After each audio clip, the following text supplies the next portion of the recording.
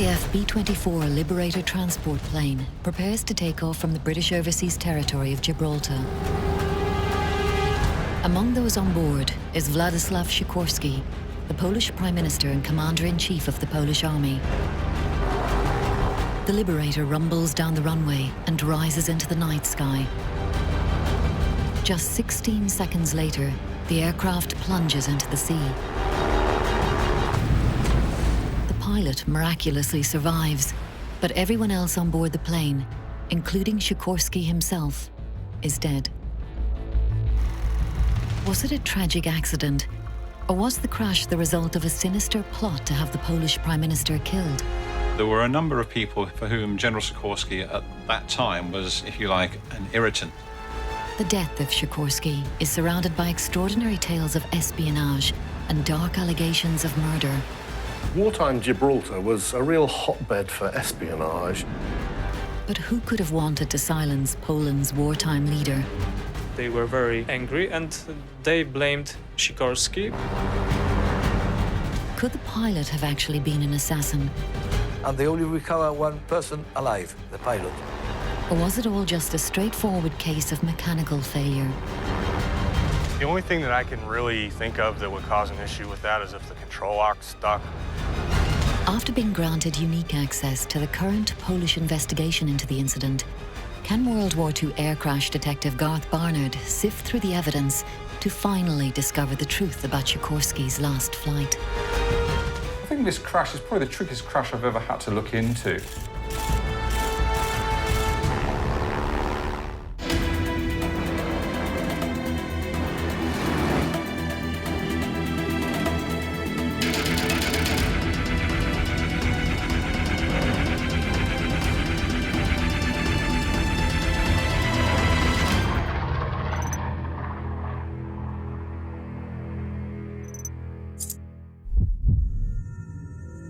For more than 2 decades, Garth Barnard has been investigating World War II RAF air training crashes.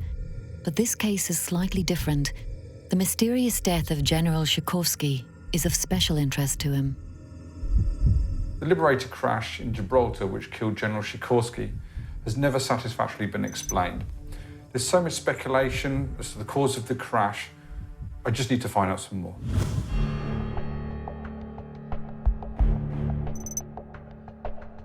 Lieutenant General Sir Frank Noel Mason MacFarlane, the governor of Gibraltar, bids Władysław Sikorski, his daughter Zofia Lechniowska, and their entourage farewell. The Polish party is leaving Gibraltar after a short stay there. After travelling from the Middle East, their final destination is London, where the Polish government is in exile. Many historians and many people said that Sikorski was vain, that it was important for him to be famous, to spend time with French and then with British politicians, to take photos with them, and that it was something what was very important for him, that he sometimes concentrated more on this kind of activity, not on politics. As General Sikorski and his fellow passengers make themselves comfortable for the nighttime flight, in the cockpit the plane's experienced Czech pilot, Flight Lieutenant Eduard Prahl, and his co-pilot, Squadron Leader Kip Herring, are running through their pre-flight checks and warming the aircraft's engines for takeoff. He was a very experienced pilot, but he has often, across the years, been accused of, in effect, being the assassin, the person who caused the death deliberately of General Sikorski. The checks take 20 minutes, and Governor MacFarlane and his party wait patiently in the cold night air. At last, the Liberator's engines light up, and the heavy bomber begins to rumble down the runway. The Liberator was considered a pretty reliable aircraft in flying terms. It was okay for handling, a bit heavy, wasn't fantastically responsive to the controls, according to many pilots. In the darkness, those on the ground can just make out the plane lumbering into the air. It rises for a couple of 100 feet, but then starts to descend. However, the governor is not alarmed.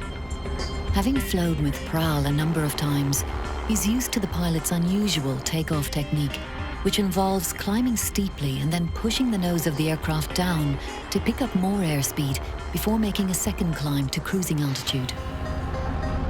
But this time something has gone wrong. 16 seconds into the flight, Pral pulls back on the controls to begin his main climb, but nothing happens. The controls are jammed. Realizing to his horror that they're about to crash, Pral screams to his passengers to brace for impact. Moments before hitting the water, Pral cuts the engines and the aircraft plunges into the sea.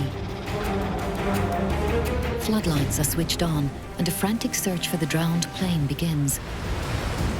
A small dinghy races out to the crash site, but finds only the shocked and injured pilot floating alongside two corpses.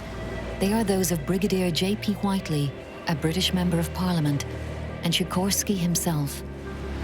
In all, 16 people died that night, but 5 of the bodies, including that of Sikorski's daughter, are never found. So was this crash an unfortunate accident or was it an assassination?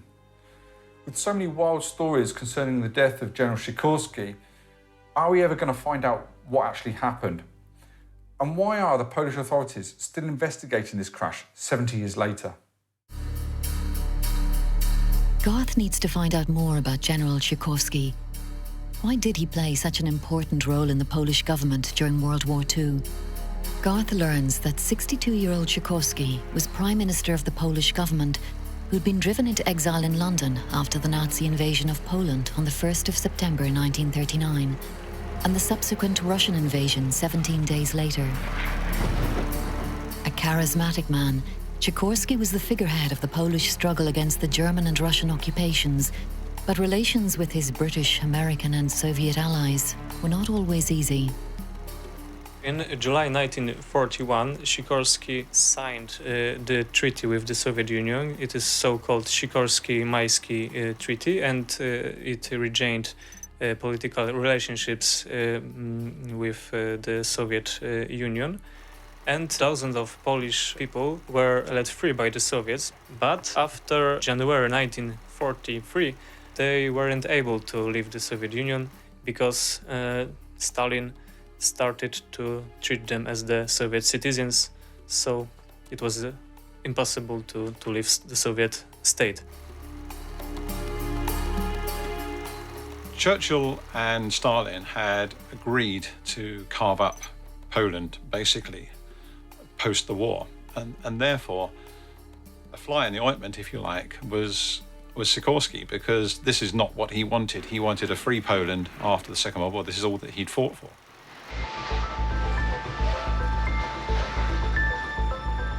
Garth has travelled to Gibraltar to visit the scene of the crash. As he visits the memorial to Sikorski, Garth begins to consider the theory that Sikorski was assassinated. He has his starting point, the grim discovery in April 1943 of the graves of 22,000 Polish officers who'd allegedly been murdered by the Russians in 1940. The incident created an enormous diplomatic crisis on the Allied side. Sikorski demanded a Red Cross investigation into the mass killing of his countrymen. In response, Russia broke off all diplomatic ties with the Poles, while the British government, who were anxious to keep the Russians fully on side, turned a blind eye to it all. Could Sikorski's angry response to what was called the Katyn massacre have been a reason to have him killed? I suppose it could be said that there were a number of factions at that time for whom it would have been extremely convenient if General Sikorski was out of the way. And that included the British at that particular time for various reasons, the Poles themselves, some factions within the Polish community, the Germans, obviously, and also the Russians. So there were a number of people for whom General Sikorski at that time was, if you like, an irritant. Sikorski heard that numerous soldiers in the Middle East in the army of General Anders became his opposition. This army was consisted mainly of soldiers whose homeland was on the eastern part of Poland, so they were very anti-Soviet. And when they heard that their relatives have no chance to leave the Soviet Union. They were very disappointed. They were very angry, and they blamed Sikorski, and he decided to visit them and to ensure them that everything is going right. And after this visit, he had a short visit in Gibraltar, and this accident happened.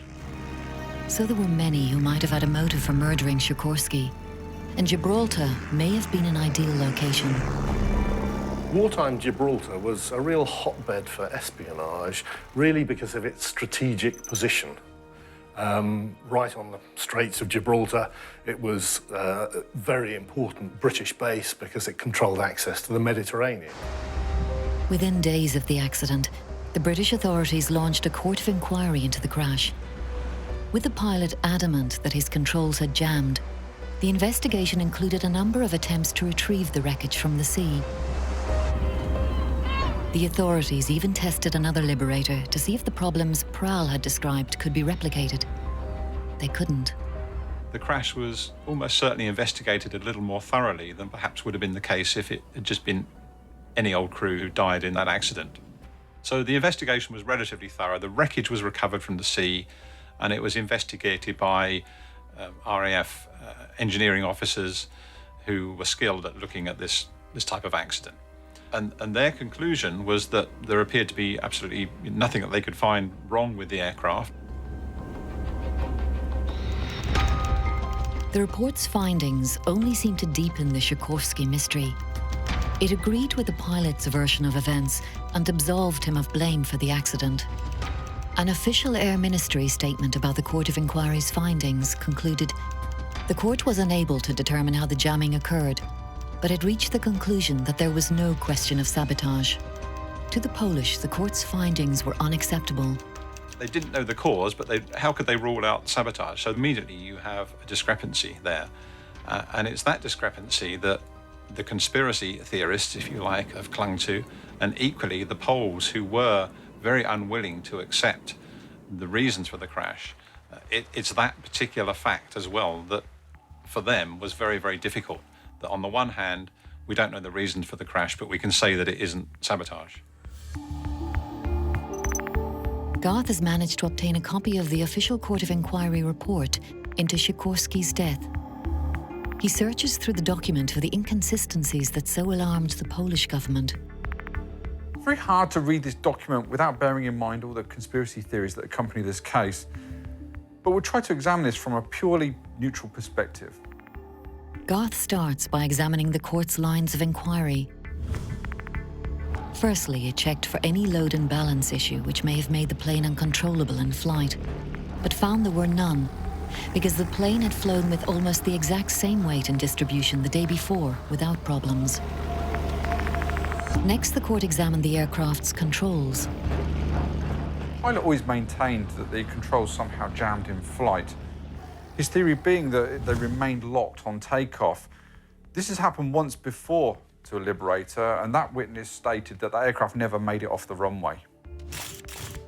As was common in many aircraft, the Liberator's controls were locked once parked. This prevented damage being caused to the elevators and other control surfaces should there be unexpected windy conditions. A system of metal pins locked the controls in place. The controls are locked with a big strap you can hardly avoid in the cockpit. You can see that here in the Liberator's manual, but the court does investigate this and whether the locking system could be engaged even after the crew had taken the strap off. The investigators state that there was no evidence of damage to the control system, but they specifically asked one witness whether the system could actually be locked in flight. The report asks, if the locking pins had been engaged at the moment of impact, what would you have expected to find? And the witness stated, signs of shearing or bending of the locking pins. So it seems they can find no evidence to support the pilot's claim that somehow the controls were jammed. So how can they claim that there was no sabotage when they haven't even found a cause for the jamming? Garth has found his first inconsistency in the report, and there are more mysteries. There seems to be a mail bag that was found on the runway. The court themselves find this odd and they can't explain how it fell from the aircraft. Could that have somehow caused the elevator to jam? Also, it seems that as a VIP, Sikorski's aircraft was given a round-the-clock guard, with someone having to sleep in the aircraft through the night. Yet the report criticises the security surrounding the aircraft. One of the sentries, it seems, was disciplined for failing to stop a member of the RAF from going on board to retrieve some equipment. The report also finds that other official procedures were missed or ignored. There was, for example, no document listing who was on board, and the only copy of the manifest was lost when the plane crashed. Reading this document, you can see why the Polish were not convinced by the court's findings, and also how the conspiracy theories could have started. There was something else. The Russian ambassador to London, Ivan Maisky, stopped off in Gibraltar on the morning of the flight, adding yet more fuel to the fires of conspiracy. Obviously, at this time, there was considerable antagonism between the Russians and the Poles, so it was all a bit awkward that the Russian ambassador just happened to be transiting through Gibraltar on this particular day. And bizarrely, Sikorski and his entourage were instructed to stay in bed until about 11 o'clock the morning of that particular day, in order to keep them out of the way of the sight of the Russian ambassador, who was effectively hurried off the rock at I think about 11 o'clock in the morning, en route to the next stage of his journey. Maisky's plane was parked very near to Sikorski's during his stay. Could the lax security have afforded the opportunity for some kind of Soviet sabotage?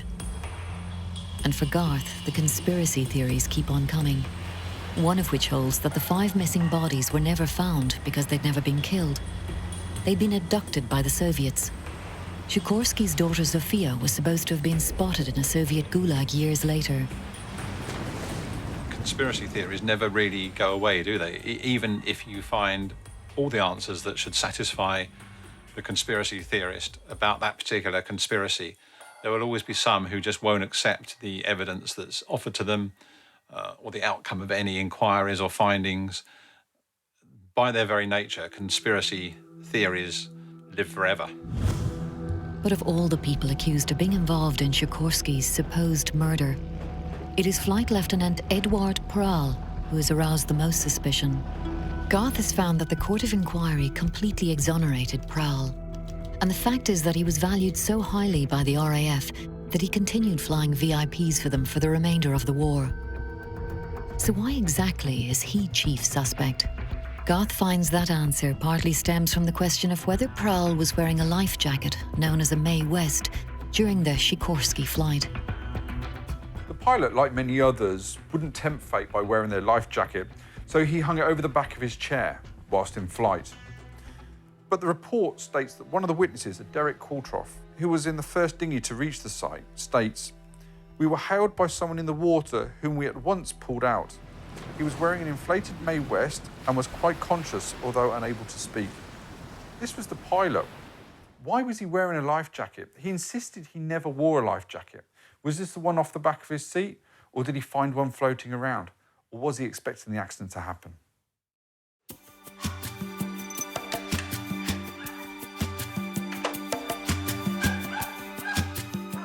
Garth meets with local historian Tito Vallejo. He has studied the crash for many years. What can he add to the investigation? Tito agrees that there are many inconsistencies, but has an explanation for the disappearance of the body of Sikorski's daughter Zofia and the other 4 missing victims. Why did they disappear? I can only blame the currents. That beach there is very treacherous. I mean, many people have drowned there in the summertime and all that. And we know that when there are strong currents there, it's very, very dangerous. It happens with ships. A ship sinks in the Mediterranean and it might come out in the Atlantic and vice versa, according to the currents. Amazing, amazing strong currents. Tito also highlights other details not included in the official Court of Inquiry report. There was another chap who saw the crash, who was at the siege town or the upper galleries. There was an OP there, and he was an SOE wireless operator who actually saw the crash, and he was never asked to testify. And yet, he said that he saw people walking on the wings before the aircraft sank. Not one, but several people walking on the wings of the aircraft before the aircraft sank. And now that aircraft sinks, and they only recover one person alive, the pilot. So what does Tito think about the pilot? Does he believe that Pral intended to kill Sikorski? I don't think anybody would, unless he was suicidal, try to kill this chap with crashing his own plane. You know, I don't think that would have gone through his mind. He seems to have been a person that he did what he jolly well liked. He may have not applied regulations as he should, and the thing I base myself mostly on is the question of the life jacket. You're supposed to have it on. Why did he have it off? God knows if he could have been responsible for the accident itself, for not following certain procedures. Because he had such a lot of experience, and you know what happens when they say confidence kills the man, no? So maybe that's what happened.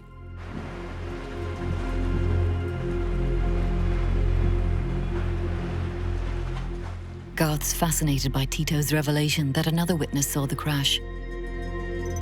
He climbs the rock and travels into the siege tunnels to see what kind of view the witness may have had of the accident.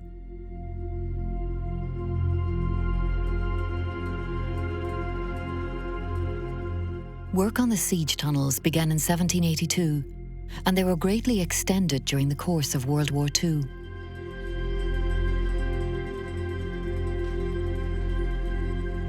Amongst the labyrinth of dark corridors, Garth tries to discover where the wireless operator may have been sitting on the night of July 4th, 1943. I'm on the east side of the rocks. From here, I can see the end of the runway, and where the yellow buoy is, that's 150 yards from the end of the runway. The crash itself was 700 yards from the end of the runway, which puts the crash site right in the centre of the arc of view from here. Some reports suggest the aircraft was about 30 feet, others say up to 150, but later in the 50s, the pilot himself said he was up to 300 feet off the runway. From this position, it'd be very, very difficult to tell the height of the aircraft from this elevation, and also it was dark, it was at night time. We know that searchlights were focused in on where the crash area was. We also know that a light aircraft dropped flares would have been incredibly dangerous if you consider the amount of fuel that would have been on the surface water. The rescue itself came from the west side of the airstrip, which meant they had to come all the way around to reach them. That launch was about 3 minutes after the crash itself. We also know from this side that a small dinghy was launched, and that would have been the first point of rescue. The new witness reported seeing people on the wings of the B-24, suggesting it may have not sunk immediately. It took approximately 8 minutes for the first small dinghy to reach the crash area. And by the time it arrived, the Liberator had sunk, taking any other survivors with it. But this new evidence does raise the possibility that there was time for Pral to have instinctively put on his life jacket, even if he could not remember doing so. With the life jacket debate such a major feature of the Sikorski conspiracy theories, could this new evidence help prove Pral's innocence?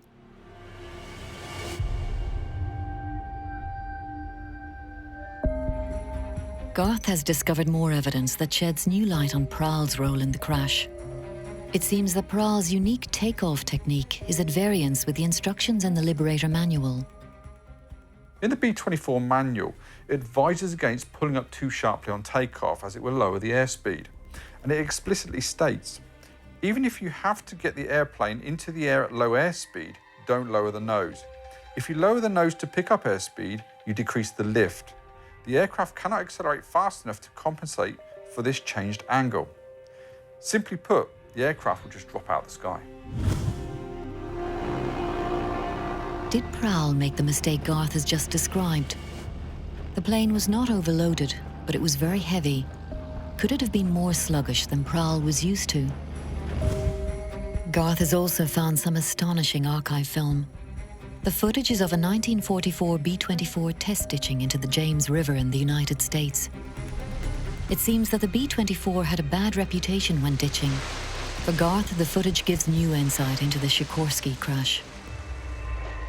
If we play the footage, I think we can understand how the pilot survived, but there was no chance for General Sikorski or his fellow passengers. The archive footage shows the plane skidding across the calm water and then breaking up just behind the cockpit, leaving behind a crumpled fuselage. It must be remembered that General Sikorski's plane hit the water at a far greater angle than this control crash. But you can imagine that General Sikorski would have been sitting right at the point of that break. It goes to show that the plane would have stayed afloat for a limited time, probably enough time for the pilot to have put on his life jacket.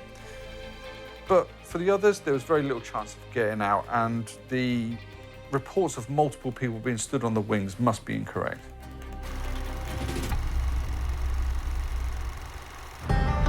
Eduard Prahl was an experienced pilot, but could he have made an error that led to disaster?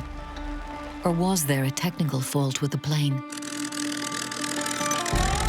Garth has travelled to America to talk to Jim Harley of the Collins Foundation. Jim has been flying Witchcraft, the Foundation's very own B-24, for many years. Can he help answer some of Garth's questions?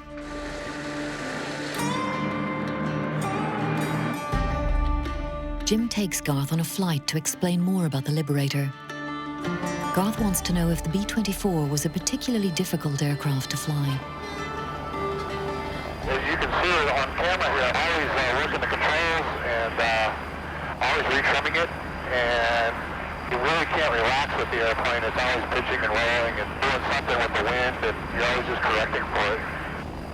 It's kind of like driving a really bad car that's out of alignment, but you have up and down too.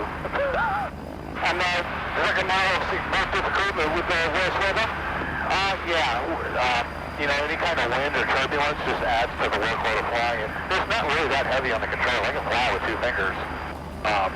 But and kind of in the trim here, the elevator trim really relieves the workload on pushing and pulling on the yoke.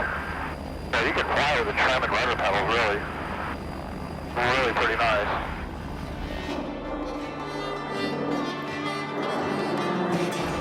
What sort of takeoff length would this aircraft obviously do?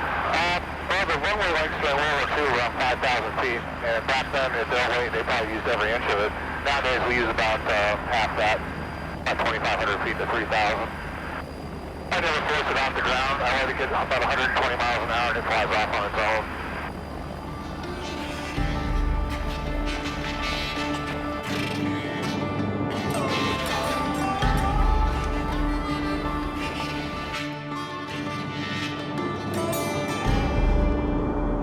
Back on the ground, Garth's also keen to find out if the B-24 controls could have become jammed, as Prahl claimed. The only thing that I can really think of that would cause an issue with that is if the control lock stuck or failed or in some way, but even that, it's a pretty reliable system. 70 years ago, those airplanes were brand new, and it's really hard to say.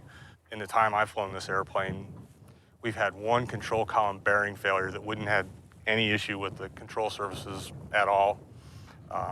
And it is something that's prone to failure, but it would not impede the control surface actuation. So it's really hard to say. Jim takes Garth inside the plane to tell him more about the controls. Can you show me cables that control the elevator? Yeah, everything's exposed. You can see them right here, the pulleys and the cables run through, and they're on both sides of the aircraft. Again, they're redundant, so you get 2 sets. In case one side was shot out, you still have the other. And they run, obviously, right up to the control yoke. It's all Armstrong. There's no hydraulic assist in these airplanes. It's all cables. Is there any way that the elevators could be jammed from inside or outside? Only if they're tampered with. These cables rarely fail. They're very strong and very taut, and they're redundant. So there's 2 sets for each control surface. So there's really no way that they would fail on their own. Or if they did fail, there's still a backup. Again, unless they were tampered with, I don't see any way that they could be disabled. And the outside?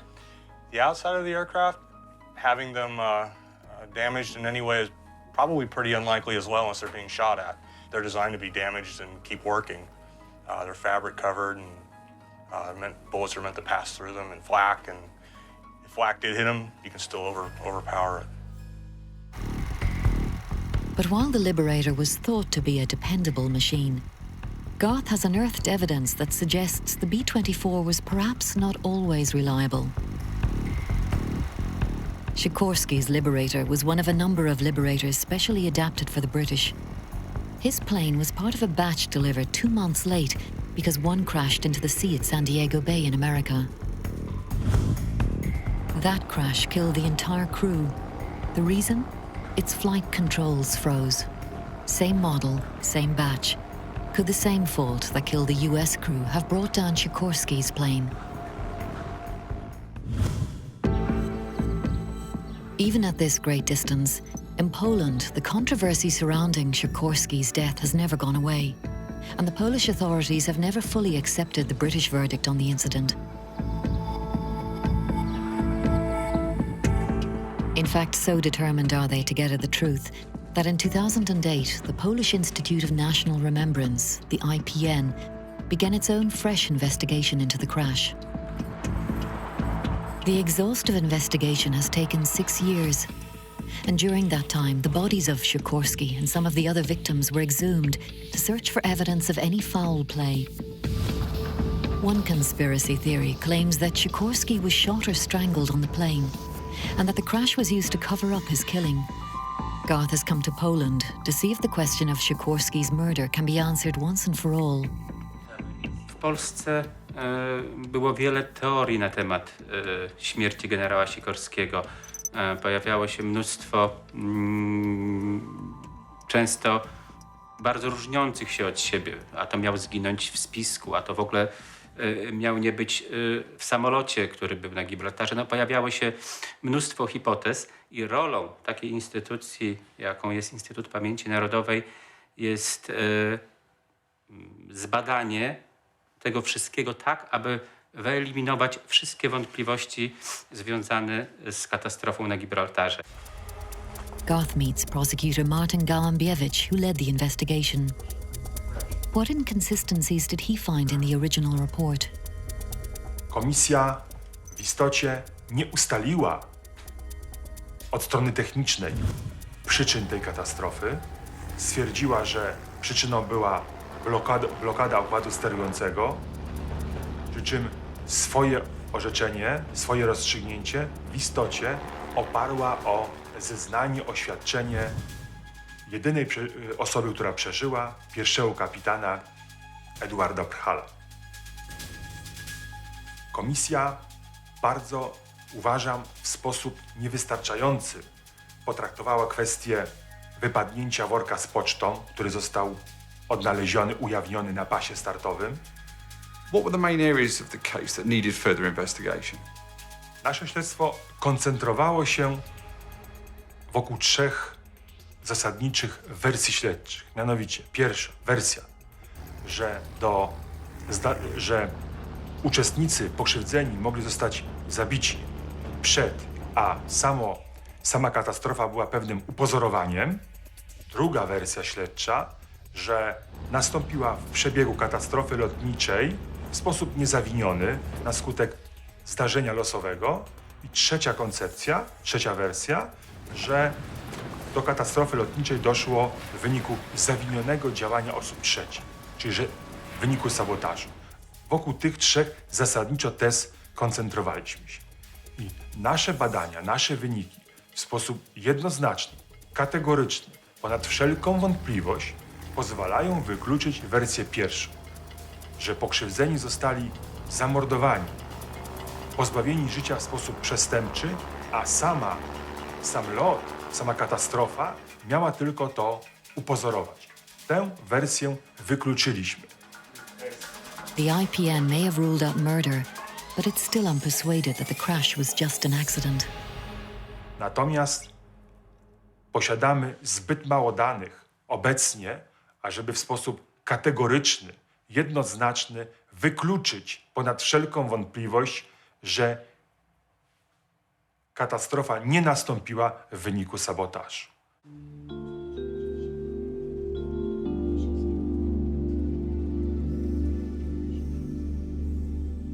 Amazingly, even this high-level investigation can't fully dispel the conspiracy theories. Garth's invited to view some of the highly sensitive data collected by the Polish investigation team.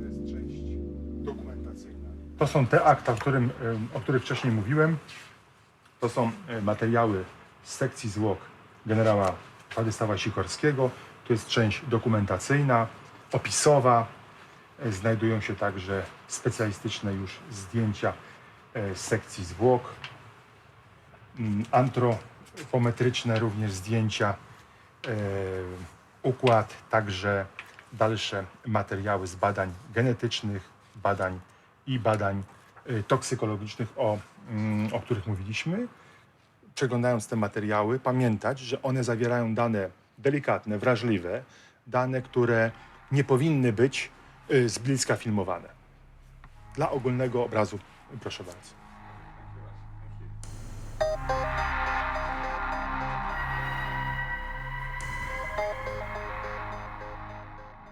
There's certainly a lot of information here, and I feel very privileged to have access to this. There's not many people can say that. Amazing detail. There's a lot of man hours gone into this, and I feel very lucky to be able to see this and go through this. And I really need to spend some time just to absorb the amount of information that's here.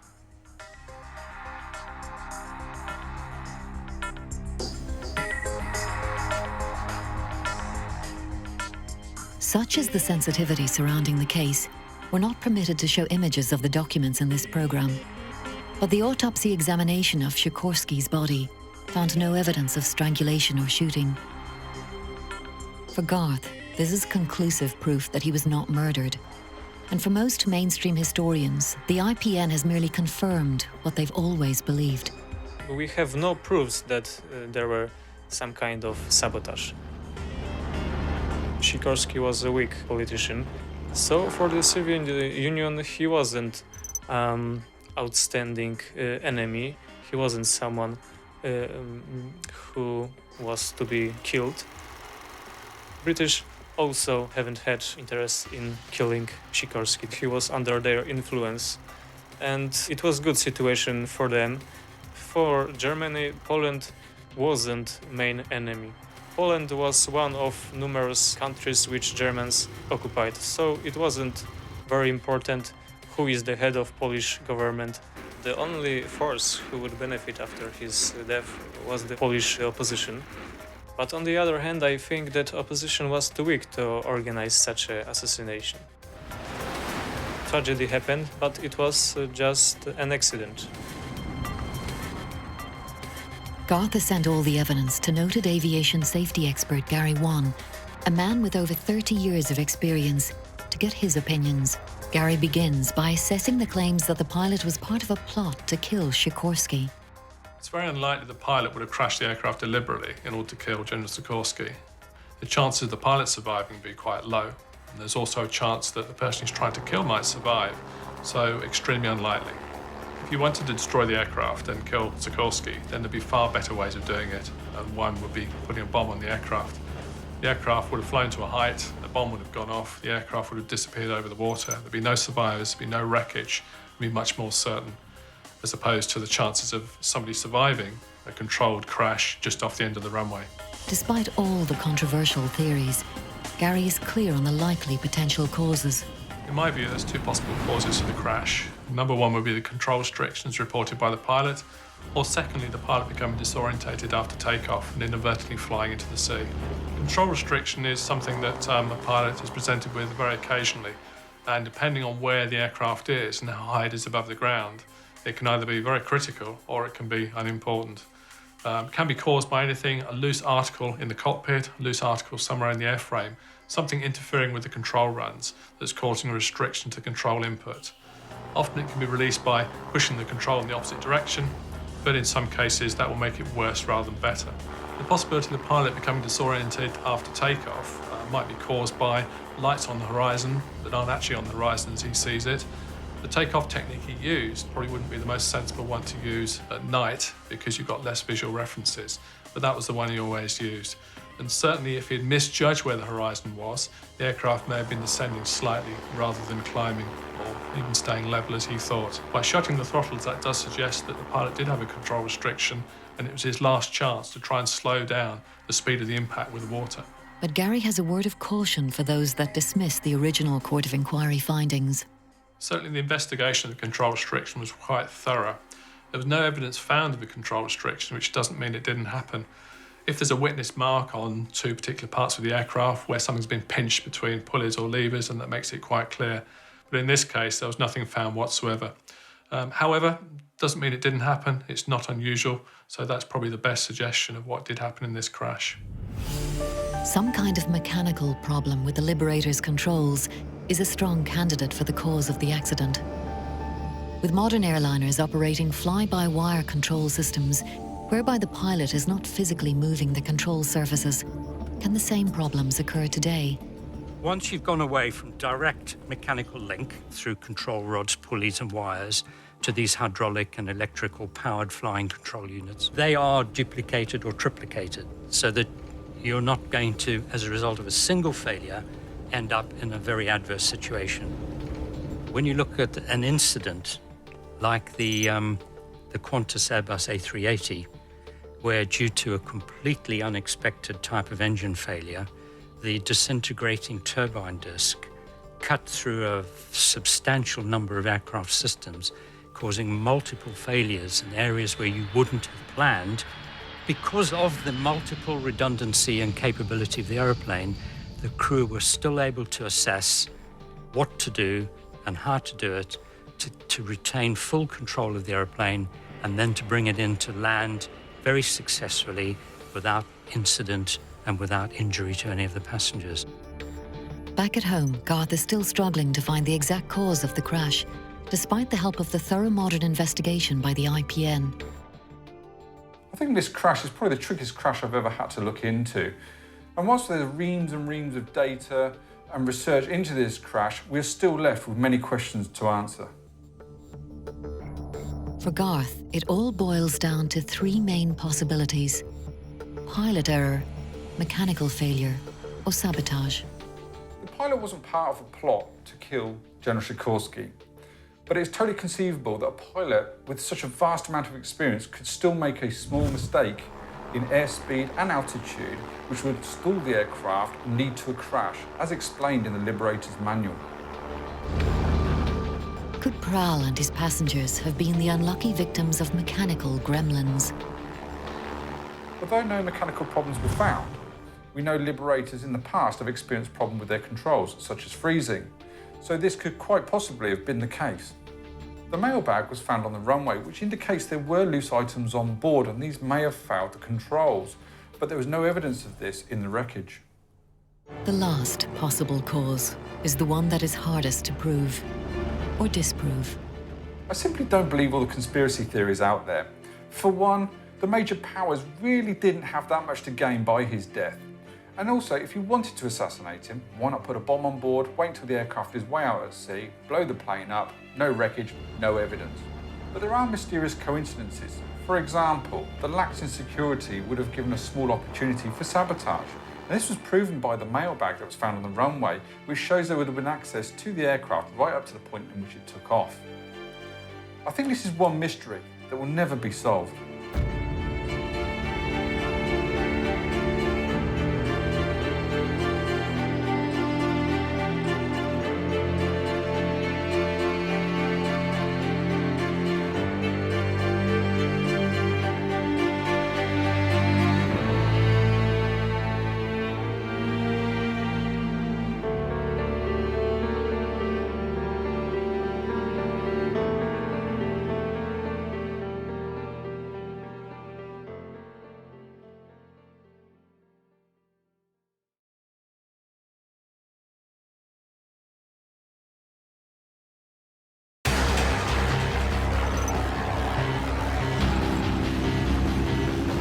A remote site on a cold mountain in Virginia, USA, and the short flight of a B-25 bomber that eventually claimed the lives of 5 young American trainee airmen. An official report that is at odds with eyewitness accounts. The crash on Sharp Top Mountain in Virginia is one of many that are still the subject of debate and controversy to this very day. There are so many unanswered questions for the families. They didn't know about the peaks, and had they been able to climb 500 more feet, they'd have been able to clear the peaks. Now, World War II air crash detective Garth Barnard is able to do what, at the time, the US Air Force couldn't.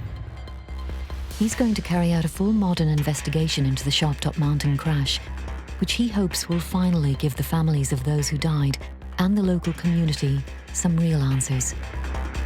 There's molten metal everywhere. Garth's investigation takes him to the remote crash site itself and out onto the surrounding towns to seek out eyewitnesses. So I would focus on flying the airplane first so that it didn't crash. A big ball of fire flew up in the sky, and then we got a boom. He gets a unique insight into the challenges of flying a wartime B-25 bomber as he asks, what happened inside the cockpit that night? And was there anything else the pilot could have done to save the plane? Garth also asks if a similar crash could happen today. We're all human, and when we make mistakes, then catastrophe can still occur. He delves into the archives and speaks to crash experts, all to finally get at the truth behind one of the most infamous and controversial air crashes of the Second World War. There's more to this. There's something went on here. This isn't just a navigational error. There was problems with the plane.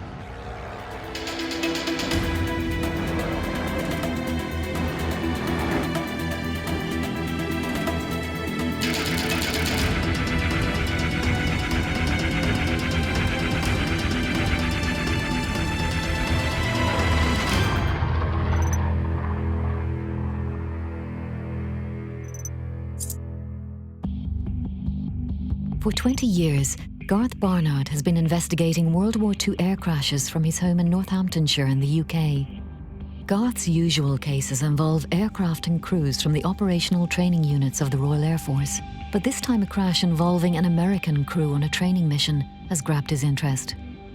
I found a really intriguing crash here. It's in the US, and it happened in February '43 in Virginia. It looks like it was a navigational exercise that went wrong, or something went wrong, and killed the entire crew, sadly.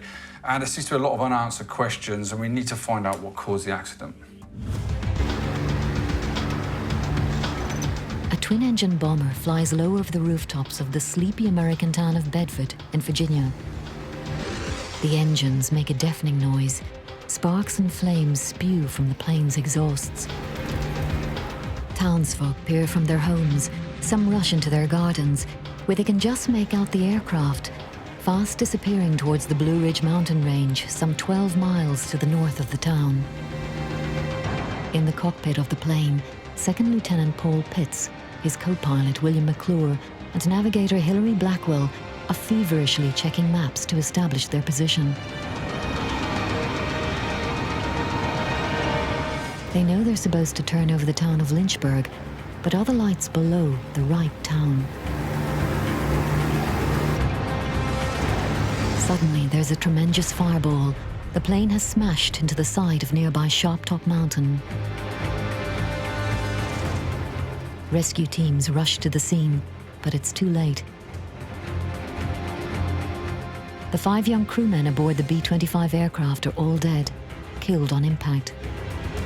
But why? What exactly caused the crash that cost the lives of 5 young men on that cold February night? Was it pilot error, engine failure, bad weather? Or could the men have been doomed before they even took off?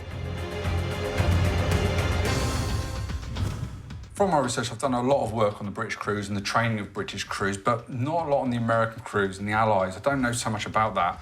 And what we need to find out is what caused this crash and why were they so far off course? And, you know, we're really the crew to blame, really. I mean, we owe it to these guys to find out.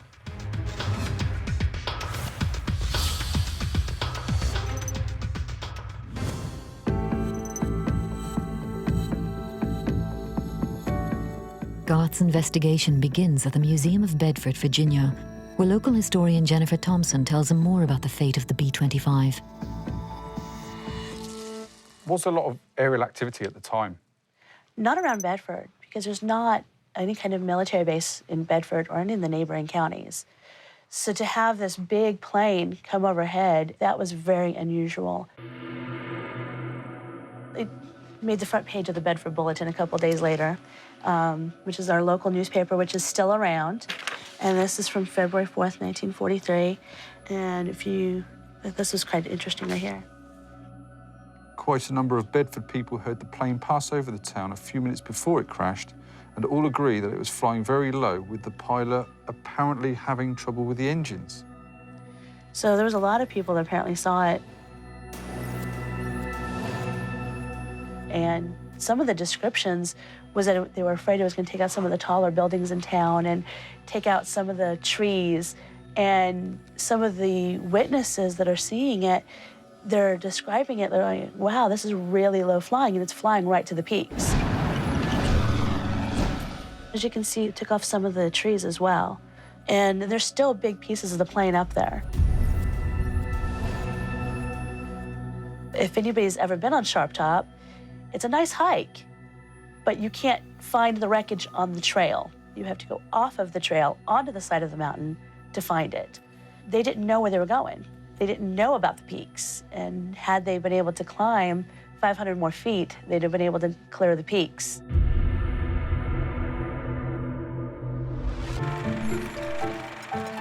To help him get a wider picture, Garth needs to understand the role of the B-25 in the American war strategy.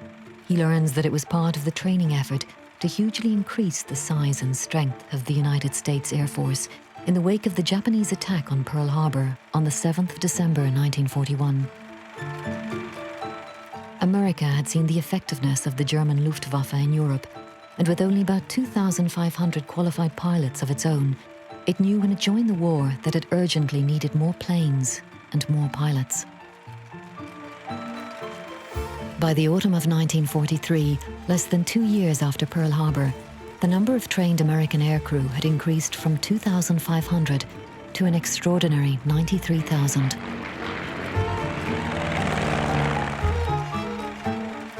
Garth traces one of the young men going through this remarkable US training machine, and who fate put on the Sharp Top Mountain B-25. He was Hilary S. Blackwell from Santa Monica, California, who joined the Air Corps on the 8th of October 1941.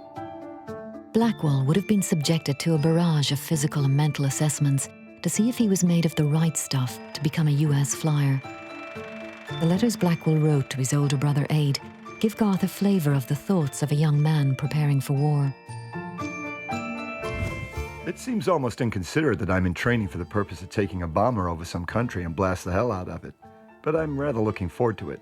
Sometimes I sit back and think that I'm crazy to take on such a job with all the danger facing us. For an American air cadet, a pilot cadet going through his training, I think the best way to describe the experience would be intense.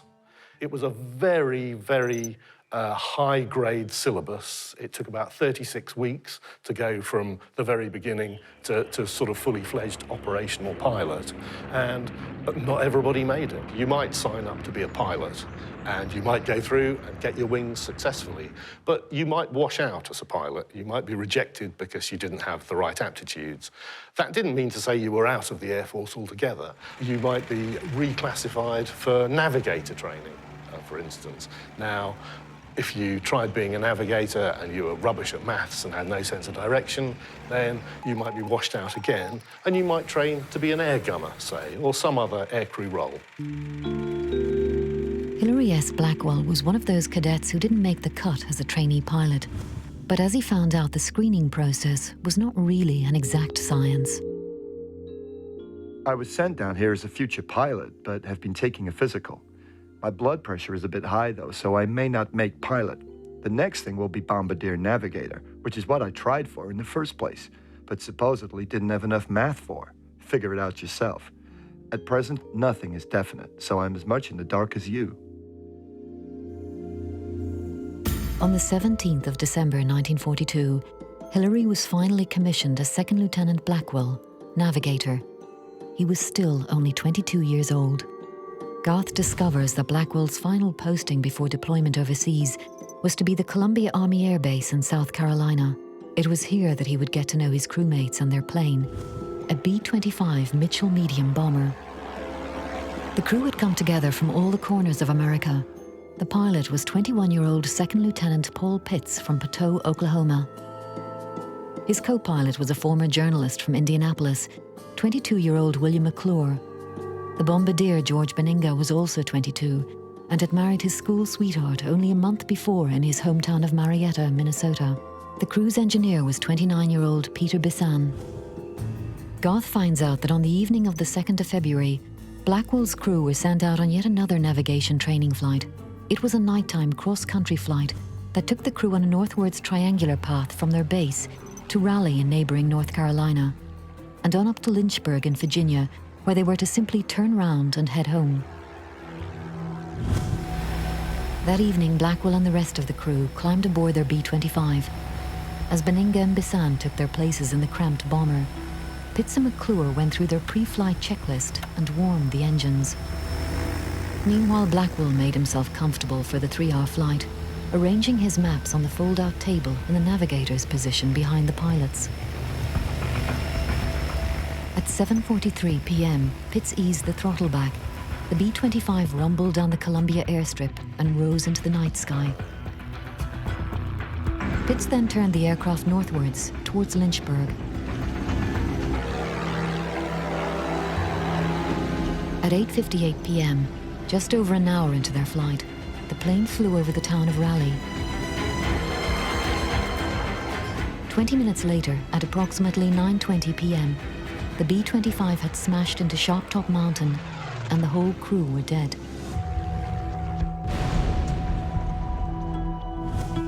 Garth has now to pose one very important question.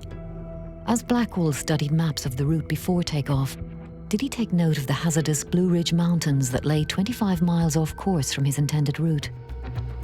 And just how did he and his crew end up there?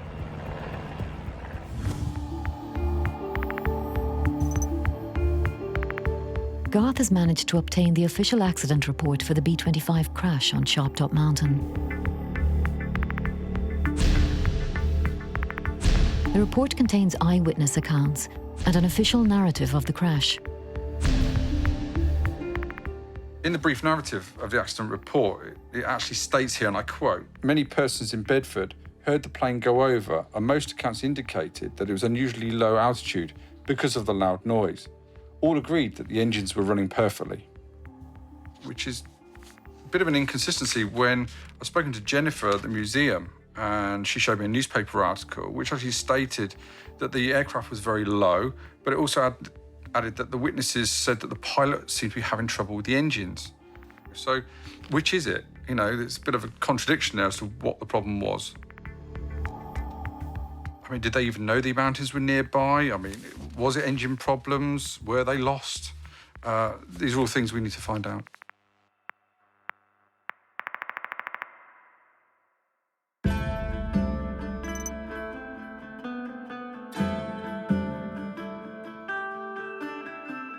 Abe McCulloch is an instructor who flies extensively over the Blue Ridge Mountains. With his intimate knowledge of the landscape and the dangers facing a plane that unwittingly strays into the area, can Abe shed more light onto why the plane might have crashed?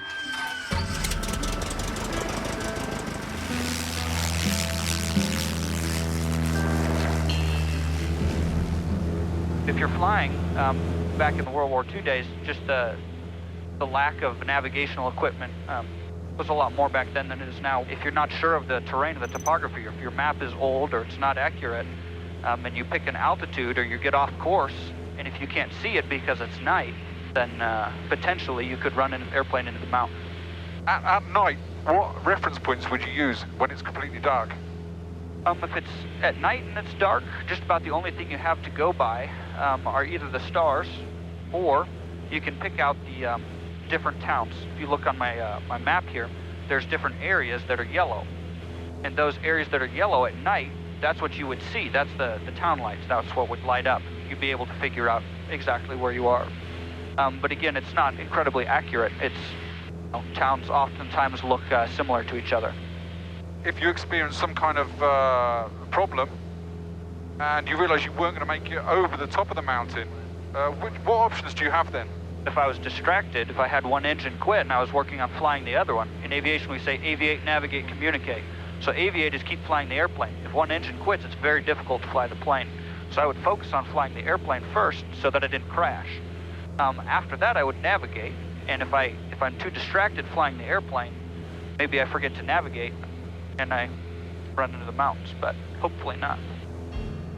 But certainly any distraction like that in the cockpit leads to a much greater chance of something bad happening. We're pretty much right on top of our destination. So let me point it out to you. That lake there behind you, do you see that? Yep. That's the lake, okay? So if you go straight up this peak, that's where the accident is. You can kind of see the trail there. As Garth gazes out over the Sharptop Mountain crash site for the first time, he now knows that flying in the area was always going to be very hazardous, particularly for an inexperienced crew. But how could they have become so lost? Even though it was a nighttime exercise, the accident report confirms the weather was fine with clear visibility, which meant that Blackwell should have been able to use the stars and the lights of towns as visual cues to keep the plane on course. If the weather was perfect for flying, then there should have been no reason for the plane to fly so low to check their position. Garth considers an alternative reason. Could engine trouble have been the cause? To help him find out, Garth must first discover if the B-25 was a reliable aircraft.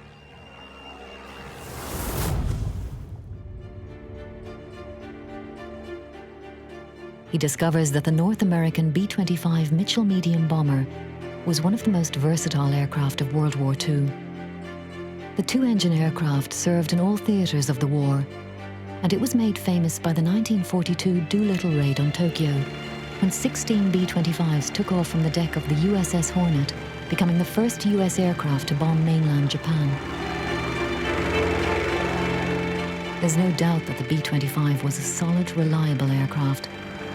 Not only that, but Blackwell's plane had no bomb load, a crew of only 5 instead of the usual 6, and probably no ammunition in its machine guns.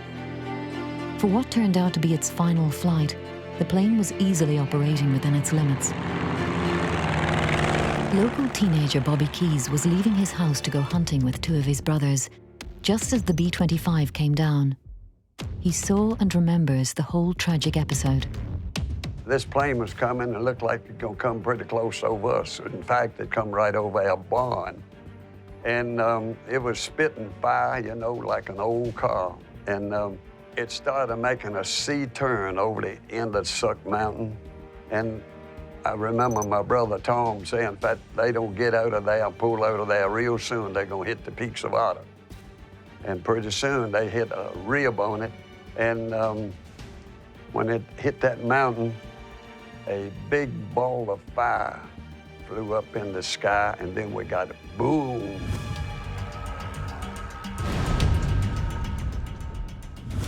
In a few seconds, another big ball of fire went up, then we get another loud boom sign.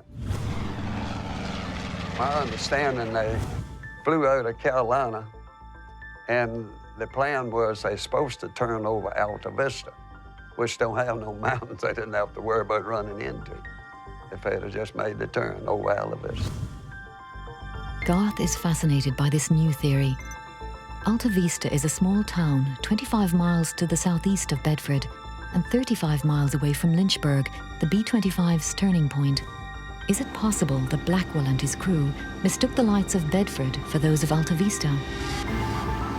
The immediate surrounding area is certainly relatively flat, and the crew would not have been expecting any mountains between that town and Lynchburg. Does this explain why they flew straight into Sharptop? And Keyes introduces another fascinating possibility, something that is at odds with the official report. Could weather have actually been a factor? I would say it probably had a whole lot to do with it, because it wasn't no stars shining in the sky. It was clouded over, you know. And possible we could see the outline of the mountain, but I'm not sure we could see the very top of the peaks of Otter ourselves. Was there anything about the aircraft, when you saw it fly over, that seemed unusual? Yeah, it was so low, you could see it was somewhat light in the cockpit of that plane. And the plane, like I say, it was backfiring, and sparkles was coming off of it. I don't know whether it was exhaust or not. I'm assuming it was. But I've often wondered why they were so low. And listening to that plane, maybe they just couldn't do no more. Couldn't get her to rise up, you know.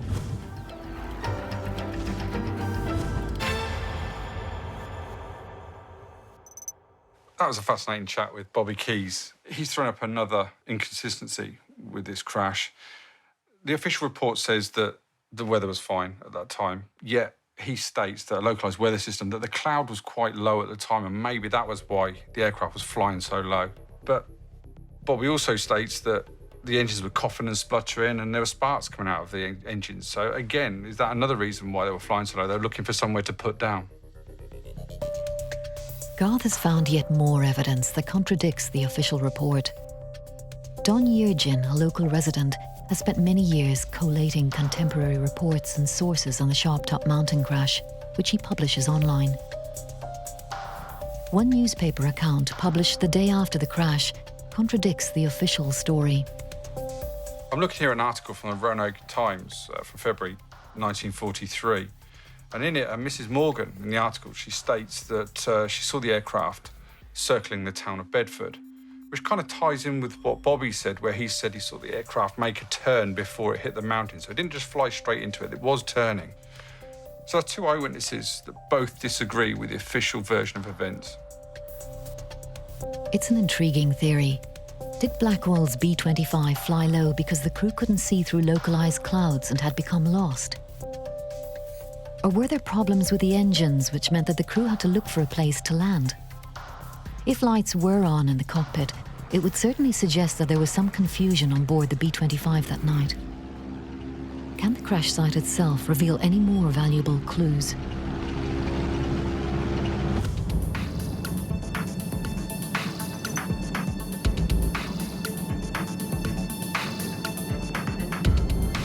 Sharp Top Mountain sits on the very edge of the peaks of the Otter Mountain Range that rises up steeply from the flat land that surrounds Bedford, which lies 12 miles to the southeast.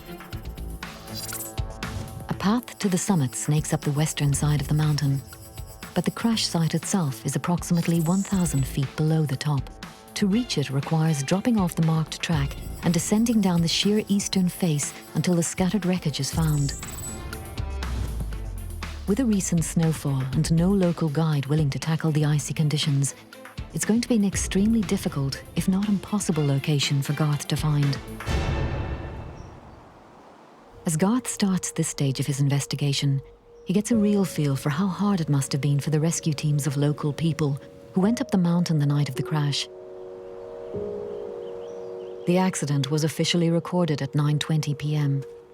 and within half an hour, the first helpers were already on their way from Bedford.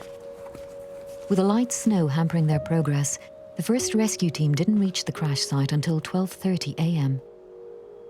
June Good's husband was one of the men that went to help. I can remember that he told me he went up there as a member of the crew, and it was a hard climb. It's a rocky mountain. The odor of the burning bodies was just dreadful. He also told me that they lost right many of the crew because they couldn't get up the hill. There was debris from the plane all over the side of the mountain there. They had to bring the bodies down, and they were slipping and sliding a lot.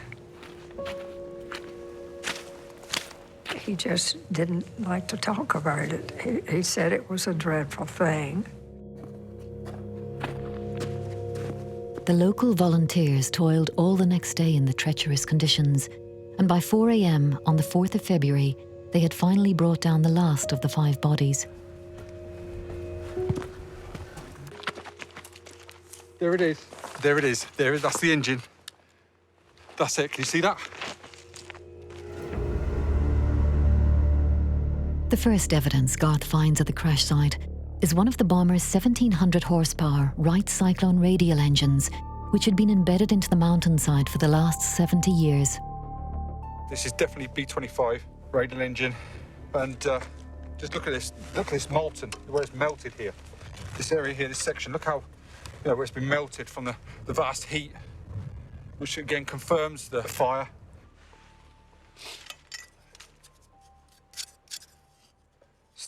Still got the olive green on it. Obviously a piece of bodywork torn away. And here, look, there's a mark, and you can see here the serial number after 70 years.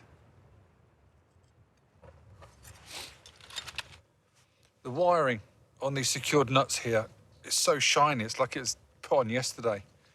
And these are secure here, but these have just been pulled out by the destructive nature of the impact. It's just amazing to see, absolutely amazing. There's more wreckage here. You can actually see it here, the twisted wreckage here. On the side of the mountain is a vast sea of tangled metal that stretches far down the peak. In the original report, a large debris field of approximately 600 feet was recorded. But over time, the wreckage has moved position, with some pieces gradually working their way down the mountainside.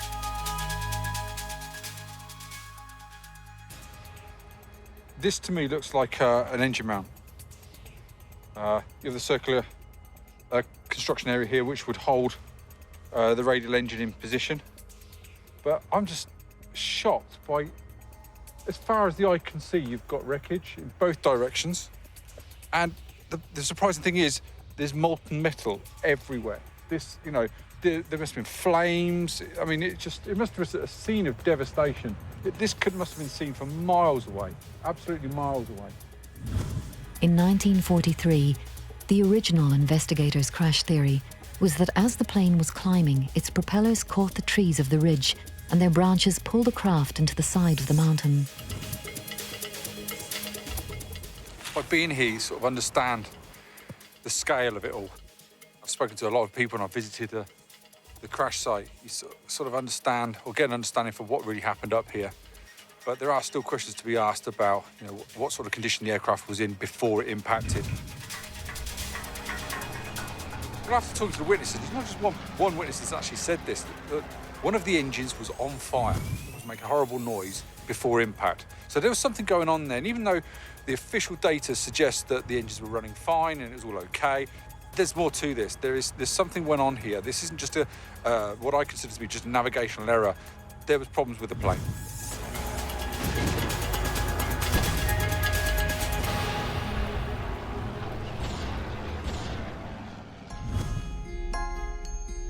Garth has found that while mystery surrounds Shoptop Mountain, tragedies like it were far from uncommon.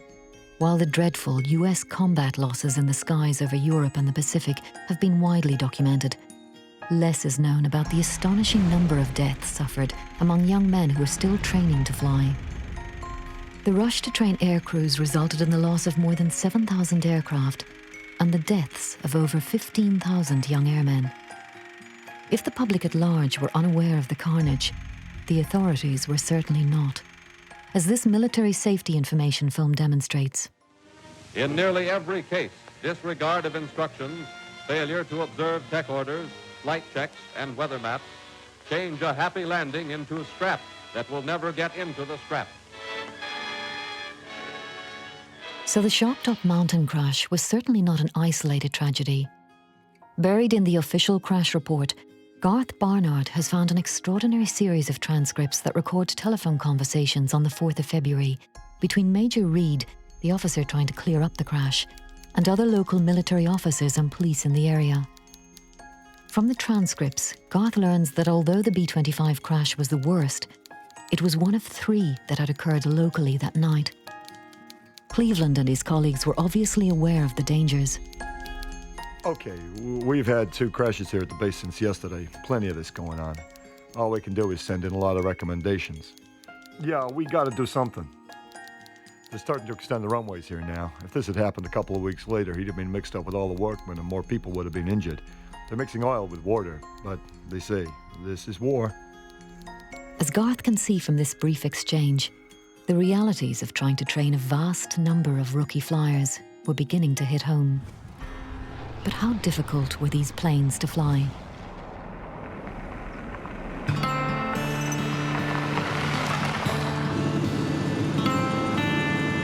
The Arizona wing of the Commemorative Air Force preserves a number of historic World War II aircraft. For Garth, this is a unique opportunity to further his investigation by experiencing a flight in a B-25 bomber for himself.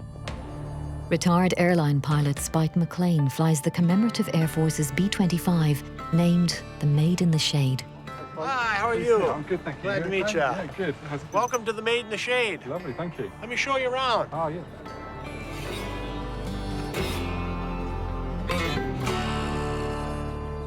This is a real World War II veteran. It was born in 1943 in Kansas City, Kansas, and it flew 15+ missions over Italy. And it's a bomber, but does it behave like a bomber? It is a bomber, but it was a light bomber, but it behaves halfway between a bomber and a fighter. It's got a lot more fighter in it than bomber. It only had about a 4,000-pound bomb load to it. But where the airplane really shined is in the South Pacific with all the machine guns on it. Low-level strafing, much like the A310 Warthog it does today. What's it like to be in this aircraft and to fly this aircraft?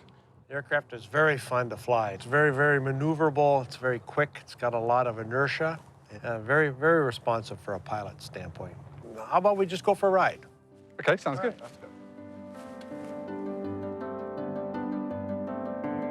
Garth is now following in the footsteps of Hilary Blackwell and his crewmates.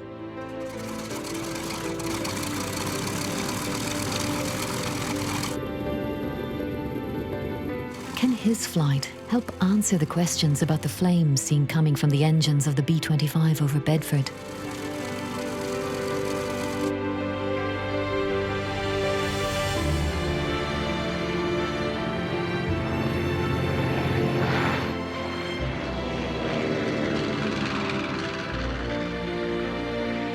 As he takes off into the clear Arizona skies, Spike puts himself into the shoes of the B-25 bomber crew all those years ago. If I was known that I was lost, I would probably gain altitude if I didn't know the surrounding terrain around me. You'd always want to be higher than the terrain. And your radio signals are much more reliable the higher you get. Radio signals were a key tool for a World War II pilot. In addition to communication, a device called an automatic direction finder was able to trace the strength of a signal from a given radio source to confirm a plane's exact position. Could the mountains surrounding Bedford have interfered with the plane's equipment? The radio signals are kind of line of sight, and if you're behind a bunch of terrain like the mountains up ahead here, we would not be able to hear that signal as well being low as we would if we were up high and could see that. It's because the signals are line of sight. And would there be, when the engines are running, you'd see like flames or sparks coming from the engines whilst it's flying? Not during the daytime. The exhaust exits ports directly out the cylinder, so at nighttime, yes, you will see quite a bit of flame and not really so much sparks, but the engines glow quite well. All the cylinders have got, looks like fire coming out of them. At night only. If one engine failed, is the aircraft quite happy to fly on one engine? Well, you betcha. After the engine, if an engine fails, it's quite capable of flying on one engine for an extended amount of time. The only thing that would is if the aircraft gets slow for any reason and gets below 145 miles per hour, it doesn't have any control after that low of a speed. What is the turning circle of this aircraft? Well, the radius is quite sharp on this airplane if you want it to be quite sharp. Some of the passengers on here right now probably wouldn't like me to show you, but it's enough to make you very uncomfortable. I could turn this thing in a dime. We're going to be taking a turn here in a minute. I'll give you a little example of what the airplane can do. The evidence gathered from Garth's flight on the B-25 seems to answer some of the key questions. It appears that the engine trouble and flames reported by many witnesses on the ground could have been the byproducts of a normally operating aircraft. And even if the plane had engine problems, then it should have been able to easily miss the mountain, if the crew had spotted it. As Garth heads back home to England, the evidence is starting to point to a tragic error in navigation. Garth has sent all the evidence he has unearthed in America to air safety expert Gary Wan, a man who has worked in the aviation industry for more than 30 years, to get his assessment. The aircraft was tasked on the navigation sortie at 3,000 feet, which would have provided clearance above terrain for the whole route. But what it didn't take into account was the high ground to the northwest of Lynchburg and, in fact, Bedford. So that altitude that was given to the aircraft for the sortie did depend on the aircrew getting the turns right and turning at the right points. The aircraft may have descended from its cruising altitude to peep down below the weather, even though there was no reported weather at the time. After the accident, there was significant snow at the crash site. So that does suggest there would have been some weather around at the time, possibly close to the hills. If the pilot had seen the hills, he wouldn't have flown into them. There was no significant towns beyond the hills, so he'd be flying to an area of darkness anyway. Next, Gary focuses on the reports of lights seen in the cockpit. Could this have contributed to the disaster? The suggestion that the cockpit lights were turned up so they could see what was going on in the cockpit and probably check the maps, that would also make it more difficult for them to see outside and wouldn't have helped their night vision. It's a well-known fact that it takes about 30 minutes for your vision to return to normal after you've been exposed to bright lights. So even if the lights had only been switched on for a short time in the cockpit and then turned off, the pilot's vision wouldn't have been as good as it could have been. So that would have made it much more difficult to see anything out there, particularly something like an unlit hill or high ground. In modern air accident investigations, the organizations that operate the planes come under the spotlight. In modern terms, was the crew of the B-25 properly supervised? At wartime, there's an acceptance of a degree of risk that you wouldn't accept in peacetime, even in training. And certainly now, with any investigation, it isn't just the aircrew involved in the accident that will come under the microscope. It'll go a long way down, whether it's engineers, whether it's flying supervisors, whether it's other people involved in the flight. And the supervision is an oversight by somebody else to make sure that what you actually plan to do is sensible and safe. And in this case, it seemed that supervision was lacking. The pilot should have presented his flight plan. His immediate supervisor should have looked over it and made any suggestions or changes. And it does seem slightly lacking here, and the altitude the aircraft was given for its NAVEX wasn't necessarily safe. The evidence all seems to point to the aircraft being hopelessly lost and flying into a mountain that they didn't expect to be there. Could this happen today? Can the crews of modern airliners become lost and disorientated? Ex-test pilot Chris Roberts has had an illustrious career piloting military and commercial aircraft across the world. How is modern technology supposed to prevent repeats of Sharp Top Mountain? Largely, it's because these days the systems on the aeroplane, the instruments and the navigation facilities are much more sophisticated and far more accurate. For example, you've got the Global Positioning System, GPS. And I think we're all used to having GPS in our car, sat-nav. Now we have the computer-based systems where the entire flight deck or cockpit environment has computer backups to present highly accurate, highly reliable data to the pilots in an easy-to-read form. So the availability of facilities to the pilot is far, far above what it was 70 years ago to the B-25 crew. But even with the very latest technology, accidents can and do happen. It's extremely rare for a modern aeroplane to fly into terrain or a mountain, but of course it does happen. We know that happens, and it's sort of 1 in a 10 million event. And normally it's due to some kind of human failing in that a certain set of conditions not taking into account, or the crew involved or the advisors of the crew failed to give them some critical information. For example, there was the Air New Zealand aeroplane that flew into Mount Erebus over the South Atlantic area, and that was due to the computers being loaded with incorrect data, for example. So the crew, to an extent, didn't have a chance. We're all human. And when we make mistakes, if the safety systems aren't there or you've disregarded a safety system, then catastrophe can still occur, but it's extremely rare. Garth is now back home and weighing up Gary Wan's analysis with the evidence gathered in America. Garth concludes that the B-25's lit cockpit and low flying height provide definite proof that the aircraft was simply hopelessly lost. As the plane managed to climb high enough to hit sharp top at roughly 3,000 feet, there was nothing wrong mechanically and there were no problems with power. So where did they think they were? The east-facing crash site location and Bobby saying that the aircraft did a C-turn over Suck Mountain is key to the investigation. Suck Mountain is 8 miles north of Bedford and is 2,178 feet in height. Perhaps Blackwell became confused. If we suppose that Blackwell mistook Bedford for Lynchburg that night, then the height distance of Suck from Bedford is very similar to the mountain north of Lynchburg called High Peak. At nearly 3,000 feet in height, High Peak Mountain sits 11 miles north of their intended turning point of Lynchburg.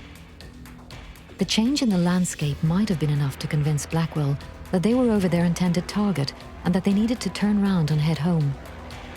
This is where Garth believes the report is wrong. According to the report, the plane flew straight over Bedford and into Sharp Top, but it hit the mountain from the east. This would mean that it's way, way off course and coming from a completely strange direction to agree with the report. It must have made a turn. If the crew made a turn to the west between Lynchburg and High Peak, then they would have cleared easily any of the high ground to the northwest of Lynchburg. If they had tried to do that near Suck, then they would have flown straight into Sharp Top. I believe the crew thought they knew where they were. They thought they were heading home. But because of their actual position, they didn't make it. Garth cannot be 100% sure of his theory, but he's more certain about where the blame for the crash lies. With a recommendation in the report that in future, all crews should fly at least 2,000 feet higher than any obstacles between their beginning and end locations, and 100 miles beyond, Garth believes the Air Force gave a tacit acknowledgement that they had got it wrong. The altitude that they were briefed to fly at was obviously way too low for that route. Why else would they have mentioned it? But this was wartime, and the US Air Force was relatively young, and still feeling their way around in training such a large amount of men in such a short space of time. The war was raging, and men and machines were needed for the Air Force. This rush to maintain their war effort was bound to result in mistakes, but the figures bear repeating. During the Second World War, more than 15,000 men lost their lives on training flights in the United States. On a lonely mountain in West Virginia, those 5 young men in their B-25 became just another part of that extraordinary number.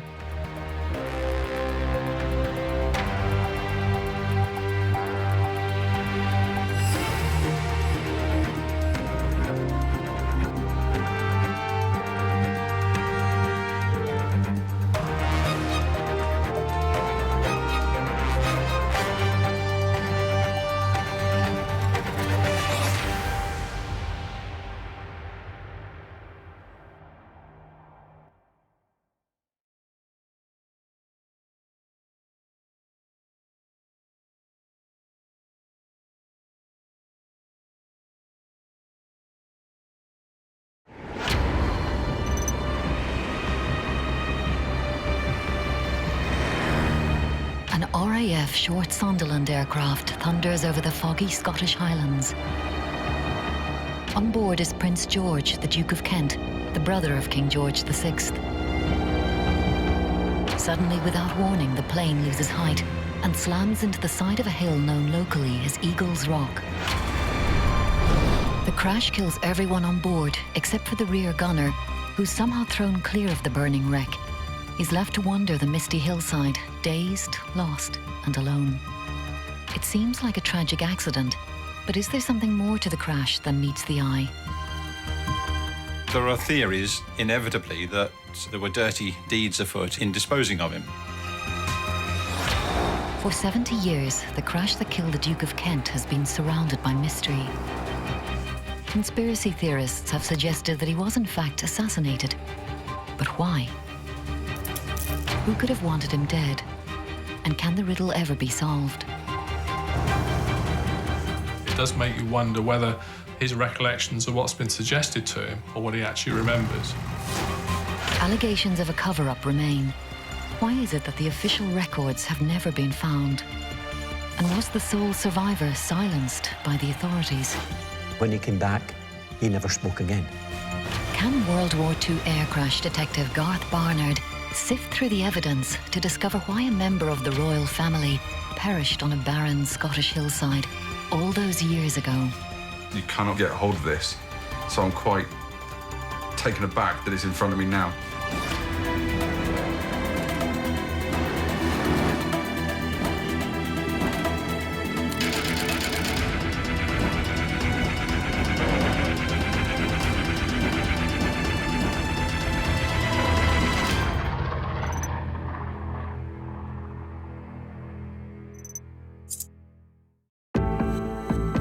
For 2 decades, Garth Barnard has been investigating World War II RAF air training crashes.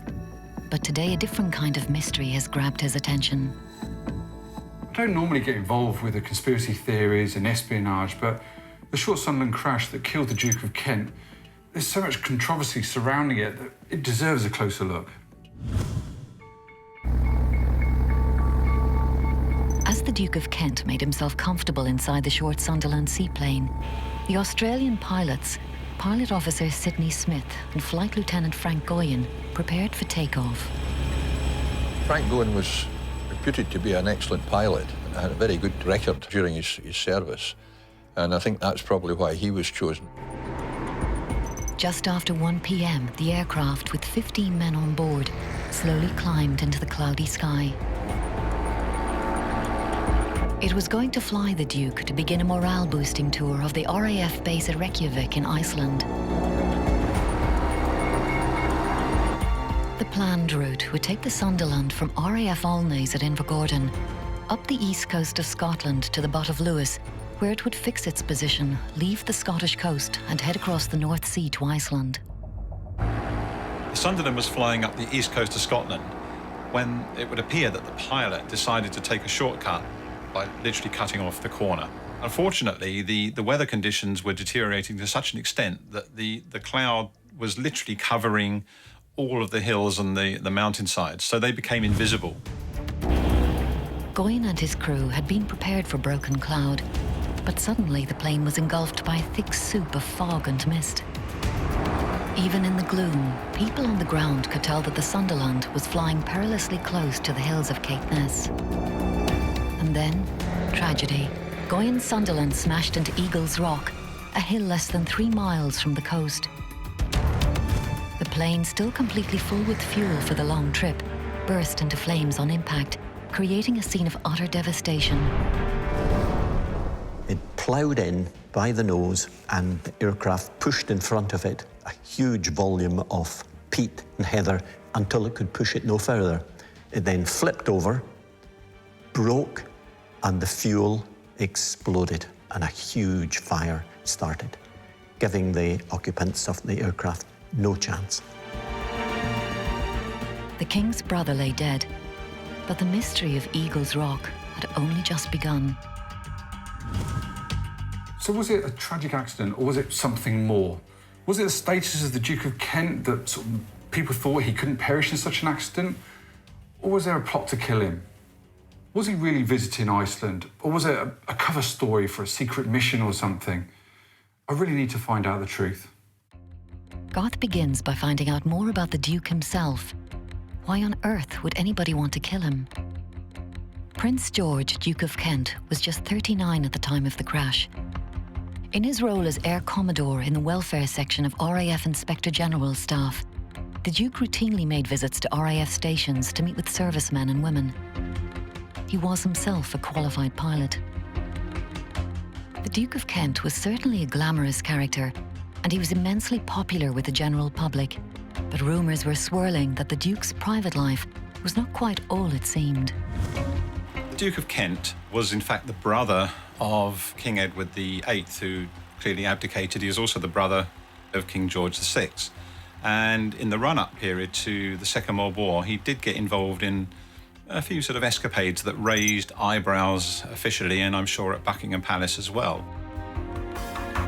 His sexual orientation was open to some question at the time, and he got involved in a few scrapes along the way and affairs with quite notable people of the period, apparently, allegedly with Noel Coward and also with Barbara Cartland. So there were some fairly big names involved with him. So he kind of scandalised high society to an extent in the run-up period to the Second World War. A decadent past was one thing, but it was the Duke's alleged political leanings that some feel marked him out as a target for the British authorities. Like his brother, Edward VIII, who visited Hitler in Germany pre-war, there were very strong suggestions, and possibly more than that the Duke of Kent had similar leanings, and therefore, things like that were clearly very uncomfortable with the British establishment, particularly at this time in the war. There was this supposed Nazi link, and therefore, we need to get rid of this chap because actually, he's a bit of a problem. So was the Duke pro-Nazi, or as some have suggested, trying to broker a peaceful end to a war which was not going well for the British at the time? Whatever the truth, the Duke's life seemed full of complexities. Garth is beginning to see why the crash has attracted so many conspiracy theories. A search through his usually reliable sources and thorough archives has drawn a blank. For such a famous case, there's precious little official evidence. I just can't seem to find any official information on the crash. And without that information, it was easy to see why there are conspiracy theories and how they come about with just such little information available, especially with something as sensitive as the Duke of Kent being on board. Maybe the official records are lost. Maybe they've been lost on purpose or embargoed. Who knows? But are the authorities trying to hide something here? Maybe there's some kind of cover-up. Could there really have been a plot to kill the Duke? It seems fanciful, but it was no secret that he, like many other members of the British establishment, had had regular contact with notable German figures before the outbreak of war. His elder brother Edward, who had abdicated the throne in 1936, had even been an advocate of a peace treaty with Hitler. Edward had been dispatched to the Bahamas to keep him out of trouble. But was it felt that the Duke of Kent might present the authorities with a similar political problem?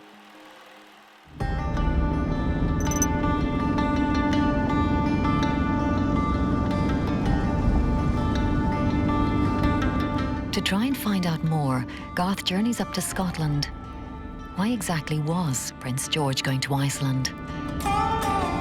The role of the RAF in Iceland during World War II was partly as a staging post between North America and the UK, but it was partly, more importantly perhaps, as a base for maritime patrol. It was somewhere from where they could keep an eye on the North Atlantic and, to some extent, the North Sea. Like all members of the royal family during the war, the Duke's movements were a closely guarded secret. Those entrusted with his safety were men whose war was fought well away from the gaze of the public, in the skies over the North Sea and the Atlantic Ocean. Flying their short Sunderlands and Catalina flying boats, they played a deadly game of cat and mouse with the German U-boats that were a constant menace to the vital convoys supplying Britain. They were called Coastal Command. It was obviously dangerous from the point of view that they had to fly in all weather. Regardless what the weather conditions were, they had a job to do, which was to protect the convoys and also to do anti-submarine patrols. So they had no option. It wasn't a matter of just fair weather flying. But it was, it was away on the coast. People didn't know an awful lot about it. And of course, where the bases were very heavily restricted. You couldn't come in and out as you liked. And the result of that was that people didn't hear very much about Coastal Command, but they did a very essential job making sure that the convoys got where they were going as safely as possible. One of the bases controlled by Coastal Command was RAF Oban on the west coast of Scotland. To get there, Garth crosses Oban Harbour to the Isle of Kerrera. It was here that short Sunderland W4026, flown by Frank Goyen and his crew, was based. As one of the most experienced pilots in Coastal Command, it was the Australians' job to get Prince George safely to Iceland. he would pick the crew that he felt supported him as best as possible. So his members in the aircraft would be probably his best choice to fly with him to do all the ancillary duties that were required. But he had a very good reputation as a pilot, so that was probably why he was chosen to do that particular flight. Also flying that day was Goyen's boss at 228 Squadron, Wing Commander Thomas Moseley. Moseley was another expert pilot and navigator, and as commander of the squadron, he felt that he should be on the flight to accompany their VIP guest. So a crack team had been assembled for the Duke's flight, which was to be made in one of the RAF's most reliable aircraft. It was the workhorse of Coastal Command, the Short Sunderland flying boat. The Short Sunderland flying boat was really the right aircraft at the right time for RAF Coastal Command. It was a brilliant design. It was a 4-engined, high-wing, stressed skin flying boat. And it's kind of what it says on the tin, a flying boat. The fuselage has a boat hull, which means the aircraft doesn't need to depend on airfields with conventional runways. It can land and take off from water. So it could operate even from quite rough seas. Bear in mind, though, that the Sunderland was a big aeroplane, so it didn't have a fighter-style climb rate. You could open the throttles and ask it to climb. It would take a while to get there, and for that reason, it was pretty undesirable to fly over mountainous regions. Garth leaves Kerrera to trace the story of the Sunderland's last few days. On Sunday, 23rd of August, Goyen's Sunderland leaves Oban to fly up the Caledonian Canal towards Invergordon, where they were to meet the Duke and fly on to Iceland. As Garth walks along the shore from where the Duke took off on the 25th of August 1942, he considers one fascinating theory. Was the Duke really going to Iceland, or was it somewhere else? The normal route would have taken the Prince along the Scottish seacoast, keeping over water. So how and why did he end up inland? One controversial theory is that the Duke was going to meet Hitler's deputy, Rudolf Hess. One of the theories that's been advanced for the death of the Duke of Kent is that, in fact, he was on this so-called special mission. And the truth of that special mission was that, in fact, he was taking Rudolf Hess somewhere. And Rudolf Hess had arrived in 1941 under bizarre circumstances. He bailed out of a Messerschmitt 110 over Scotland, wanting to come and apparently make peace overtures to the British. And there's certainly a great deal of mystery and debate and confusion, if you like, about the real story behind Rudolf Hess. And one of the stranger elements of the suggestions that have been made is that, in fact, Rudolf Hess had been smuggled up to Scotland after his arrival there in 1941 and was actually being picked up by the Duke of Kent and flown somewhere on the Sunderland for some purpose that nobody has really come up with an answer for. So what of the Hess connection? The Duke was in the vicinity of Hess's famous landing in Scotland the year before. And one theory has it that he was there to meet Hess as part of a British peace party. Hess's capture denied the chance of that meeting ever taking place. But could the Duke have been using the cover of a trip to Iceland to finally rendezvous with Hess? The authors of a recent book allege that the Duke was to pick up Hess from Lochmoor, which is approximately 10 miles from the crash site, and then fly to neutral Sweden to conduct peace negotiations with the German delegation there. It's an intriguing theory, which could explain the plane's incursion inland. To add to the mystery, the Duke was allegedly carrying a leather briefcase which was handcuffed to his wrist. What could have been inside the case?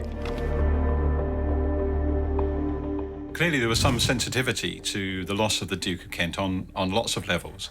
And I suppose that with someone that high profile and with, if you like, albeit that he was royal with a slightly murky past, there are theories, inevitably, that there were dirty deeds afoot in disposing of him. And in fact, there are certain bits of information that are not yet in the public domain. And I suppose all of this feeds into, if you like, the conspiracy theorists who want to suggest or like to suggest that he was effectively murdered by the British establishment to get him out of the way. Around lunchtime on Tuesday, 25th of August, 1942, the Duke and his entourage walked down to the jetty to board the Sunderland.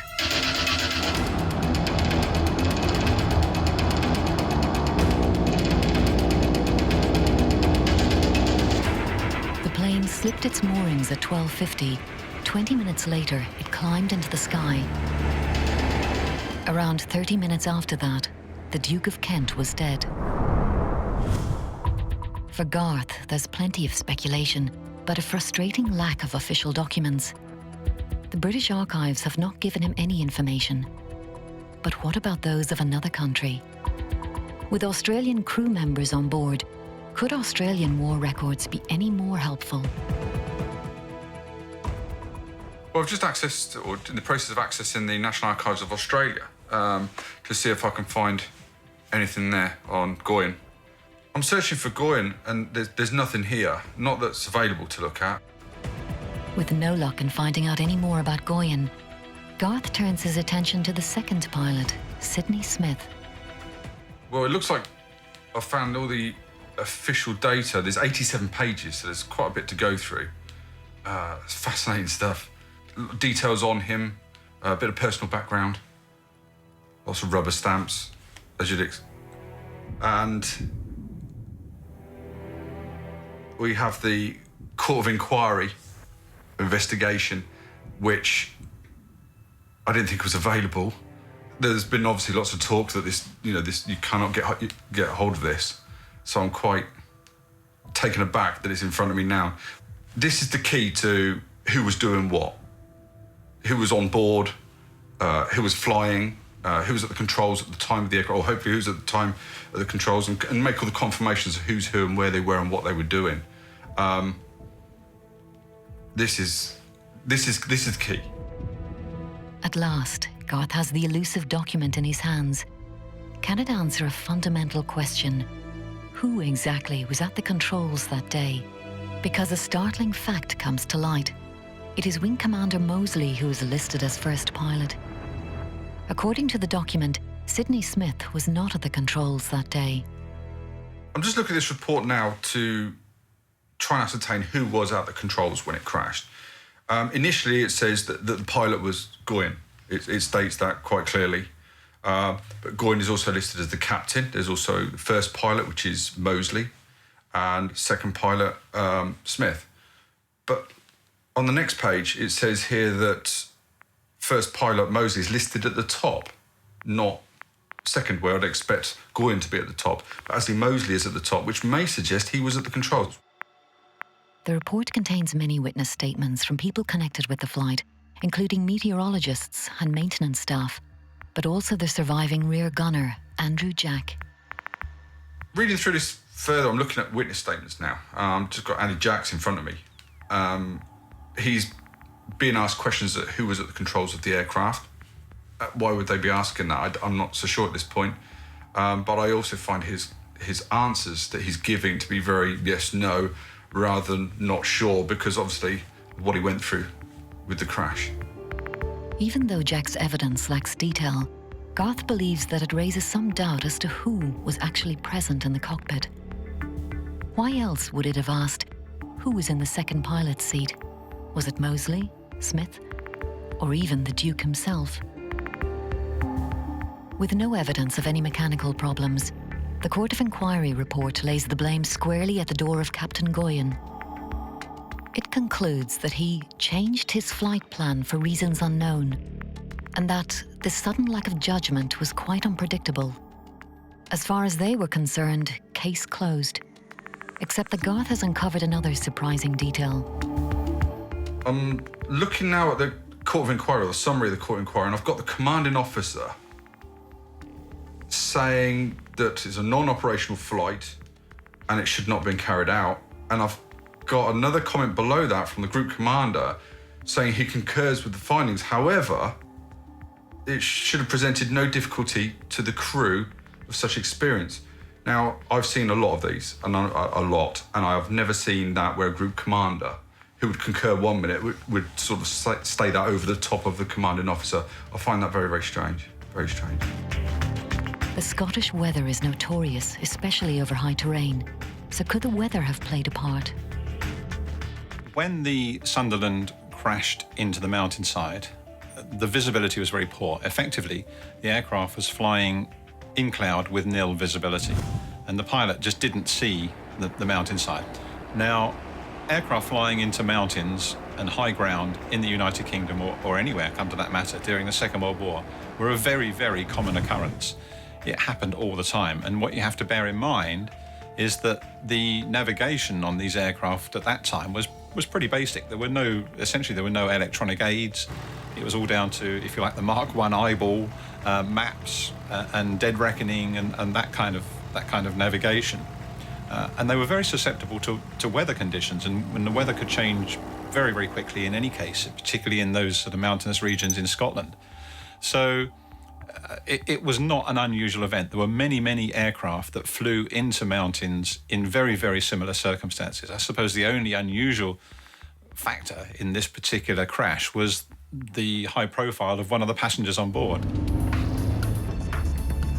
Officially then, the crash was caused by pilot error and poor weather. However, Garth believes that the Court of Inquiry report still doesn't offer a full explanation for the crash. He thinks the difference of opinion on the weather conditions by two senior officials is symptomatic of the court's findings. It presents an outwardly straightforward case, but beyond the official language, a more confused picture emerges. The questions still remain. Was it Goyen who was at the controls that afternoon? And if so, how did a vastly experienced pilot come to make such a terrible error of judgment? If it was Goyen flying the plane, was he following orders to take the Duke's party to a secret rendezvous inland? Was the pilot actually Wing Commander Moseley? Or could the Duke himself have been flying the aircraft?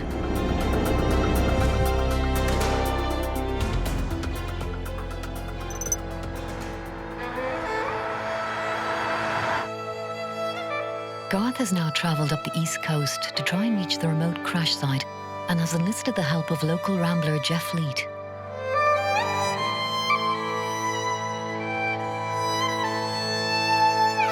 After a punishing few hours walking the hills, Garth can see how steeply the land rises from the sea. What was a seaplane doing so low over such hilly ground? In the shadow of the Eagles Rock crash site, Jeff tells Garth more about the plane's last moments. The area behind is Eagles Rock, and you can see the monument, which more or less marks a spot where the Sunderland splattered itself on the hilltop. And there's absolutely nothing left of the plane now, not surprisingly. It was a long time ago. It would have flown in more or less above us where we're standing. So it went directly above us? Pretty well, yes. What sort of visibility, sort of distance-wise, was it at that time? Very poor, I would think. I would think they'd no idea they were over the hills, or they would have been somewhere else. So with the height where the actual aircraft crashed into Eagles Rock, how much, I mean, the topography of the land, how did the land lie? Could they have missed it? I mean... It's about 800 feet high, and if they'd been going, 50 foot higher, they'd have missed it. But there's another 900 foot high one hump just a little beyond, so they were in bad trouble. They were in bad trouble. Yeah. I'm told there's a groove. There's a groove in the ground? A groove left in the ground. OK, should we go and have a look? Let's see if we can find the groove.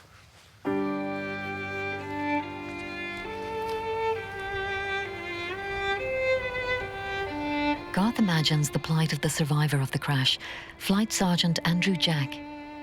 Jack was in the rear turret of the plane, and he was thrown clear as the burning Sunderland flipped over. Jack was believed killed until he emerged from the foggy hillside a full 24 hours after the plane came down. Garth and Jeff eventually reached the crash site. We've made our way to the monument we've got here now. So whereabouts was the actual impact point? Well, the impact point appears to be sort of diagonally back there. There's a big depression, and the scatter of all the bits and pieces of the plane spread up here. And, in this direction here? In that direction. And presumably the tail gunner, Jack, was sort of thrown clear in that general direction. And that's where I gather the Duke's body was found, and that's where there's now a little monument recording this sad spot. With the debris in this direction, is there any debris left over there to see? Well, very little to see. You've got it's now being cleared a little as the rain has washed away some of the vegetation. So some tiny bits, tiny fragments are appearing. When you get up to such a desolate spot and you actually reach the monument and you see the names on it, it's quite poignant, you know, the loss of the crew up here, and yeah, it really brings it home to you. The crash site itself spawned yet more rumours, one of which held that strange items, including women's clothing and alcohol, were discovered in the wreckage. With the Duke's alleged wild ways in mind, one theory was that the crew was drunk, and even there was an unknown lady on board. Garth also learns that many RAF crews operated an unofficial sideline in the export of certain desirable but hard-to-get goods. For RAF personnel based in Iceland during the war, even though it's a beautiful country, they probably wouldn't have appreciated that very much, and they would have felt they were at the back end of empire. So any creature comforts, little luxuries like perhaps a bottle of illicit whiskey or some extra cigarettes or something like that would have been very much appreciated to alleviate the considerable tedium of serving up there. And of course, it was the pilots that just quietly would tend to bring this stuff in for them. The visit to the crash site has helped Garth to dismiss the so-called Hess theory. The alleged Lockmore pickup point is to the northwest of Eagles Rock. The plane came down on the southeastern face of the hill.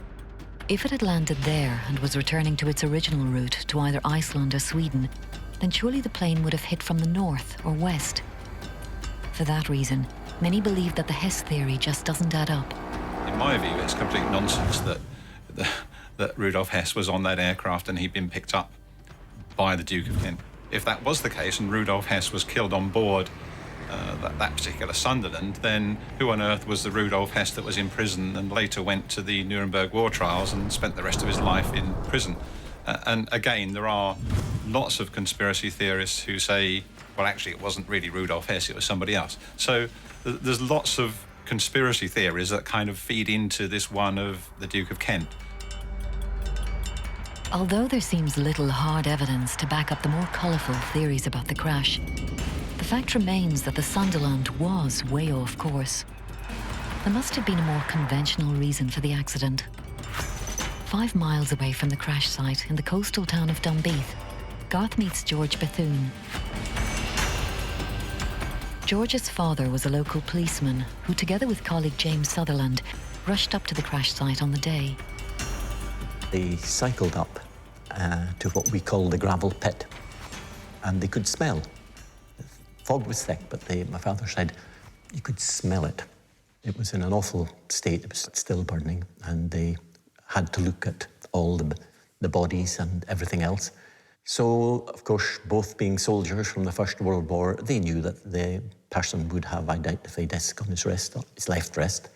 And they looked, and my father said, even to his dying day, I've never forgotten what was on the disc. HRS, Duke of Kent, the Coppins, Bucks, England.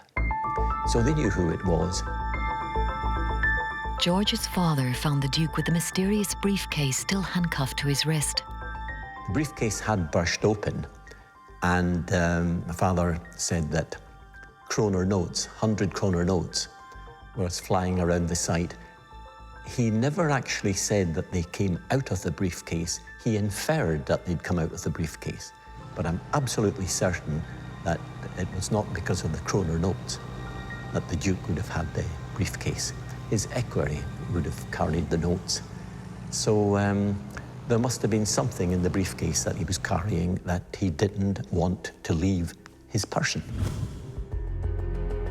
The discovery of Swedish krona at the crash site lends some weight to the theory that the Duke may have been heading to Sweden, not Iceland. Or was there another explanation for the money being on the flight? There could be a perfectly rational explanation to that, because although Swedish krona were of no use in Iceland at that time, neutral Sweden was doing business at that time with Britain, with the United Kingdom. I don't know, I mean, it's just a theory, but maybe the Duke of Kent was to make a money drop on behalf of the British government to a Swedish representative in Iceland. So there could be lots of reasons for that. George also has more intriguing information about the survivor, Andrew Jack. It came direct from Jack's own mother. The first few days, he was quite open about what had happened.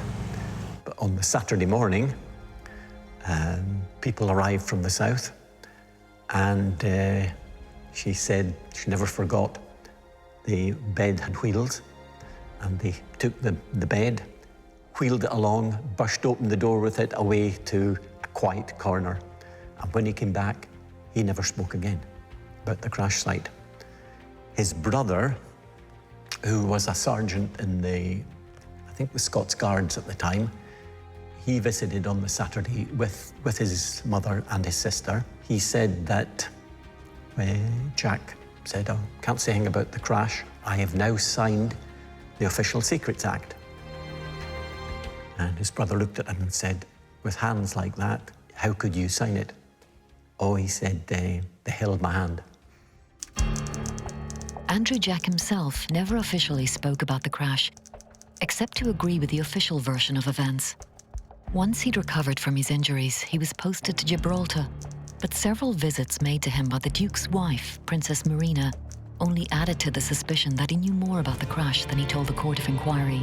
One thing Jack certainly never confirmed was the belief that the Duke himself was flying the plane. Despite all this, George has a more mundane answer as to why the Sunderland turned inland.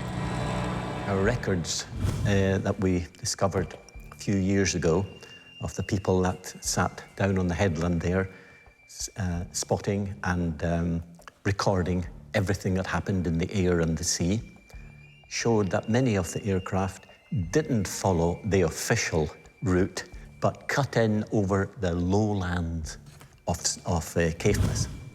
And of course, Admiral Sinclair, who owned Dunbeath Estate at that time, living in the castle, he always said, "Oh my, they just turned in too soon." In other words, where they turned in was perhaps 2 miles too soon. Some believe that the Sunderland was simply blown off course. For such a thing to happen would have been unusual, and the strength of the wind that day was not enough to blow the plane 13 to 15 degrees off course. But those with local knowledge say that it's not impossible. Some people have looked at this in great detail from the records of the strength of the wind at Wick. I have spoken to a couple of old fishermen who know the Bury Firth like the back of their hand, and they've pointed out the strength of the wind at Wick is not necessarily the strength of the wind up here or near Alness. It could have been far gustier. So, yes, they could have been. As he leaves Scotland, Garth considers an investigation which is full of inconsistencies.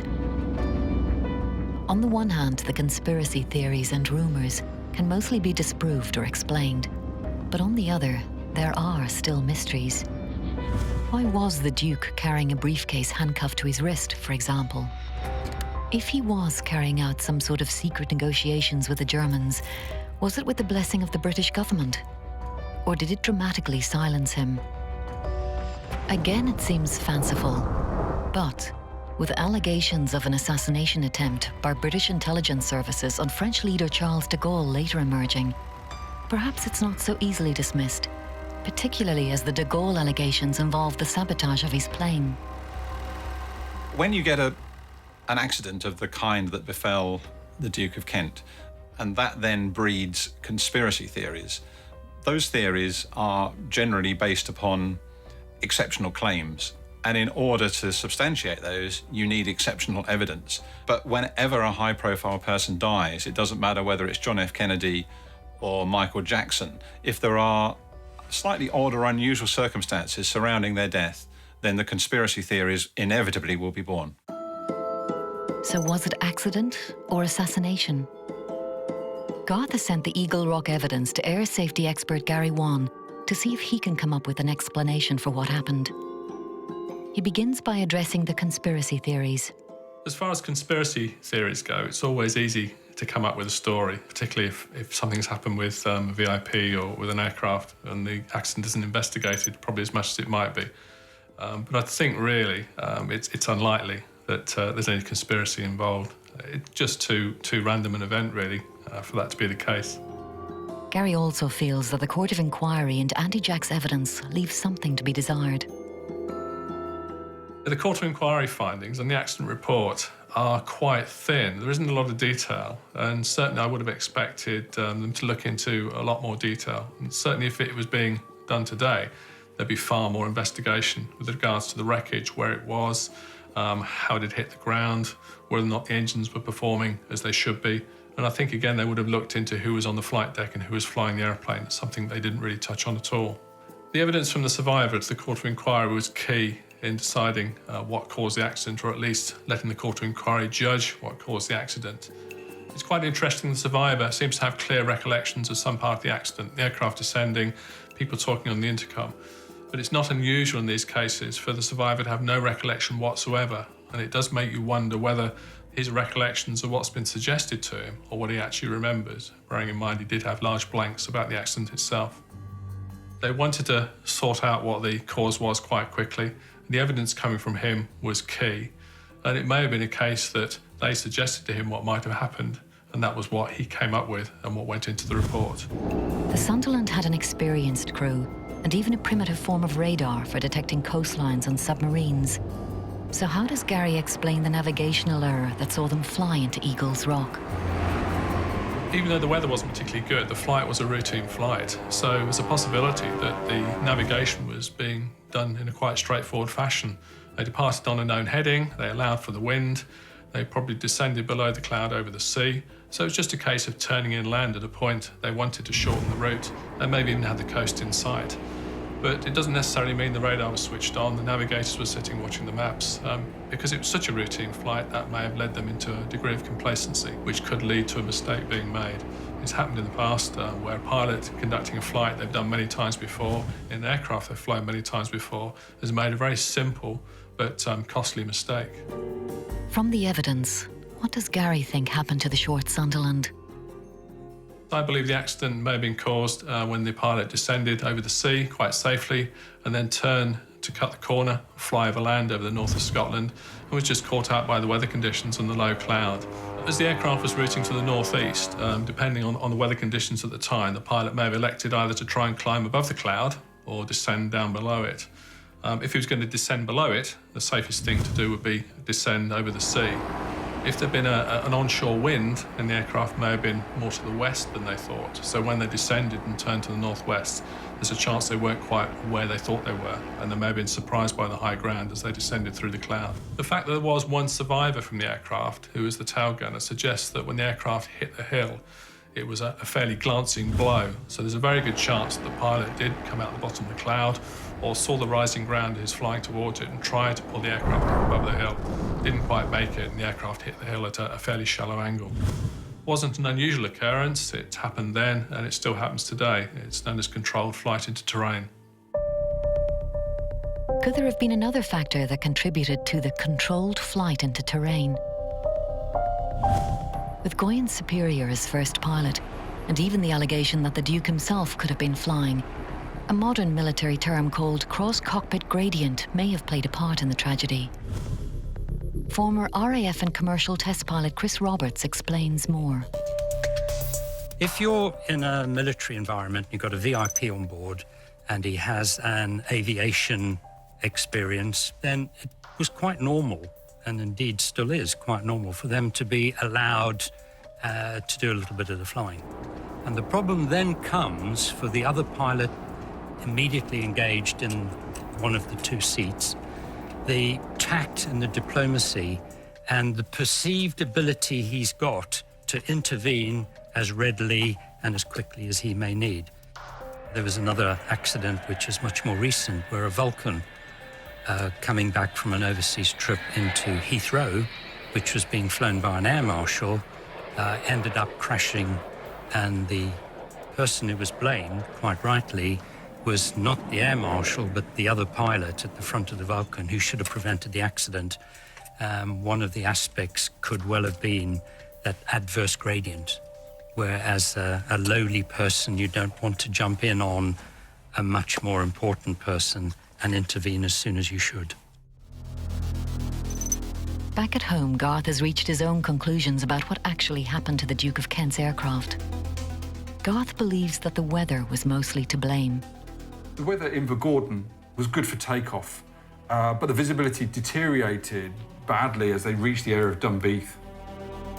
Garth thinks that the Sunderland crew intended to shorten their journey by cutting across the lowlands of Caithness, but that a southeasterly wind blew the aircraft off course. As crews regularly did this, then they probably thought it wasn't dangerous, but unfortunately for Goyen or Moseley, when they popped down below the clouds to assess their position, they realised it was too late, pulled up, but by that time they'd already crashed into Eagles Rock. As with so many famous incidents, some people have inevitably looked for sensational reasons for the Duke's death. But Garth feels that the conspiracy theories don't stand up to scrutiny. In my opinion, there's way too much fantasy surrounding this crash. If the British really wanted the Duke of Kent assassinated in a plane crash, it would have been a bomb on board over the North Sea or something like that. Why would you risk an accident on a mountainside where people could survive, which they did, and where there's plenty of witnesses that could see what actually happened? No, not for me. It's Garth's view that the Duke and the others who died with him were just the victims of a tragic accident. With that said, he concedes that some aspects of the crash don't have a complete explanation. What was in the Duke's briefcase and why did he have it? Was there Swedish money in there? What was that for? Who was actually flying the plane? Was Goyen flying the plane and his boss Moseley then took over? Perhaps didn't like what he was doing or how he was doing it? Who knows? We'll perhaps never know. Even if the crash was an accident, I'm open to the fact that the Duke may have been on some sort of covert or secret mission. It's one mystery that will never be explained.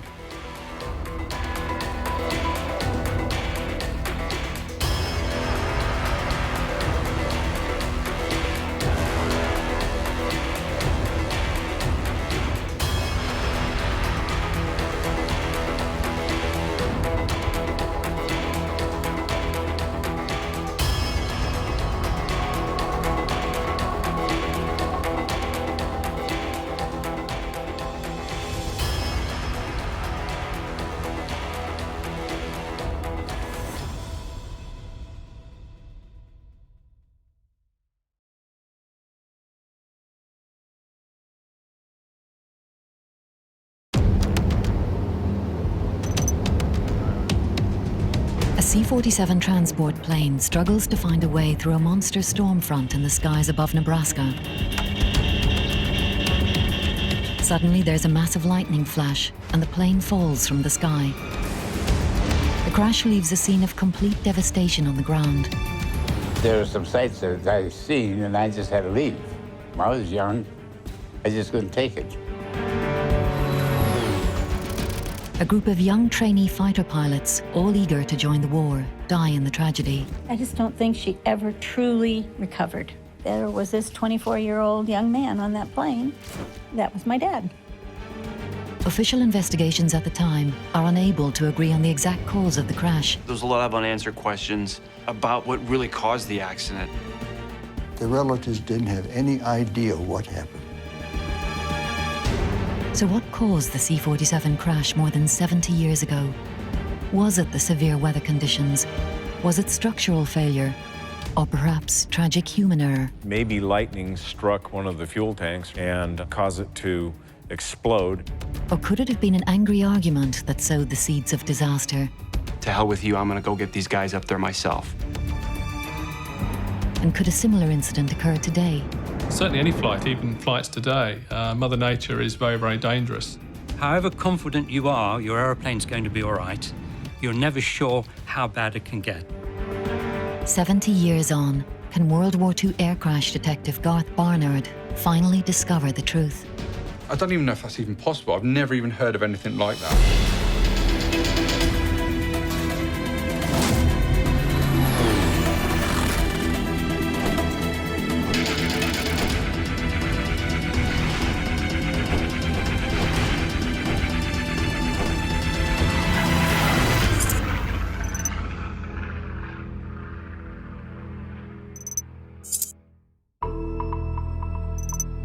For more than 20 years, Garth Barnard has been investigating UK World War II air crashes.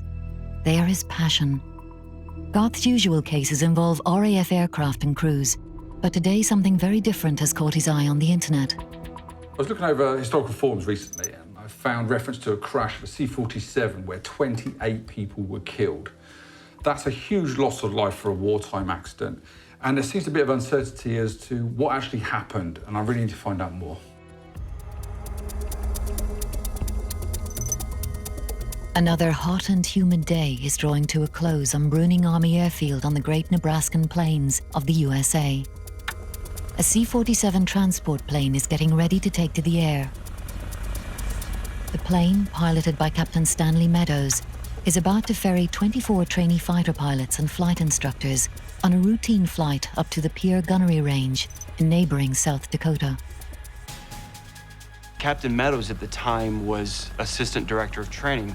He was essentially the third person in charge on the base. Meadows' co-pilot is Captain Robert Bud Bowley, a married 25-year-old. He was fun, he was happy, he was well-liked, and he was very handsome. Among the other passengers making the trip are the unmistakable Jolly twins, who are heading to Pierre to continue their training on the P-47 Thunderbolt fighter. They both got to the Air Corps, and they got there together. They're pretty enthusiastic about flying the Thunderbolt. An hour into their flight, as it flies over the small town of Napier on the South Dakota-Nebraskan border, the plane runs into problems. The hot August weather has created a stormy weather system, and a huge menacing range of thunderclouds now blocks its route. The pilots are expecting a possible problem weather front, but what they now face is the stuff of nightmares. Weather in Nebraska can be pretty dangerous. It can be very intimidating. It can change really quickly. You can have a normal summer day.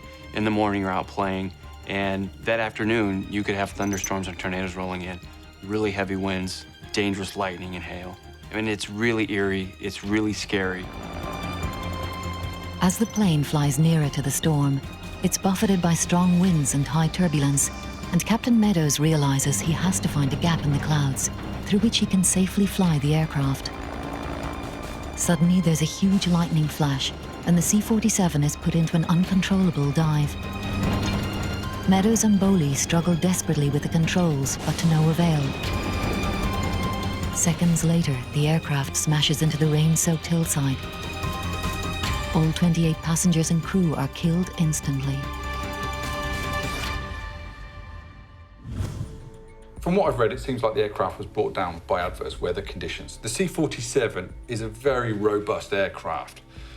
So, could turbulence have brought it down? I mean, could a lightning strike have actually brought it down? I mean, the pilots were aware of the adverse weather conditions, so why did they even risk that? This was one of the biggest crashes of wartime America, and I just got to find out more.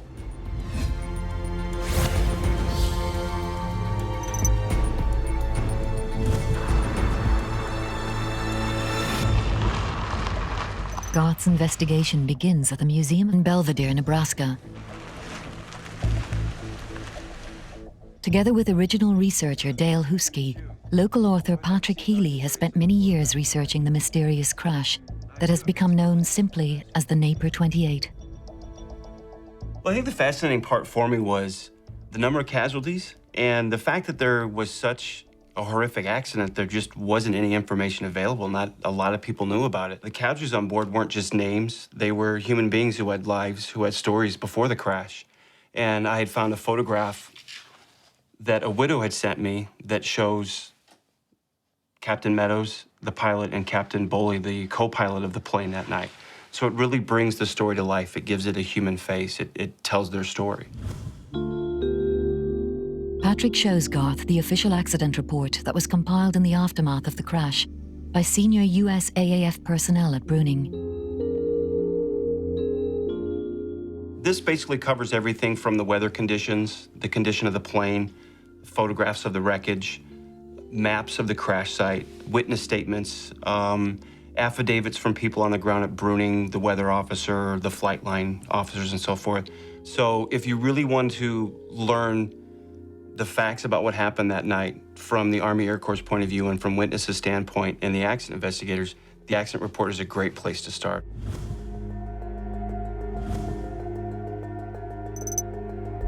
This is Garth's first look at the report. What information does it reveal about the doomed plane? This is the official accident report for the C-47 crash, and it presents a detailed and a horrific account of the final moments of that aircraft. According to the investigators' account, the C-47 flew into a storm cloud where a massive lightning flash caused the motors to stop. Moments later, the plane was seen exiting the bottom of the cloud at a steep angle before rolling over onto its back as the right wing and other parts of the plane came away from the fuselage. The aircraft then crashed into a shallow ravine and slid to the bottom where it was engulfed in flames. There was no way the pilot could recover from this crash. I mean, it was horrific. There's some quirky details here. I mean, for example, and I quote, "The edge of the right wing, which broke away from the center section, indicates failure of the top surface in tension. The wingtip section of this wing was bent parallel to the span and concave on the underside. This would indicate terrific overloading on the upper surface of the wing, and it is believed that the plane was upside down when inside the cloud and hit a terrific updraft in this position." Well, when we look at that, when most aircraft, the wing fails, the wing is going to fail in an upward direction. In this instance, the wing went underneath the aircraft like this. I mean, I don't even know if that's even possible. I've never even heard of anything like that. The report confirms that the plane was sound mechanically and that it had been flying through other moderate turbulence without problems in the days leading up to the crash. On the face of it, it seems to have been some sort of extreme weather event that caused this crash. But can lightning and turbulence really cause such a catastrophic event? I mean, and also, if the weather was that bad, why would the pilot push on through? It didn't take long for suspicions about the crash to arise, and rumours to start that were met by a wall of official silence. There's a lot of rumors. Because the airplane broke up in mid-air, the government thought it was sabotage. And for 55 years, that thing was closed down. The relatives didn't have any idea what happened. And what of the grieving relatives? How did the tragedy affect them? Garth wants to find out more. He finds that Bud Bowley, the co-pilot, was only on the flight by sheer chance. His daughter, Bobby Kusk, just 4 months old at the time, shows Garth the wallet that Bud was carrying that evening. You can see the billfold or the wallet is just really in tough shape, but it's been through a lot. And everything, even the pictures, are in it. Here is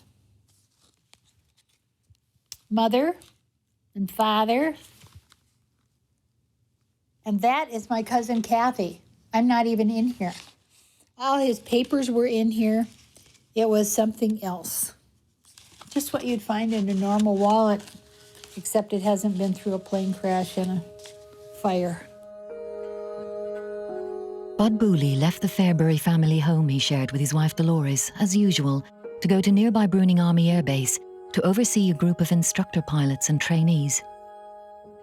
Mom said the last time she saw him was he was standing on the porch smoking a cigarette.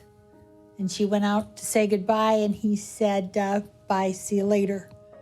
And off he went. Fate then intervened for the first time. Dolores called to say that the family car was stuck in the garage and she wouldn't be able to pick Bud up.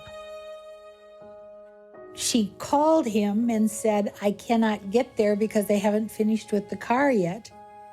And he said, that's okay. I haven't watched my boys fly at night. I can stay out here and watch them fly at night. Although by rights he shouldn't even have been there, Bud bumped into Captain Meadows, who was looking for a crew for a flight he was about to make in a C-47. Meadows asked Bud to be his co-pilot. Bud agreed, and his fate was sealed. Naturally, Bud's sudden death came as a terrible shock to his young wife, Dolores. She was just in such a state of shock, and she said, I was 23 years old, I felt my life was over. And she said, I wouldn't let go of you. She said, you had rash because I held you so tight and so much. She said, but I just couldn't let go. Grandma Lil had asked her, what if that isn't Bud in the coffin? And Mother said, it won't make any difference because somebody else is taking care of him.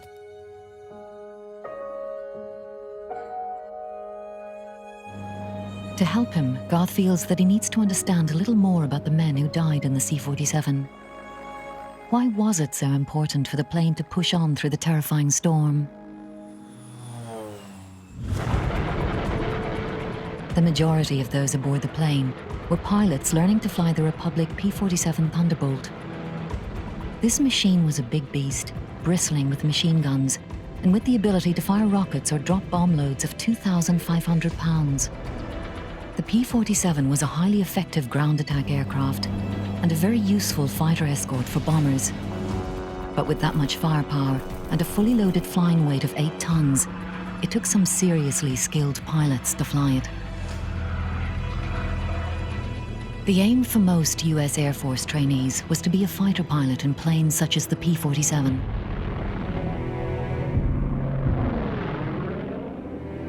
Clayton and Leonard Jolly, who were twins from California, were those sort of men. Already enlisted in the infantry and promoted to second lieutenants by 1943, they were confident young men who had come to see flying as a way to improve their odds of surviving the war, as this letter written by Clayton to his parents makes clear. There's nothing about this mess that is safe. When you get to combat, the bullets don't go around picking out the bum ones. Len and I both feel that when you're up in a plane fighting, the best man wins. I think my dad was a little envious of the twins because here were these two good-looking guys that just seemed to do everything.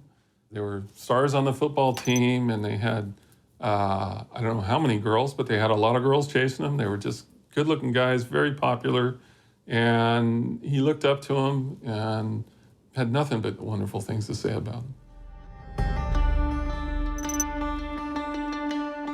By mid-1944, Clayton and Leonard had transferred from the infantry, been through flight school together, and had arrived at Bruning Army Air Force Base in Nebraska to finally get to grips with the P-47.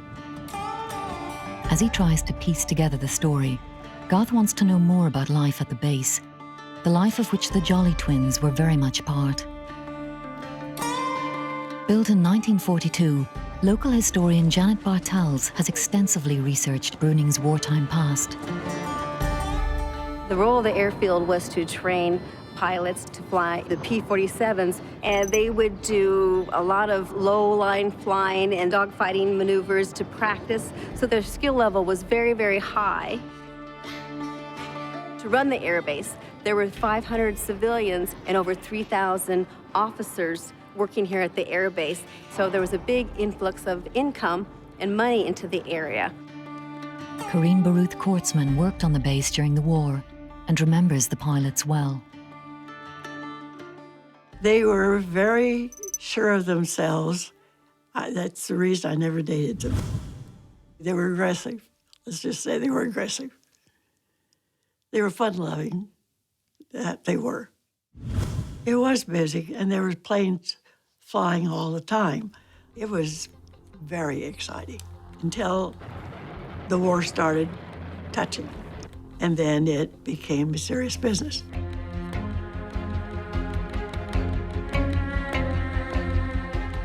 Sometimes powerful machines, youthful in experience, and wartime pressures were a fatal mix, as Corinne and Janet recall.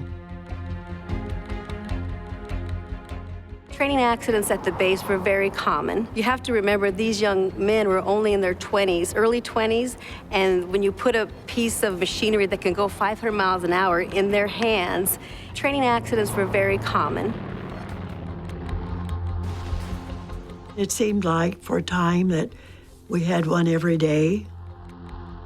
One day this plane came over the roof, flew so low, and as it went over, I said, oh boy, the base commander's going to be court-martialing him. And just then, there was this crash, explosion, and my boss ran out of his office, Came back about 40 minutes later, white as a sheet, told us what happened. This pilot had flown into a telephone pole and decapitated himself. Garth has discovered that life on base was an intoxicating mix of exhilaration, excitement, and danger. Risk-taking became part of everyday life. Could a certain gung-ho attitude among those aboard have contributed to the cause of the crash? Although Bruning was not alone in experiencing a high number of crashes, Garth finds that the base's incident rate so alarmed the authorities that in the summer of 1944, its commander, Colonel Charles Steed, was replaced. The reason given was a perceived lack of discipline among Brunel's personnel. The base's new commander was Colonel Charles McAllister. McAllister was a strict disciplinarian and a veteran fighter pilot who had stamped his authority on the base, as one pilot was to find out. There was one particular instructor pilot who was reported buzzing the town of Beatrice, Nebraska, and he had flown so low over the buildings that the people were able to get the number off the side of his plane, and they called back to the base. And when he got back, Colonel McAllister grounded him, wouldn't let him fly anymore, and within 2 months he had been discharged from the military. Colonel McAllister court-martialed him. He was that serious about making sure that these guys lived to go do what they were being trained to do.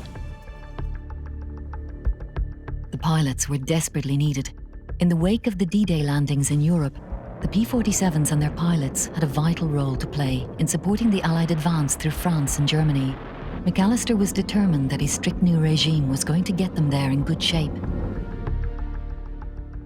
So there was now tougher discipline at Bruning, which leads Garth to another theory. Could McAllister's new approach actually have contributed to an argument that helped cause the Napier crash?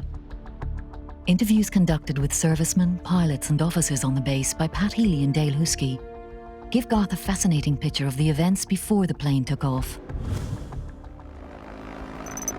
At about 5:30 p.m. on August 3rd, the C-47, flown by its usual pilot, First Lieutenant Wayne Palmer, touched down on the baking hot runway after an uneventful 7-hour flight from Colorado Springs.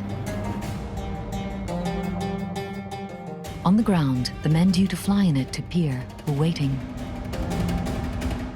Palmer and his crew retired to the officers' club to grab a meal, a drink, and a well-deserved rest after a punishing few days, but they were met by Captain Stanley Meadows, the base's third in command. Captain Meadows was clearly impatient to get the C-47 back up in the air and the trainees up to pier as soon as possible. But Palmer, who was tired, hungry, and thirsty, had other ideas and flatly refused. Captain Meadows at the time was assistant director of training, and you really didn't tell that person no. But Lieutenant Palmer felt that he was too tired to fly, and he let Captain Meadows know that. Captain Meadows and he exchanged some profanities. The argument became a little bit heated, and Captain Meadows told Lieutenant Palmer basically, to hell with you, I'm gonna go get these guys up there myself. An angry and agitated Meadows stormed out and set about finding a new crew for the flight, a crew which included the unfortunate Bud Boley. With a crew in place, Meadows went over to the weather station to hear the weather forecast. Meteorologist Lieutenant Theodore Gianos was on duty that evening. In the official accident report, Gianos stated that he had warned Meadows about powerful thunderstorms forming just south of their destination. He alleges that Meadows seemed anxious and in a hurry to leave the station, and that as he did so, he muttered that there was just too much weather on the report Gianos had given him. From the people that I've spoken with, it's kind of my opinion that Captain Meadows may have had his pride or his ego bruised a little bit in the officers' club in front of everybody. And it almost seems as if it was something that he couldn't back down. His credibility, his authority as an officer is on the line. His reputation has been called out. He's got to make that right. And so he storms out and tells Palmer, to hell with you, I'll get them there myself. And I think that starts the ball rolling, where when he comments to Lieutenant Gianos, boy, there's a lot of weather on this, it appears that Captain Meadows is given an out. And it almost seems that he's trying so hard to make this work that it begins to unravel and fail. Having calmed down a little, Lieutenant Palmer wanted to make sure the plane got away without any problems.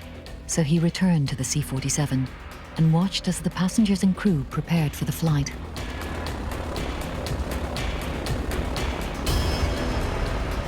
By 7 p.m., the C-47 was at the end of the runway, waiting for clearance for takeoff. 5 minutes later, the control tower gave the signal, and the heavy plane lumbered down the runway to begin what was to prove to be its last flight.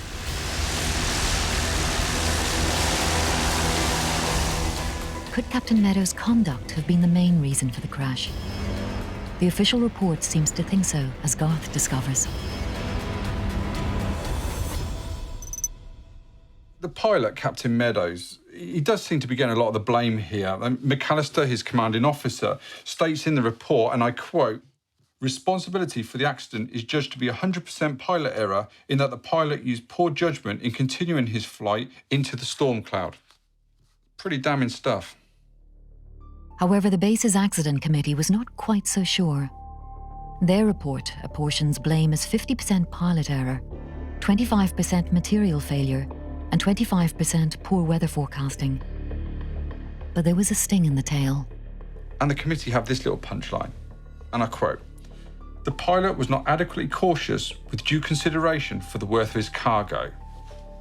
That's pretty damning again. But they do go on to state that they knew Meadows and how he flies, and they also believe that he never would have actually entered a thundercloud like that. So had Captain Meadows acted recklessly? Perhaps. But Garth has found another piece of evidence that might give a clue as to why the C-47 crashed. In addition to the anecdotal evidence that Meadows was in a rush to get out of the weather station, we also have the fact that he miscalculated his takeoff weight. He actually stated and wrote down here in the official document that it was 27,537 pounds, when the investigators recalculated that to be 29,100 pounds, which is actually over the recommended takeoff weight. It's certainly true that in wartime, rather conservative weight safety limits for aircraft were sometimes exceeded, and that the report doesn't see extra weight as a significant factor in the crash. But for Garth, this information gives more valuable insight into the situation. The weight was approved by another officer, so you can't completely blame Meadows. And if he was in a rush and not the sort of person you'd say no to, perhaps the other officer said, just go on your way. At the end of the day, Meadows didn't have a death wish, and he knows the capabilities of the plane and the operational limits. So why would a plane like that just fall out of the sky? Could lightning and turbulence really bring down a C-47 like that? Even though he had warned Meadows about the weather conditions en route, the meteorologist Gianos didn't try to stop the flight. Obviously, both he and Meadows believed that the rugged C-47 could handle the conditions. Was their faith justified? The Douglas C-47 Skytrain was the military equivalent of the Douglas DC-3 airliner, which appeared in the late 1930s. A wonderful workhorse, which became, in military and civil service, the ubiquitous transport aircraft all over the world. It was very rugged and dependable. The structure was very strong, and it was a very capable design. It was one of those aircraft that they just got right. Garth needs to see for himself if a Douglas C-47 could withstand the flight through a thunderstorm. If it could, what could have caused the aircraft's right wing to tear off mid-flight?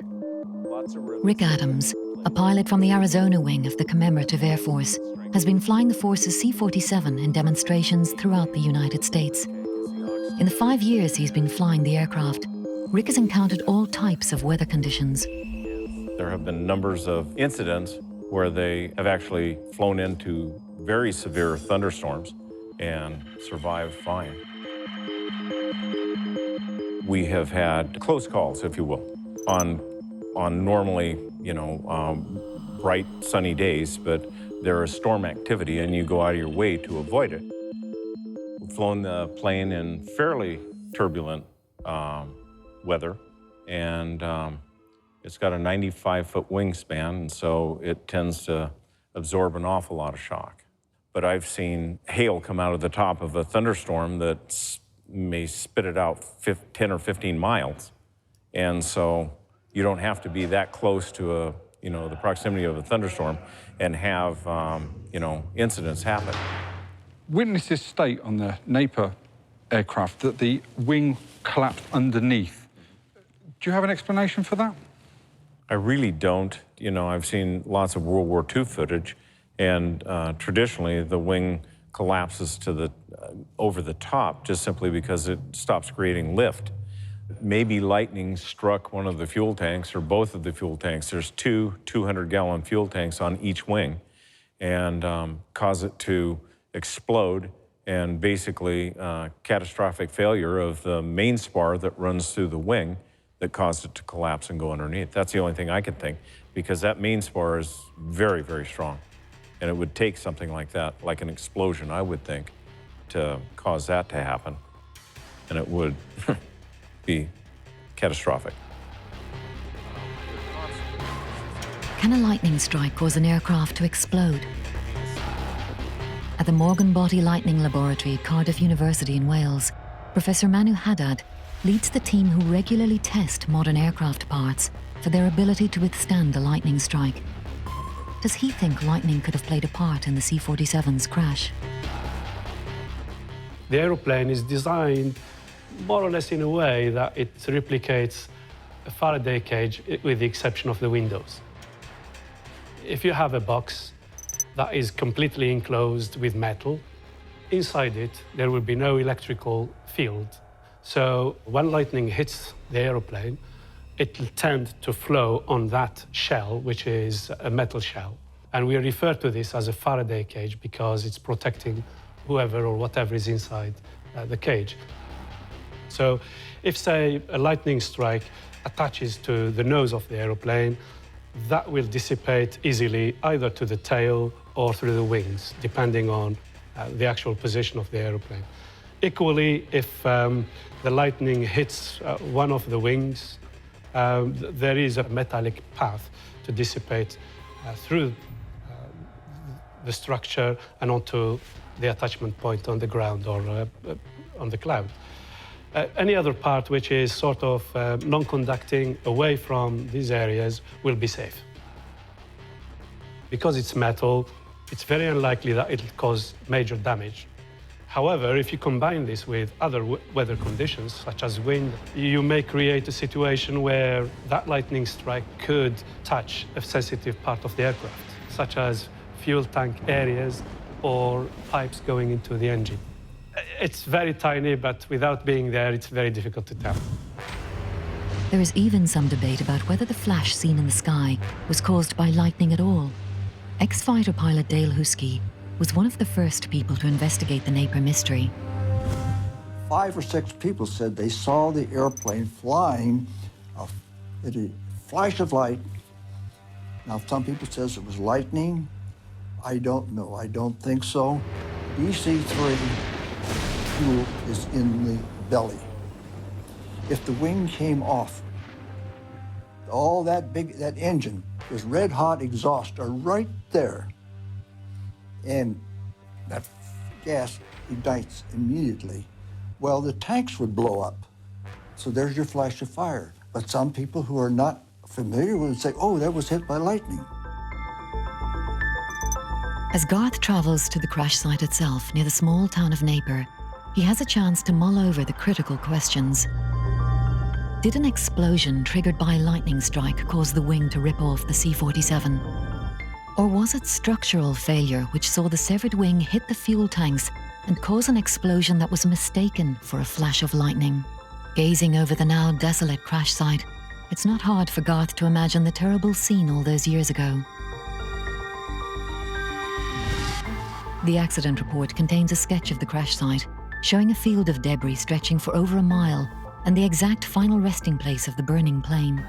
The sketch seems to confirm that the plane had already started to break up before it hit the ground, because it shows that some debris had landed far away from the point of actual impact. This was backed up by one witness statement contained in the report, which also reports a flaming light that could be seen in the fuselage. But the other witness statement disagrees. It says, "I did not see any pieces flying off the airplane at any time, nor did I see any fire on the plane while it was descending." So which version is correct? At what point did the plane catch fire? Garth has managed to track down an eyewitness who saw the plane's final moments. Art Martins, a local resident from the nearby town of Napier, was working just half a mile from where the plane crashed. I looked out, and there, that plane was coming out of the sky, out of the clouds. To me, it was just like a ball of fire. That's about all I seen. It was just like a ball of fire, and it was all in a diameter of about 12 feet. That's what I could see from the clouds. And as it went down, they lost their engine about a quarter of a mile away from where it did land. They glided from there along the hills and bounced and hit where this washout ditch was and hit that embankment, and that's when it stopped and they all flew out. Arth has confirmed to Garth that the plane was already on fire before it hit the ground. Art was also one of the first people to arrive at the crash scene, and the horror of it still haunts him today. But there are some sights that I've seen, and I just had to leave. When I first got there, this guy was up on the bank, on his haunches, and it took me a long time before I ever told anybody this story. His hands were gripped into the mud, grass, dirt. So while I was turning around looking, I heard something. I turned around, and he fell over when I had my back turned. He was on his hunches when I first seen him. That's what really got me, because he was still alive and he must have hit that. When I was young, I just couldn't take it. Art's moving evidence backs up the testimony of original witness Harry Hellenbolt, who says in the accident report that he saw flames as soon as the plane emerged from the bottom of the cloud, before the plane rolled, and before a large piece of the aircraft, most probably the wing, fell off. For Garth, the evidence suggests some kind of ignition happened before the plane broke up. Was a lightning strike really to blame?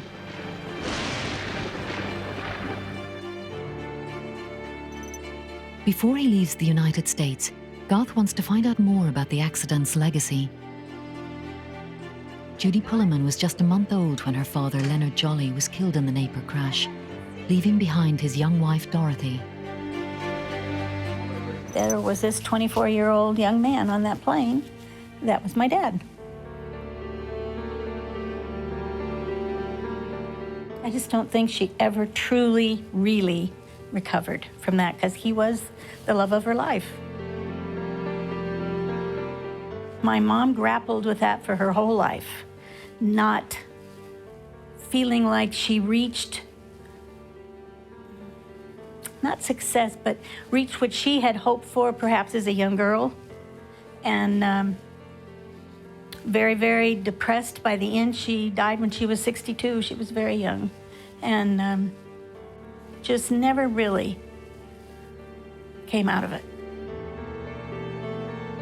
And so after she had married my stepdad, she talked about my dad a lot, which was not good for my stepdad. And so when she died, she asked my stepdad if she could be buried next to my dad, and he said yes. So it shows me a lot for him, and also shows me how much it meant to my mom.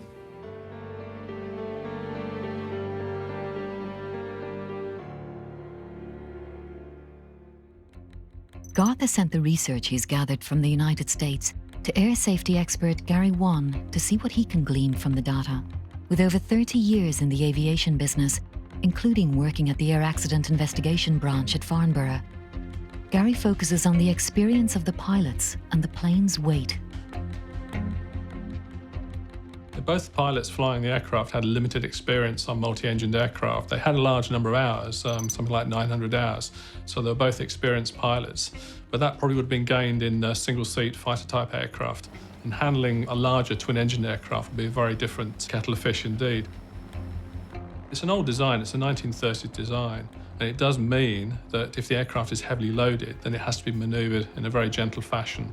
Any abrupt manoeuvres are likely to cause structural damage. And certainly, in the heat of the moment, it might have been possible for them to overstress the aircraft by pushing or pulling too hard on the controls when they're trying to recover, particularly if the aircraft was in an unusual attitude caused by the turbulence in the thunderstorm. And that could, again, have led to structural breakup. But why was the plane so heavy that evening? Gary believes the amount of fuel on board was at the heart of the problem. With the task in mind, you wouldn't have expected the pilot to fill the thing with 8 hours of fuel for what was effectively a 2-hour flight. So it does suggest the aircraft was taken as being the next aircraft available on the line. But the policy may have been just to fill the aircraft with fuel after each trip and then fill them up again as required. But certainly I think the weight of the aircraft was a contributing factor to the accident. With the plane at the limits of its loading capacity, did Gary believe Meadows was truly to blame for taking the plane into a dangerous situation? And how unusual was Napier 28?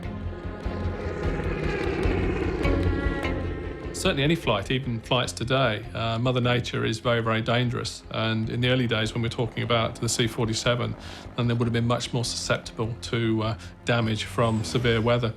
And there were known cases, certainly after the war, where C-47s were used by private airlines where the Dakotas did come apart in the air. So it wasn't completely unknown. As far as Meadows, the pilot's concerned, they do seem to place a lot of blame on him. But you do wonder whether or not there was any additional pressure on him to do the task, certainly with the weather as it was at the time. It seems that severe turbulence was a major cause of the Napier crash. But could something similar happen to modern commercial airliners? Chris Roberts has had a distinguished career as a military and aviation test pilot. He's flown commercial airliners and been part of the Red Arrows. He explains the dangers of turbulence to aircraft today. Turbulence is always, to an extent, an unknown quantity, and because it's that little bit that you never know. However confident you are, your aeroplane's going to be all right, however well strapped in everybody is, crew and passengers, you're never sure how bad it can get. There've been 1 or 2 instances where a long-haul aeroplane over the Pacific flew into such bad turbulence that the pilots lost control of the aeroplane, and it took them some time to get it back, by which time there were a number of injuries on board and the airplane was overstressed due to the air loads that were experienced. But largely when we talk about turbulence that causes problems either to the structural integrity of the airplane or to throwing passengers up against the top of the cabin, which is something you read about in dramatic stories, then that's due to the huge up and down drafts that you can get associated with turbulence in a major thunderstorm. With the possibility of powerful and unexpected weather events, how does a modern airliner avoid the dangers?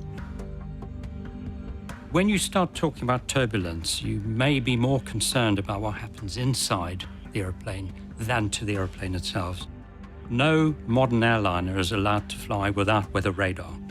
And this is on the nose of the airplane, and it shows the pilot where the worst of the weather is ahead of him. And the pilot then picks his way round the worst regions, which are color-coded. Running into turbulence, particularly if it's unexpected, could result in injuries inside the cabin. So when the captain comes on the PA and says, keep your seatbelt done up, I suggest you keep your seatbelt done up. Garth is now back from the United States and has had some time to go over all his findings. So what conclusions has he drawn? What does he think caused the Napier crash? Captain Meadows has always been held responsible for the loss of the 28 men and the crash.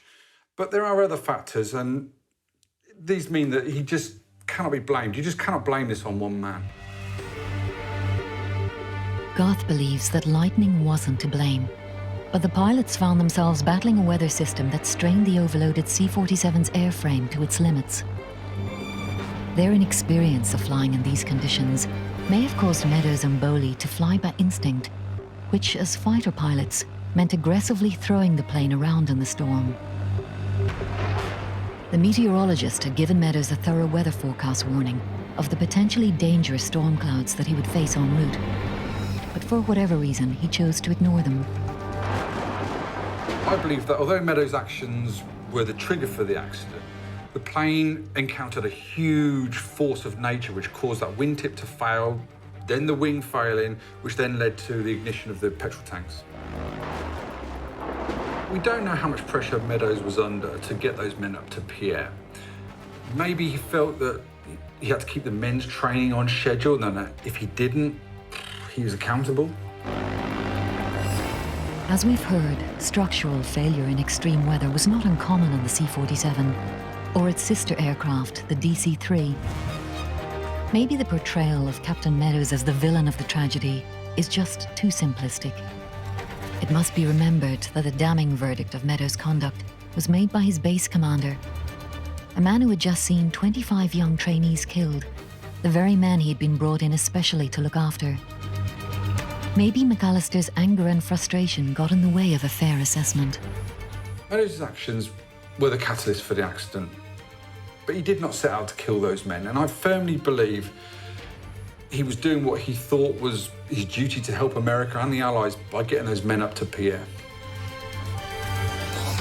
The Napier tragedy lay buried amongst the many thousands of training deaths that happened in the chaos of the war, until Dale Husky and his fellow researchers finally tried to peer into the darkness to unearth the truth about 28 young men's fate.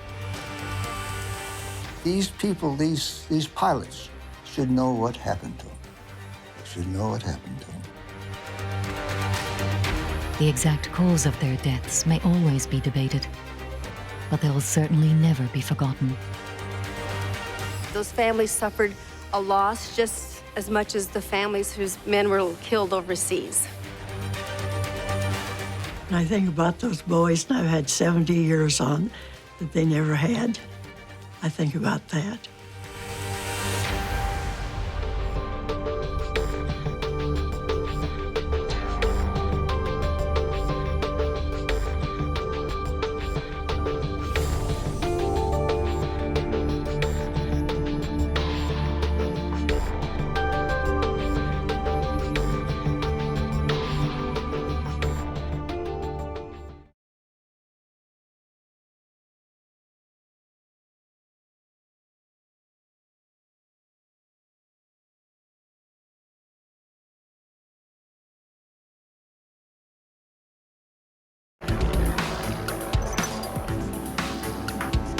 A converted B-17 transport plane carrying 41 US passengers and crew takes off into a foggy Queensland dawn.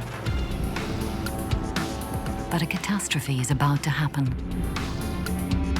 For 2 minutes, the great plane struggles to climb. It's clearly in trouble, and as it tries to return to the airfield, it plunges into a mangrove forest, killing all but one on board. One lucky survivor somehow manages to walk away from the burning wreckage, but 40 others lay dead, leaving heartbroken families thousands of miles away in America. It's sad to think what happened to him. It was a family loss that no one ever got over. To worsen their grief, the authorities hush up the details of the crash, and the family's inquiries are met by a wall of silence.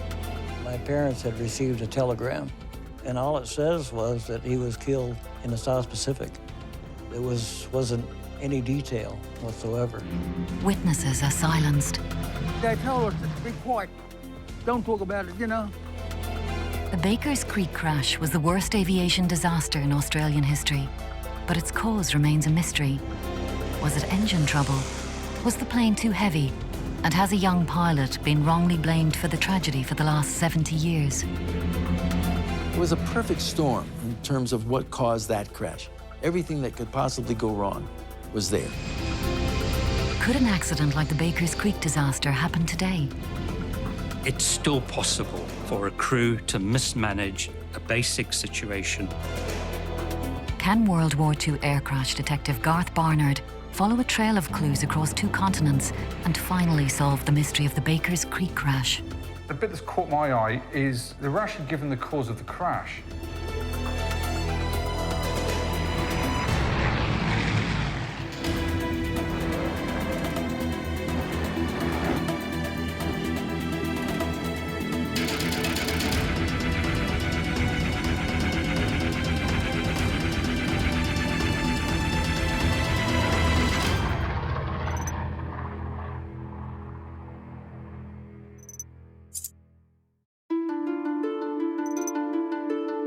For the past 20 years, Garth Barnard has been investigating UK World War II air crashes, but today he's on the trail of the Australian Baker's Creek disaster.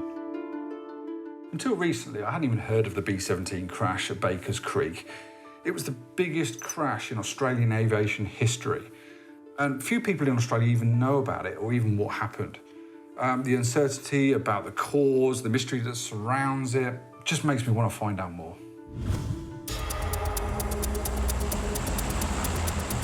In the foggy pre-dawn light is US pilot First Lieutenant Vern J. Gidcombe and his co-pilot, Flight Officer William C. Erb, went through their pre-flight checks.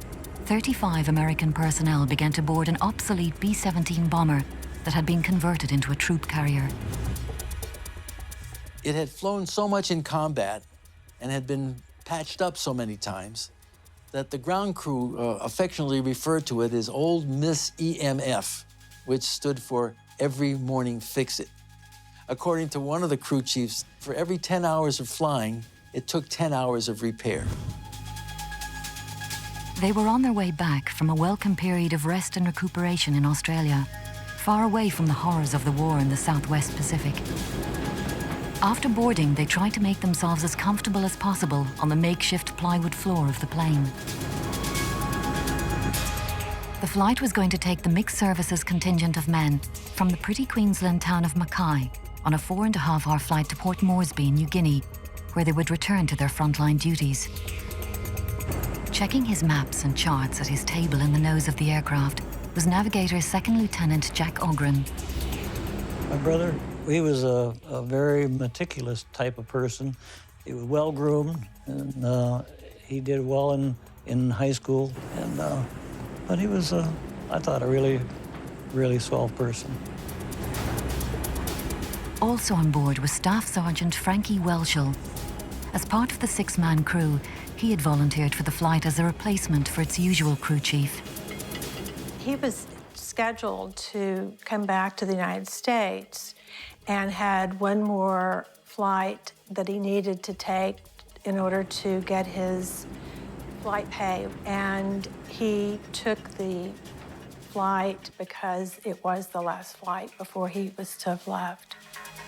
Last to climb aboard was Corporal Foy K. Roberts. As the final man to embark, he joined the huddle of passengers sitting toboggan style at the feet of the radio operator near the middle of the plane. The flight was now ready to leave, and the loading officer, Captain Samuel Cutler, closed the rear door of the aircraft. Because of poor weather, their departure was delayed by 30 minutes to allow the fog to clear. But at precisely 6 a.m., Gidcombe eased back the throttles and the 4 engines of the B-17 powered the heavy plane up into the sky. The flight plan took the plane on 2 left turns and then back over the airfield to fix its position before heading northwards toward Port Moresby. 2 minutes into the flight, and with the aircraft only a few hundred feet off the ground, Gidcombe successfully made the first of the 2 90-degree turns. But as he completed the second turn, something went wrong. Suddenly, the great plane fell from the sky and crashed into the trees, bursting into flames. All on board were killed. All, that is, apart from Corporal Foy Roberts, who had somehow miraculously survived. It seems amazing to me that a crash of this magnitude has left such little evidence behind. I mean, why is that? Where has all the information gone? I mean, has it been hidden over time, or because of the confusion of the war, it wasn't stored correctly, or has there been some sort of attempt to cover it up, or I don't know, this just seems to be kept under wraps, sort of a secret, but I'm determined to find out more.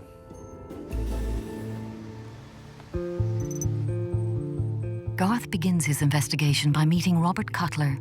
Together with colleagues in Australia, Cutler has created the Bakers Creek Memorial Association, which aims to honour the victims of the tragedy and to track down surviving relatives.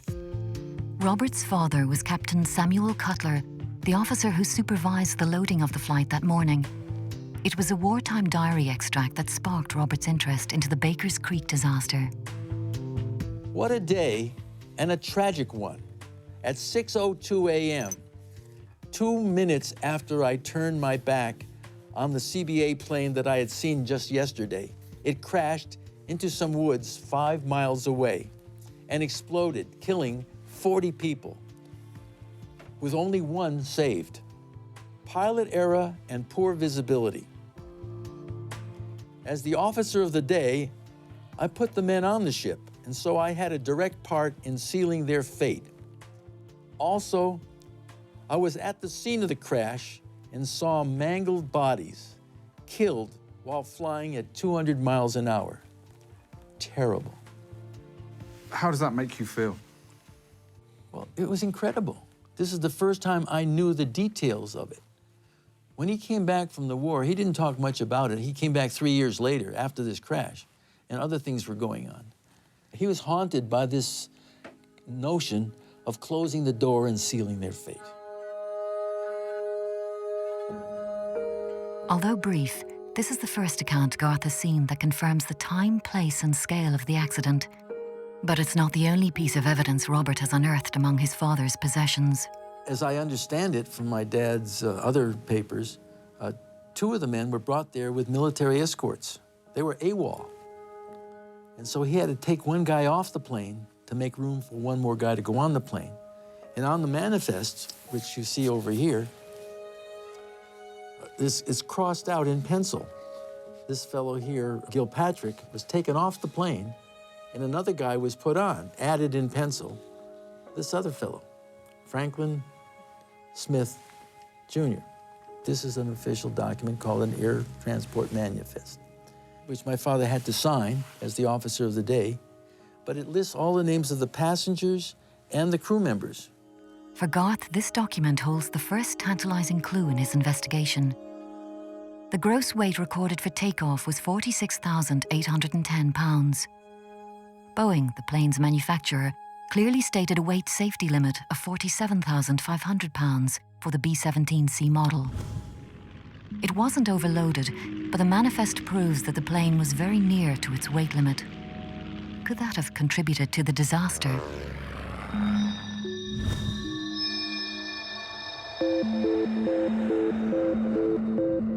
Before he travels to Australia, Garth wants to discover more about those who died. First, he has to find their families. For many years, researcher C.K. Gailey has worked closely with the Bakers Creek Memorial Association to track down relatives and to tell them more about how their loved ones died. They were exceedingly grateful to find out what happened to their loved one. It's basically giving the family the details of what happened, and being able to do that is a real satisfying thing to do. Using sources such as census information, C.K. and his colleague, Teddy Hanks, managed to find 38 Bakers Creek relatives, but they were unable to trace the family of navigator Jack Ogren. Enter the age of the internet. Tried to find somebody named Wayne Ogren. I just, in desperation, I put him into the search engine, Google. I just put the name in to see what would happen. And sure enough, years earlier, he had sent an email to a website. And so I sent an email to his email, and I basically said, "Are you the brother of Jack Ogren, who died in World War II?" And it couldn't have been, he had to have been on his computer, because it wasn't 15 minutes, and he came back and he said, "Why, yes, I am."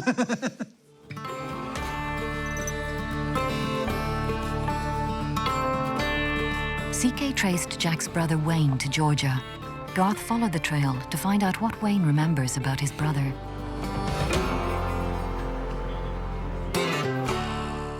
Of course, it was a real shock when this happened, and all we heard was, at the time, was a telegram. No information, just that he was killed in the South Pacific, I think it said. I found it really hard to accept that. I couldn't believe it, really. And yet I knew it was true, but, it was just, didn't want to think about that, Determined to find out more about how her son died, Wayne and Jack's mother had desperately sought answers. And so she connected with some fella about, trying to find out what exactly happened. Well, during the war, this fella that was over there when Jack was, couldn't say very much. So there's 2 letters that I have. One when he was still over there, and then one after he came back to Texas. And of course, the letter that came from Texas after he was back in the States, you know, it wasn't censored so much at all, maybe. And so the second letter was, you know, told more. She wanted to find out, you know, what really happened, and she did find out some. To me, it was the most wonderful thing that could have happened, with finding out more about my brother. The letters Jack's mother received related the events of that morning, but their author gave no information about the cause.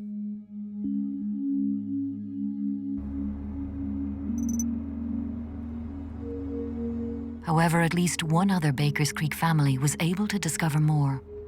It was that of Staff Sergeant Frank Welshel. Peggy Estes reveals how her family was able to find out more details about the fate of her uncle. I had an uncle who was in Port Moresby waiting for this flight because he knew my uncle was coming in. They had communicated and he knew he was going to be coming in. So he was aware before any of the other family that there had been a crash and that my uncle was on the airplane.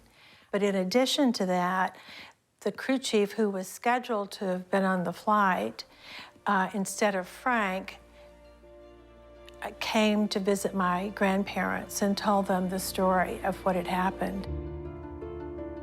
His sisters loved him because he was so playful, and he was one of the favorites of the family because he was so fun-loving. It was a family loss that no one ever got over. Before he leaves America, Garth wants to try and understand why the Bakers Creek crash has left such a lasting legacy. At the gates of the Arlington National Cemetery in the USA is the Bakers Creek Memorial, which lists the names of all the young men who died. Sitting atop a slab of pink Queensland granite, specially imported from Australia. It's a proud monument resting in one of the most revered locations in the United States, and a powerful reminder that the men who died at Bakers Creek were part of US General Douglas MacArthur's successful defense of Australia against the Japanese. The war at that stage was only just over the hump, if you like, of real fear in the country that they faced an invasion. So it was in the aftermath of 1942, which had been our year of living dangerously, when Japanese advance got well into New Guinea and Australian forces were fighting with their backs to the wall and to a fair degree alone. This little group of soldiers of a whole variety of disciplines, if you like, from infantry through to air support, were part of the early phase, if you like, of American commitment to Australia, to the defence of Australia. And so Bakers Creek is another symbol of the sacrifice that both nations have made for each other. It's a symbol of the commitment that the United States made to protecting a weaker nation such as Australia. And Australians, we just don't forget. You know, we don't forget our friends.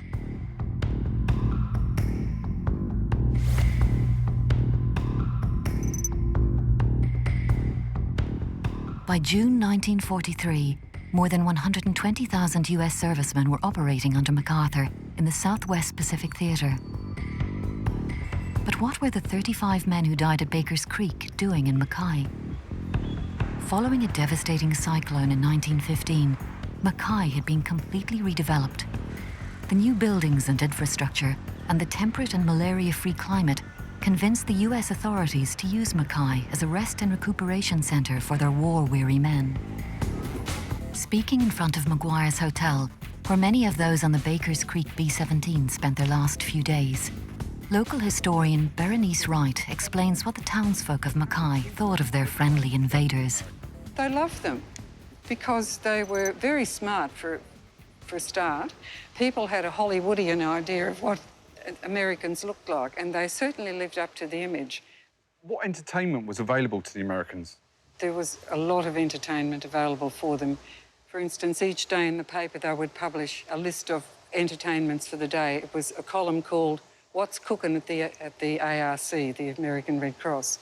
And what was cooking were bus rides to Armio.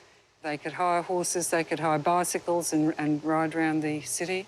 They just gave a different aspect. I think that... I get emotional, sorry. That's okay. I think that people felt that they could do something for these young fellows, as probably was being done for many of their sons overseas too. It was a reciprocation, really.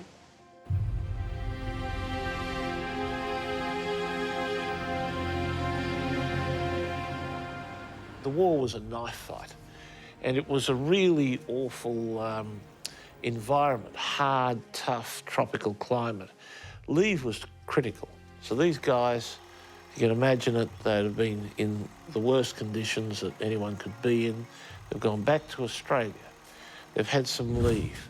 They've been collected together, put on the plane, and then that accident happens.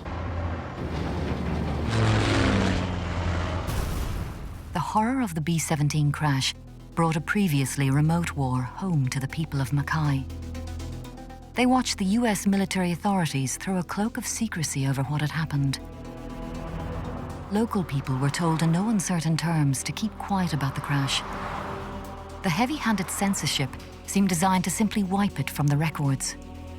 Generally speaking, the hush-up was not to cover a mess-up. Generally speaking, it was a morale-related issue. And I guess the thought of 40, it's a large number, of 40 men going down, being killed in these circumstances after they'd been on leave, going back to the battlefront from which they'd come.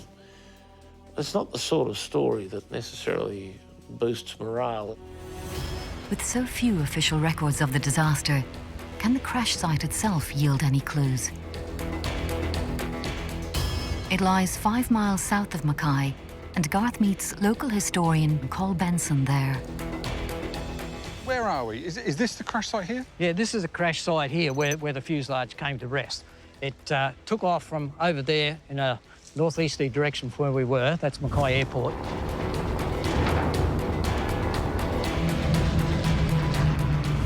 Then it headed southwest. It took off southwest and did 2 U-turns, and then virtually came down through here, where it came down through the path and gradually lost altitude from a couple of 100 feet and crashed through the trees and into this area here. Came in at a shallow angle. It didn't nosedive in, and once it hit the ground, of course, it was fully laden with fuel for a 4-hour trip to Port Moresby. The tail section seems to have leapt over the top of the main wreckage and appears over here, somewhere to my right. And that's where the survivor was found, in that tail section with others who are deceased. We only have 2 or 3 photographs of it, and it seems that the wreckage, there's not much wreckage shown there, but it ends with a timbered area, as though it was those mangroves over there. So I think we're in the general area as to where it came to rest, determined as best as we can.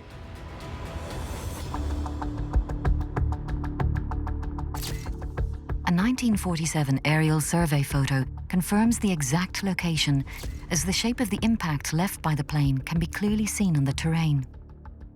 And with the wreckage so spread out, it would appear he came in low and flat rather than at an angle? Yes, it seems like it came in low and flat, and we've got a couple of descriptions of that. A young boy at the time was 14, and he described how he'd come from the creek and suddenly realised he was in the glide path of it as it came, as the trees gradually got closer and closer to the ground that they'd been chopped off by the aircraft coming down to ground. The evidence from the crash site seems to suggest that the plane made a controlled descent to the ground. While conducting his own research, Col Benson discovered a 1943 Australian police report on the crash. As it was wartime, the police were asked to investigate the possibility that the plane was sabotaged, but this was conclusively ruled out. Can this, the only official report of any kind on the B-17 crash, give Garth any more clues? There's lots of interesting pieces of evidence within the report that give us a clearer picture of actually what went on. And the bit that's caught my eye is they were actually given the cause of the crash. The report offers the opinion of the officer in charge of US aviation at Mackay, Lieutenant Neighbours. Neighbours seems to place the blame on the pilot. As the report states, He considers that the accident was due to the pilots banking the plane at insufficient altitude, the latter being possibly prevented by the fog from observing the nearness of the ground. The only problem I have with taking this at face value is there's a bit of conjecture on neighbours' part. He states earlier in the report that the fog limited his visibility and he was only following the plane by its lights. He was 5 miles away, so he would never have been able to be certain of the cause. The report seems to rule out engine problems, and 3 witnesses all said they could see no flames coming from the plane or anything that indicated it was in difficulties. And Garth finds another intriguing clue. A number of the witnesses agree that the plane was brightly illuminated, like he had his landing lights on. But why? If neighbours' account is to be believed, then surely the pilot knew what height it was at, so he wouldn't have needed to put his lights on. Or maybe it was a sign that he knew he was in trouble and he just put the lights on to signal, maybe. The report states it was foggier at the crash site. Certainly foggier than what it was on the airfield, so maybe he was using the lights to find somewhere to put down. For many years, the pilot Vern Gidcombe was the man thought to be responsible for the accident. It's easy to see why.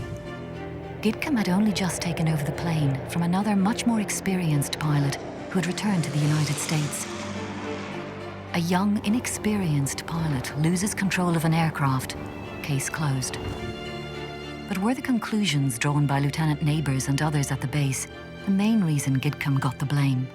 It's possible, but to Garth, the report indicates that Gidcombe was fighting a problem on board.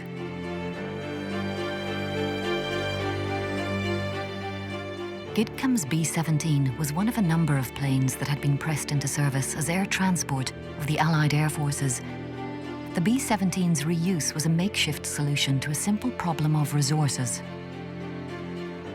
Very early on in America's role in the war, the troop carrier groups and the transport units really had to use a bit of a hodgepodge of aircraft. The transport units were kind of right at the very end of the supply chain without all the support of the infrastructure that you would get on the mainland USA. So inevitably, they were forced to sort of make do and mend a bit. And there are plenty of documented accounts of aircraft being severely battle damaged, being shot up, and being patched up and patched up and patched again just to keep them flying. Now, inevitably, if you do that, you're going to suffer losses, you're going to suffer problems, big reliability problems. The plane had been worked hard for the previous year in a role for which it was not designed. It was the perfect example of the make do and mend attitude to the needs of wartime transport. And that brought problems, so was a mechanical issue at the root of the crash. This B-17 had been grounded at the end of May for an engine replacement. They put in a refurbished engine. That one failed during a test. They put another refurbished engine in, and that engine also failed.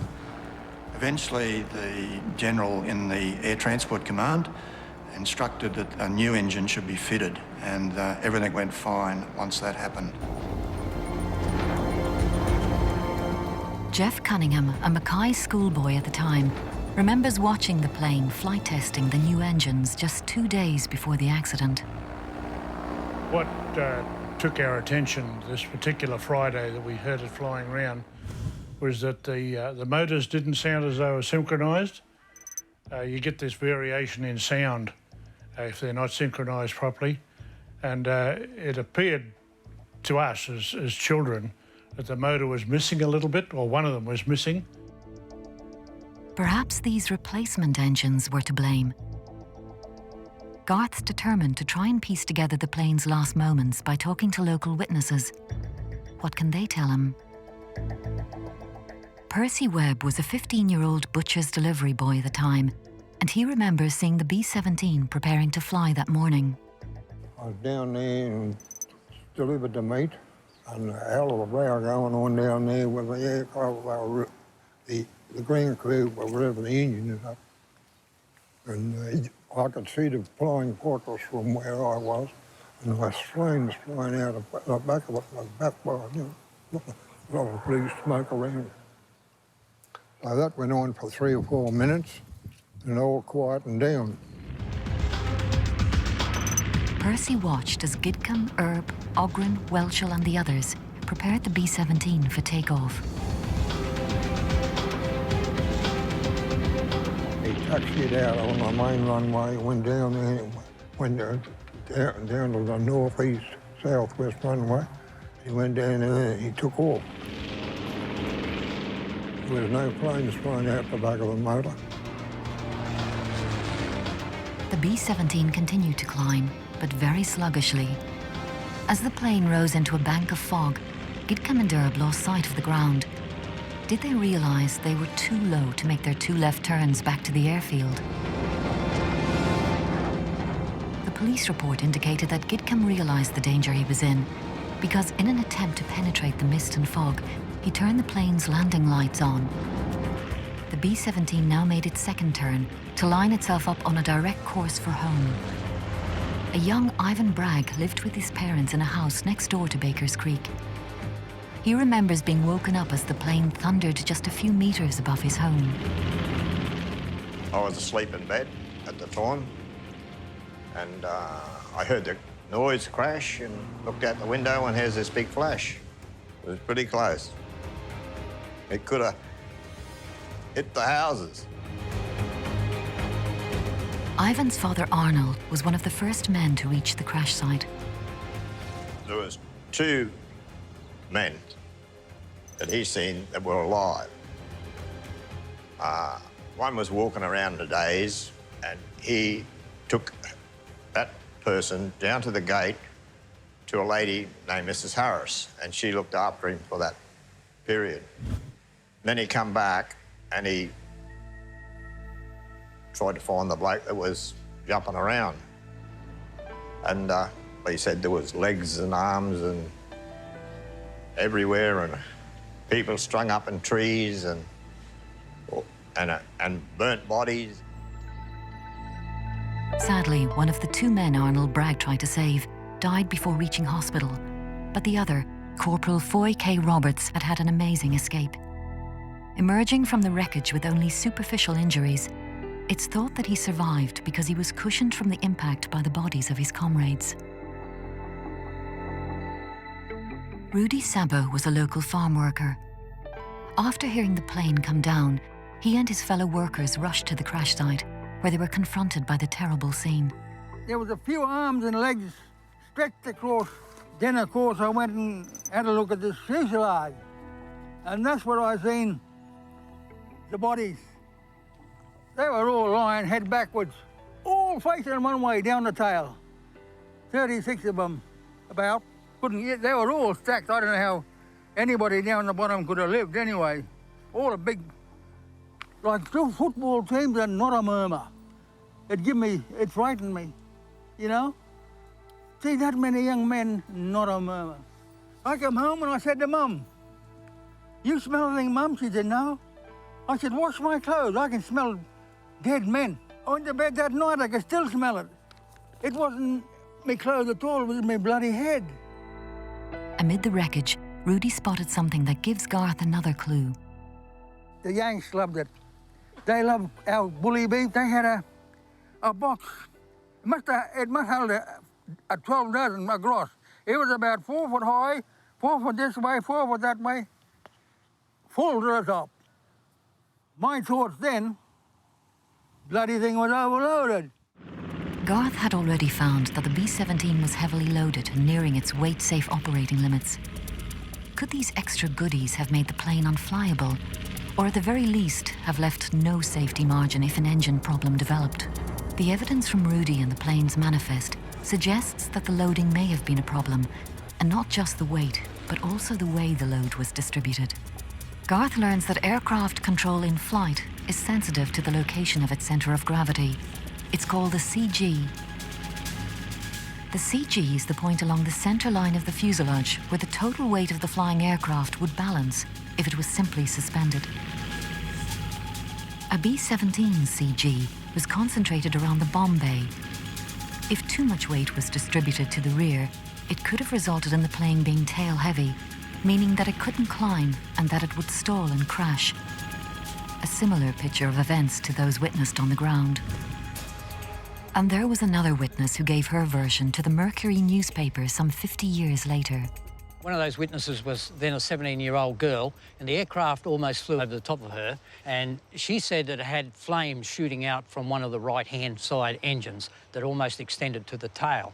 And one of the descriptions she made was the scream. She said, had jet engines been around then, it would have sounded like a jet engine. My fellow researcher, Teddy Hanks, during the war had been an engine mechanic, and he speculated that possibly a hydraulic pump could have failed, which was controlling the pitch, and that the pitch went off and the engine overrevved. And there was a radio signal to say that they were turning back. Now, whether they're turning back as a navigational reference or whether they're turning back because they had trouble, there was never any mayday issued. Teddy Hanks believed the engine condition she was describing was what is called a runaway prop, a term describing a propeller that breaks loose, resulting in a loss of engine power. On the B-17, sometimes a runaway prop even careered back into the fuselage itself. Armed with so many different theories, Garth has travelled back to America to talk to Reid McCosham of the Commemorative Air Force, a man with many years' experience of flying Sentimental Journey, the Air Force's very own B-17. Can Reid help answer some of Garth's questions?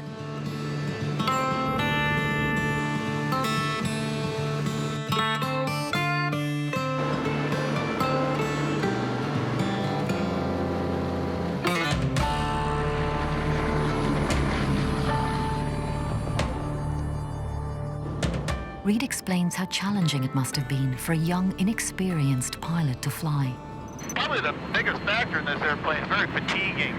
A lot of these older airplanes like this, the loudness, the sound and the vibration and the constant monitoring of everything, it over a long flight is going to wear you out. I like to refer to it as a dump truck with wings. Just very stable. You got to manhandle it around when you want it to move, when you want to put it somewhere. If the plane was a handful to fly under normal circumstances, how did it behave with an engine out? If we just lose one engine on takeoff, we just climb out at the same speed. So you're just going to climb a little slower, but other than that, it's going to be not that big of a factor now. If you're light enough, you can fly around with two engines. Probability of losing both engines, about the only reason I could see for that is either you forgot to put gas in them, or somehow one exploded big enough that somehow it damaged the other one and disabled it. So it's going to be pretty rare. Losing two engines right at takeoff, that's going to be a little tougher to get through. But, it comes down to weight, temperature, performance, aircraft performance, things like that. If you, say, had an aircraft like this that was converted to, say, a passenger aircraft, would that change the center of gravity, and would that make the characteristics of the plane completely different by doing that? It changes it a little. Again, that's a very stable aircraft. You can move the center of gravity quite a bit in this without having any large effect on it.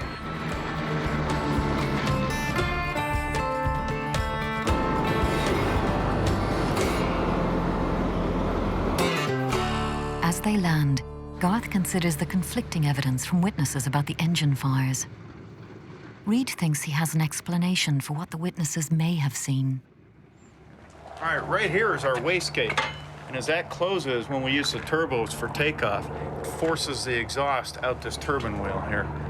And so a big flame would shoot down here under pressure from the exhaust. And and this glows red. And it's quite a sight at night. And this would be used for takeoff? Takeoff at high altitudes, and we can turn them on for landing in case we have to go around. We need a lot of boost.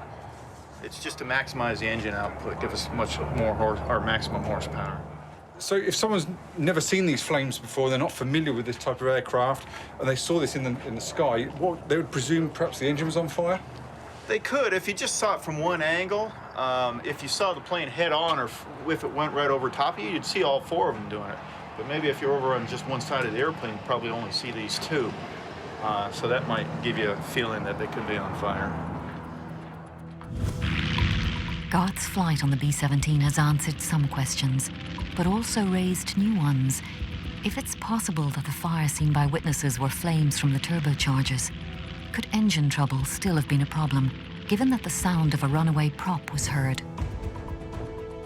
Garth has sent all the evidence he's gathered in Australia and America to air safety expert Gary Wan to get his view of what happened. Calling on his 30 years of aviation experience, Gary begins by discounting one of the possible causes. There was a suggestion the aircraft wasn't properly loaded and that centre of gravity wasn't in the right place and it may have been tail heavy. If the centre of gravity of the aircraft had been such that it was tail heavy, as soon as the aircraft got airborne, the nose would have risen quite rapidly and the pilots would have struggled pushing forward on the control column to lower the nose of the aircraft. And this would have been quite apparent from the witnesses. They would have seen the aircraft nose go up and then it would have tended to fall, possibly falling to the left or right on one wingtip. Did Gary think the crew were in any way to blame? There was some fog, a little bit of haze around, and certainly once the pilots got airborne, they may have had issues where they couldn't quite see where the horizon was, and that could have led to disorientation. Certainly in the turn, if the pilot had lost his horizon, he may have turned more steeply than he intended. When an aircraft turns, the speed it needs to fly at to maintain flight will increase. So if the aircraft was just at flying speed, by turning, banking the aircraft, either left or right, the aircraft would have needed to be flying a little bit faster. If it wasn't flying at that speed, in this case, when the aircraft turned, it would have lost height as it turned, effectively stalling in the turn. Poor piloting skills could have been an issue, but Gary thinks the real answer lies in a combination of factors. Any accident that you look at, usually there's not one single thing that causes the accident. And you talk about the Swiss cheese effect, where all the holes in the cheese come into alignment at the same time. The accident may have been caused by a number of different factors. It probably wasn't helped by the fact that it was only just light. There was a little bit of fog around. There may have been some loss of power from the engines, bearing in mind the aircraft had just been serviced. It was an old airplane and it was heavily loaded, so possibly it could be all these factors that contributed to the accident. Once again, the Swiss cheese effect. Facing a problem during takeoff is among a pilot's worst fears. Former RAF and commercial test pilot Chris Roberts explains how, 70 years after the Bakers Creek disaster, pilots must still carefully plan for the same runway emergencies today. Before you go to the aeroplane, you do all of the calculations to find out what we call the most critical point, which is a distance down the runway, and at that point you can either fly or stop. And at that point you have a speed, which is called V1. At V1 you make the decision positively, because if you've had an engine failure before V1, you have to stop. If you have an engine failure after V1, you have to fly. If you have had an engine failure, you will fly to another pre-calculated speed called V2, which is the planned climb speed optimally for a single engine failure situation. So the whole procedure is prepared for. These days, the human error has been eliminated by operational procedure. I say eliminated, you can't always eliminate, because there will always be the human factor. So it's still possible these days for a crew to mismanage a basic situation like an engine failure and end up in an unfortunate situation. Back home after his investigations in the US and Australia, what has Garth concluded about what happened at Bakers Creek? After receiving Gary's analysis, it pretty much sums up my own thoughts on the accident. Garth believes that the heavily loaded B-17 suffered some kind of engine failure just after takeoff. With one, if not two, problem engines, the plane simply wasn't able to climb. During the drama that followed, poor visibility prevented the inexperienced Gid Commander from having visual references with which to judge their two turns back to the safety of the airfield. With already insufficient engine power, the turns further reduced the speed of the B-17. The result was the eventual stall and crash of the aircraft. The two young pilots were put in an impossible position on that misty morning. The switched-on landing lights suggest they knew they were in trouble and were trying their very best to put down at the earliest moment. Personally, I think the crew did the very best they could with the situation that they were put in. We do not have all the evidence or the facts, and because of that, the definitive cause of the crash will always remain a mystery. The tireless work of the Memorial Association continues to shed some light on the Bakers Creek disaster. Lynn Tobin was trying to find a picture of the father that she never met when she walked into the Bakers Creek story. I had no idea whatsoever that my brother Jack had fathered a child. I think my first question was who in the family was left-handed. Turns out a lot of them were. And then it was fun to see the pictures of Jack, and nice to learn about my birth father. It sort of gives you a, who am I, where do I come from? When I first saw her, I said, "You are an Ogren, no doubt about it. She's our niece, my niece, and we love her a lot."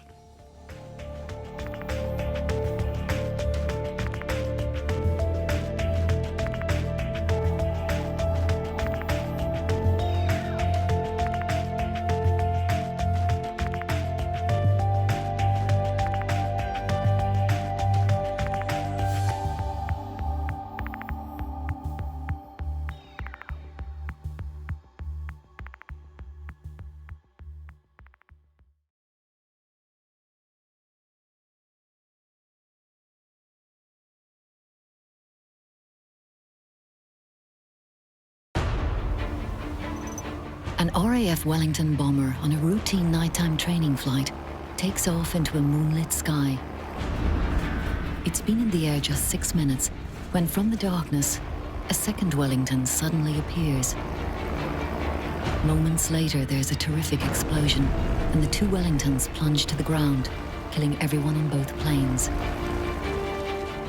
It is on the face of it another tragic wartime accident. The reality is that 13 people lost their lives. They're the forgotten heroes, aren't they? The two inexperienced crews are inevitably blamed for the crash. But is that the full story? Were the authorities too quick to denounce dead men? And did the real blame lay a little closer to home? The only people that really know what happened are the guys that are now dead. Was there a simple failure of procedure?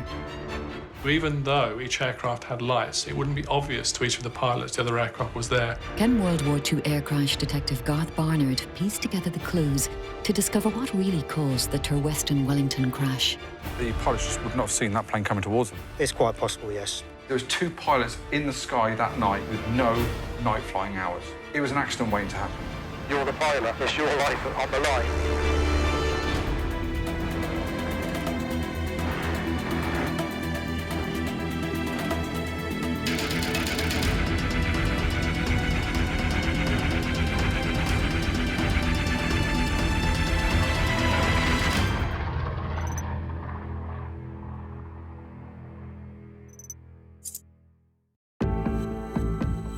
For the past 20 years, Garth Barnard has been investigating World War II RAF air training crashes. He studied thousands of incidents, but for him, the collision in the skies above Turweston stands out. Something strange about this crash. I've always been intrigued since 10 years ago meeting the postmistress at a local village when she told me of a plane coming down in flames and the possibility of it colliding with another aircraft, but there just wasn't the evidence out there. I just couldn't find anything, so I would really like to find out more about this. Wellington bomber HE-325 is preparing to land after completing a nighttime navigational exercise. The plane is being piloted by 32-year-old Flight Lieutenant James Shaw. He was dark and good-looking and fairly sort of cheery, and he was very engaging, and we loved him. We thought he was great. Meanwhile, on the airfield below, another Wellington bomber, BK-272, sits on the dark Turweston runway, awaiting clearance for takeoff. Its pilot finally gets the all clear, and the Wellington's 290 Bristol Hercules engines power it down the runway. The pilot points the aircraft's nose in the direction of the full moon that hangs in the sky ahead of him. The bomber quickly builds up speed, and it lifts off into the night sky. Minutes later comes the collision of the two aircraft. A huge fireball. No chance that anyone on board will escape. So was this crash just a tragic accident, or was there a lot more to it? I mean, and why is there so little data? All my years of research, I've gone through so many different crashes, and the data's quite readily available, but in this instance, it's very, very difficult to find out what actually happened. Was it human error? Was it a mechanical problem? Was it a procedural failure? This is the sort of thing I really need to find out. One thing I have learned is the more you look into these crashes, the less clear cut the conclusions. At the end of the day, young airmen lost their lives that night. We owe it to them and their families to find out the truth.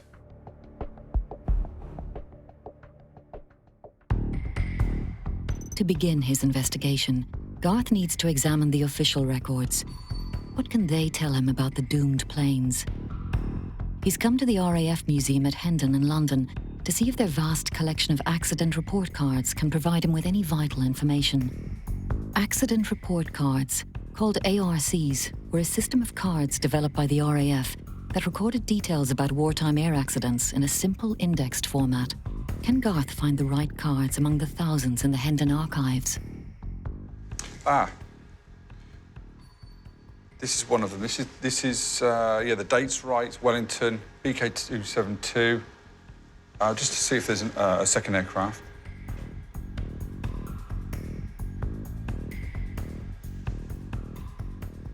Yep, here's the second aircraft, yeah. So we've got both ARCs for both aircraft. What I'll do now is I'm going to print these both off and look at the details.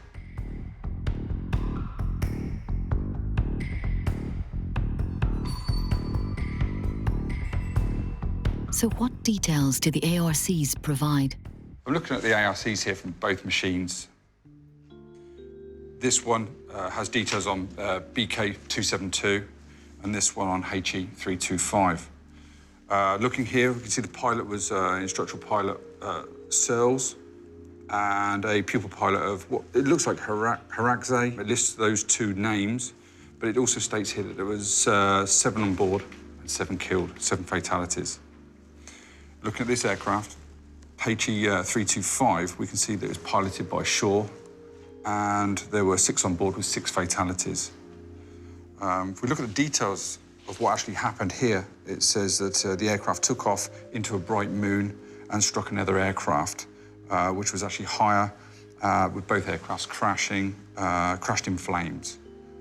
And again, on this ARC, it says struck by another aircraft in flight at 1,000 feet, both crashed and burned. 13 men lost. The scale of the accident is shocking. The cards show that the authorities blamed both crews equally and that they failed to keep a good lookout. But Garth has noticed the cards also conclude that navigational lights would not show up well in full moon. So which is it? Was it solely the crew's fault, or did they never stand a chance because of the flying conditions? For Garth, the cards lack important detail. It has details here of the engines, the aircraft type, the pilots and their hours on type in both day and night. It says there's 7 on board on one, 6 on another, but there's actually no details of the crews themselves. It doesn't really give us a lot of information on what they were doing. What we do know is that both aircrafts hit each other, but that's pretty much it. The official explanation for the crash seems too simple. How is it possible for the two planes to fly into each other? Surely the controllers on the ground should have known that the close proximity of Shaw's plane posed a danger to Searles before he took off. If anything, the official records seem to have posed more questions and not given answers. On the accident report card, the names of the pilots have one letter written in a column coldly beside them. K for killed. He was always Uncle Jas to us, this rather dashing figure in uniform. A very glamorous figure at that stage, obviously, because anyone in uniform was a bit of a hero. His wife was called Helen, and he had a baby son at the time of his death. And He was always the sort of hero figure, if you like, who died during the war.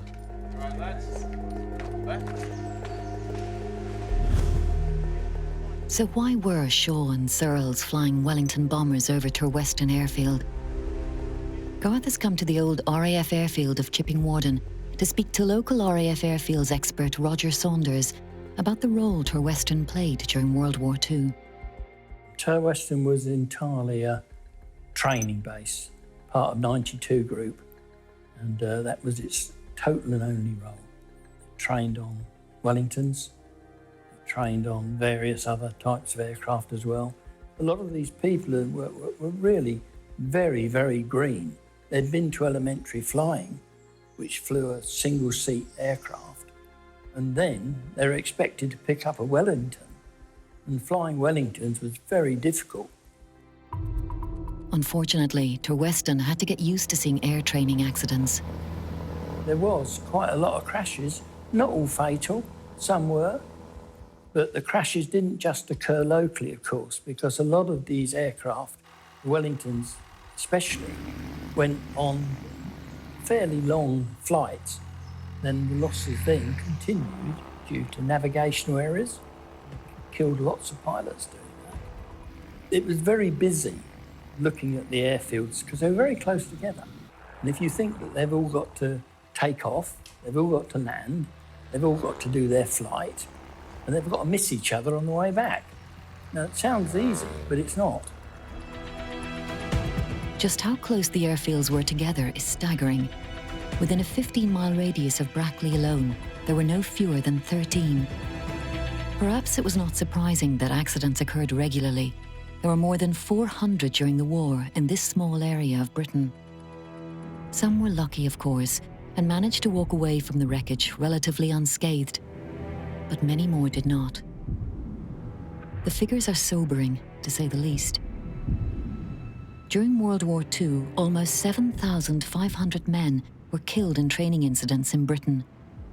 Most were men who died before seeing any frontline action. The inexperienced Turweston training crews faced a whole set of challenges and dangers.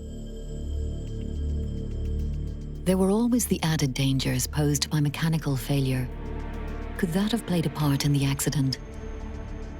The fire that consumed the planes made it impossible to be sure. But how reliable an aircraft was the Wellington bomber considered to be? By July 1944, the Vickers Wellington had been replaced by the famous Lancaster heavy bomber as the leading aircraft in Bomber Command's operations. But it was still a formidable machine. The Vickers Wellington was a twin-engined medium bomber, and it was really the backbone of RAF Bomber Command's fleet until the advent of the really heavy four-engine bombers, so the Stirling, the Halifax and the Lancaster, a little bit later in the war. When the RAF staged its first 1,000-bomber raid on Cologne in May 1942, more than half the participating aircraft were Wellingtons. With its revolutionary aluminium-weaved geodesic frame, developed by Barnes Wallis of Dambusters fame, the Wellington was affectionately known as Wimpy. It was strong, it was solid, and it was able to take an extraordinary amount of punishment. It seems that mechanically the pilots of BK-272 and HE-325 should not have had a problem. The beauty of the geodetic method was it meant the Wellington could absorb huge amounts of punishment, huge amounts of battle damage, and still make it home. So from that point of view, it was a very reliable aircraft, although it did have the slightly disconcerting characteristic of weaving about a little bit, bending and creaking a bit in flight because of that very structure. The Wellington was a rugged aircraft, certainly, but those used by the operational training units were end-of-line planes that had seen a great deal of action in the field. Could that have affected their reliability? You'll hear reports of getting bogged down. You'll get times where you've got prop swing. You'll probably find that you lose propellers, literally. There was one flying over Silverstone to Turweston, and it got off the ground and then lost the propeller. It just disappeared. Collapsing wheels, Wellingtons were a bit prone to dropping a undercarriage. So who else was flying on board the doomed planes that night? Garth has found out a little more about the 10 remaining victims. I've managed to track down names of the other members of crew. Initially, I used the Commonwealth War Graves Commission website. I typed in the date, which I had, and I got pages and pages and pages of names, which isn't surprising given the bloody war that was over the skies of Europe at that time. But to get the names, what I did was use this fantastic book. Bomber Command Losses by W.H. Chorley is a series of books that chronicle every aircraft loss in Bomber Command during the war. Okay, if we flick through the pages, here we go. On the 7th, 8th of July 1944, Wellington, HE325, which we know was in the air that night. We know that from the ARC. But listed here, what we have are the names of the crew that were on board. The book reveals that flying with Flight Lieutenant James Shaw that night were the 36-year-old Sergeant William Mitchell and Sergeant William Willett, aged 31. Also on board were Sergeants Henry Kinchin and Leonard Barker, who were 28, and 19-year-old Charles Wyatt. Garth also finds out more about those flying BK-272, with the 2 pilots, Searles and Tarazay, was 20-year-old flying officer Arthur Cork, Sergeant Peter Woods, who was 21, the 27-year-old Sergeant Bernard Hadlow, and Sergeants Robert Bradford and Jack Lemon, who were both just 19. Harazay, he was Canadian. That explained the unusual surname, and so was Cork. He was Canadian too. Well, reading through this, we've got a lot more detail on what happened. The book confirms most of what Garth knows: the time of takeoff for each plane, the length of their respective flights, and the location of the crash. But we know Searles was instructing Harazay that night, but who was actually at the controls at the time of the collision? Also, looking at the amount of crew on board, we've got 7 here, so I'm expecting to see maybe there was 2 or 3 gunners or 2 or 3 navigators, wireless operators, which would tie in with the fact it's a training flight. what the ARC reveals is that Searles had flown 1,314 hours in total, with 520 hours flown in the Wellington, including 128 at night. Pilot Officer Harazay, on the other hand, was far less qualified. Harazay had never flown Wellingtons at night before. Look, 150 hours flying time, but in this column under type, it's got nothing. So you've got to deduce that Searles was the instructor, Harazay was the pupil, but who was actually at the controls at the time of the collision? Garth notices something else on HE325's accident report card. Shaw has a lot of flying hours, we know that, but only 13 on type and none at night. Was he an experienced trainee, or was he just an experienced pilot transferred over to Wellington to build his hours up on that new machine? With Harazay at the controls, that means there was 2 pilots in the sky that night with no night flying hours. It was an accident waiting to happen.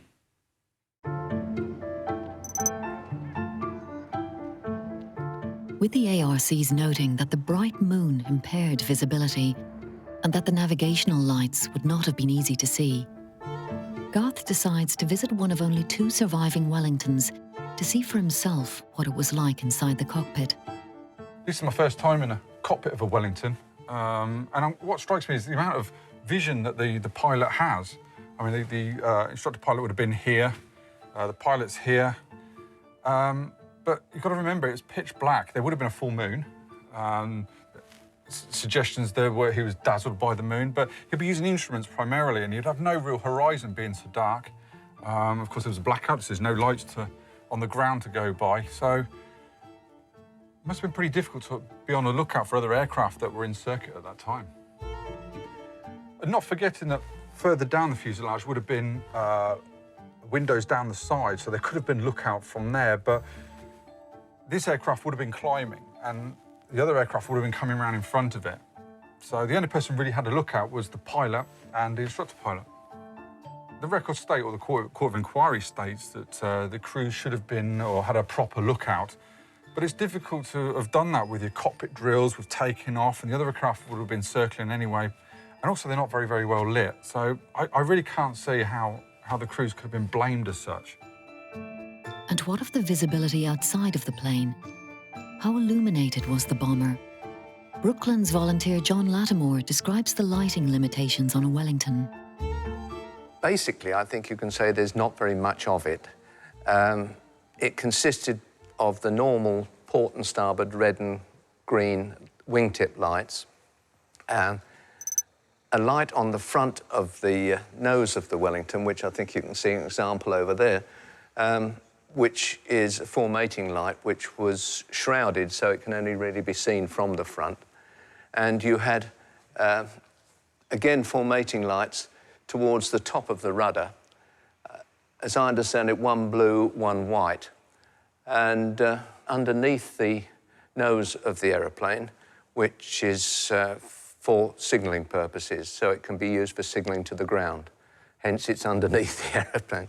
And that's it, as far as external lights are concerned. The lighting you talk of wasn't like the big bright lights you see on modern aircraft now? No, not at all. You're talking about car tail light bulbs, basically. So you know what that is. It's not very bright, no. And certainly not from a distance in the air. But they weren't designed to tell anybody on the ground where the aeroplane was, for obvious reasons. Interestingly, John is not convinced by the ARC's findings that the crew were to blame. To be honest with you, it seems to me that you had the unfortunate set of circumstances where the only people that really know what happened are the guys that are now dead. So if your airplane that's now in circuit, flying on its own, probably would not have his formating lights on. So he's only got his wingtip nav lights. He's sideways on to the aeroplane that's taking off. So we've only, if he's on an anti-clockwise circuit, he's only got his port nav light, which will be visible to the aircraft taking off, which is, you know, a little red light in the sky, and it's a bit difficult for some pilot who's taking off to know that. This was a convenient let out. You've got a crash or a collision that occurred, killed a number of people. Somebody's got to come up with an answer, so you come up with an answer that says, well, they weren't really doing their job very well, were they? You know, which is unfortunate, but I think it's convenient. Why would the authorities want to find a quick and convenient excuse for the collision? By this time in the war, RAF Bomber Command, under the leadership of its commander, Arthur Bomber Harris, was becoming a formidable weapon for the British.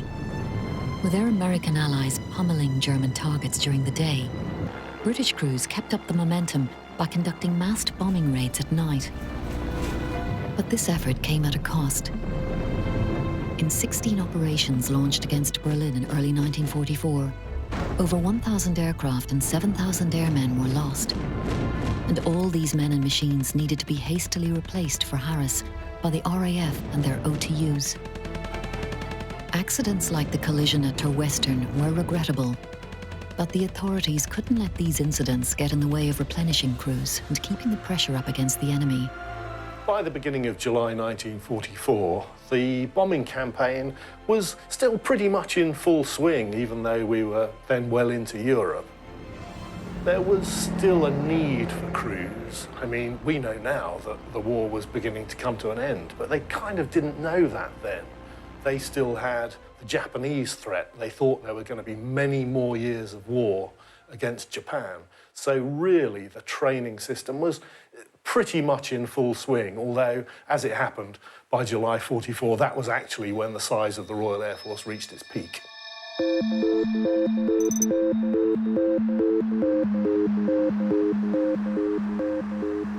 Garth tries to pinpoint the exact location of the crash.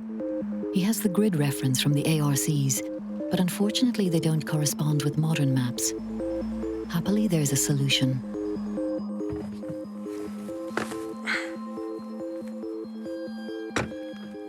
Okay, we're 2 miles away now from the airfield itself, and looking at the ARC of Searles aircraft here, it states the Ordnance Survey coordinates for where the crash site was. That doesn't correlate or relate to any modern-day Ordnance Survey maps, so what I have to use is a 1943 Ordnance Survey map, and from that, I can work out the exact position of the crash site And remember, this is the crash site of Searles aircraft. This is about 2 miles away from the end of the runway, so it just goes to show how close from the end of the runway the incident was. And this aircraft travelled a long way after the collision itself. It's positioned over here in the middle of the field. You can see it from here, good view, and probably where about those two trees are on the hedge line itself. Probably about in line with those, but in the centre of the field, which is exactly where it's positioned on the Ordnance Survey map. Now I know the exact crash position of BK272, which was Searles aircraft. I can try and find out how it got here and which actual runway was in use at the time. I really would like to get to the bottom of this and find out the truth of what happened that night. Having established where one of the planes crashed, Garth travels to Western Airfield to try and finally piece together how the accident happened. He's come armed with some startling new evidence. As we hit a wall with the British sources, I decided to contact a Canadian colleague who gave me information on the Canadians on board BK272, and the information he's given me is absolutely fascinating. Garth's colleague has found the official Court of Inquiry report in the file of one of the trainees, Walter Harazay. The Court of Inquiry gives a detailed account of what happened to Harazay's Wellington BK272, and I quote, "This aircraft, after taking off, is assumed to have climbed towards the second aircraft, which was at a higher altitude.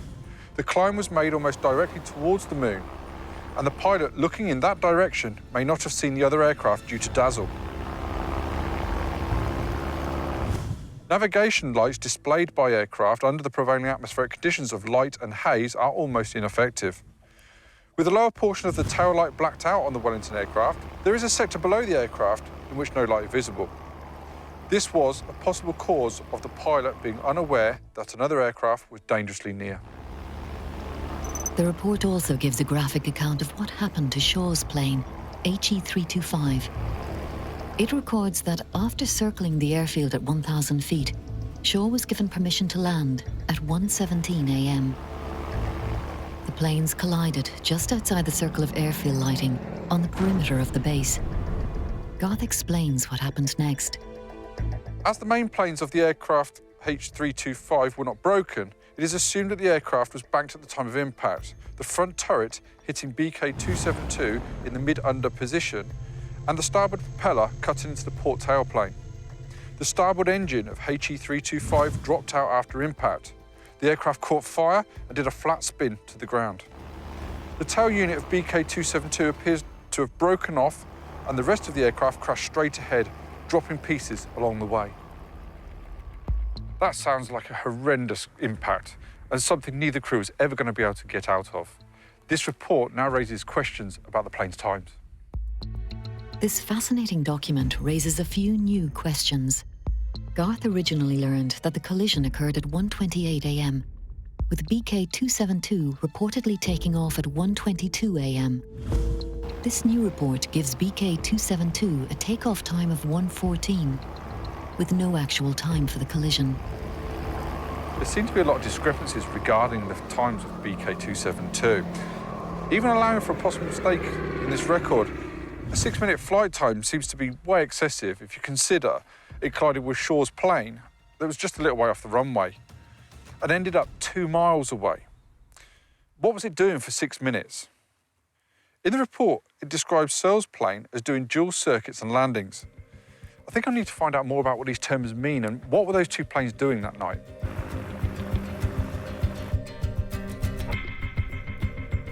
Steve French is a pilot who flies regularly from Wellington. He's agreed to take Garth up on a flight and to explain what a circuit is.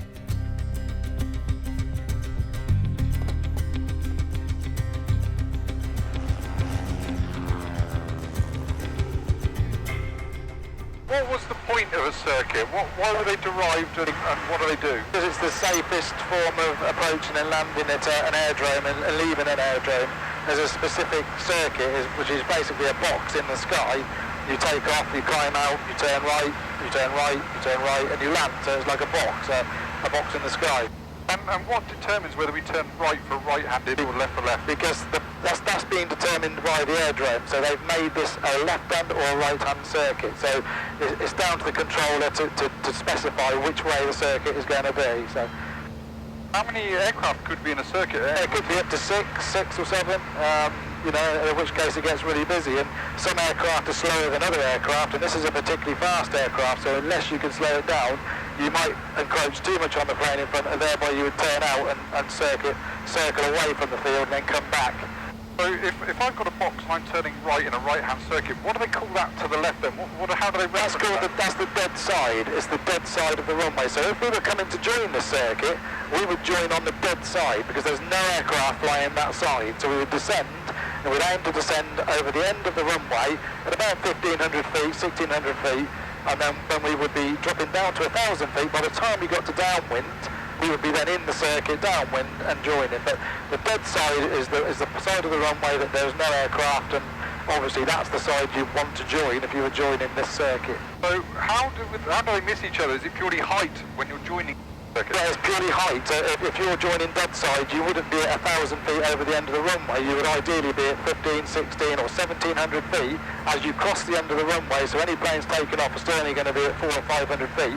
And then by the time you've joined the circuit, you're at 1,000 and you've sort of meshed in with everybody else. But ultimately, the pilot has the last word. You know, if you don't think it's safe, then you make the decision. You know, because you're the pilot. So it's your life on the line.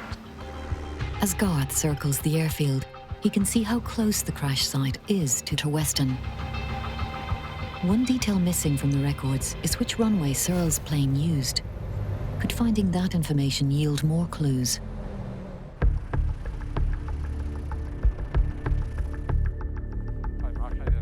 Garth meets with local astronomer Mark George. Can he shed more light on the question of the runway? Mark, what I do know is that the crash site was in this direction. But what I can't confirm and what I don't know is the actual runway in use that night. What I do know is from looking at the official data that the moon had an important part to play in that. Is there any way you can tell me where the moon was on that night? Yes, absolutely. We've got a fantastic piece of software here that allows us to turn back time. So by using this, we can see exactly where the moon was on that night. So if you have a look on here, we turn the time back to 1944, and it shows us that the moon, if we have a look in this direction, we're about 28 degrees in the sky. So we're looking at this patch of sky just here. So then, if we position the map then, right now we're stood at the intersection of these two runways, so it could have been anywhere of those. We know Westbury's in this direction. From what you've said with the moon being in this direction, it does confirm that this was the runway in use at the time. Absolutely, yes. I mean, for any pilot taking off from this particular runway, they're going to have the full glow of that moon in their eyes as they take off.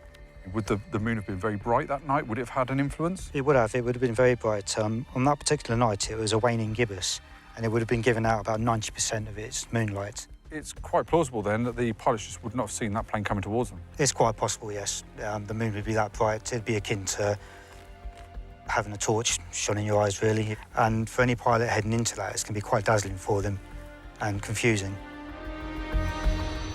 From the information he's gathered so far, Garth has come up with a timeline of events. At 1:14 a.m., Charles Searles is given permission to take off with his crew of 7. As it's Haraze's first nighttime flight, Wellington BK-272 remains stationary as he, Searles, continues teaching him. After returning to the airfield and circling, Flight Lieutenant Shaw in Wellington HE-325 is given permission to land. At some time between 1:17 a.m. and 1:28 a.m., Searles Wellington takes off to the southeast into the face of the full moon.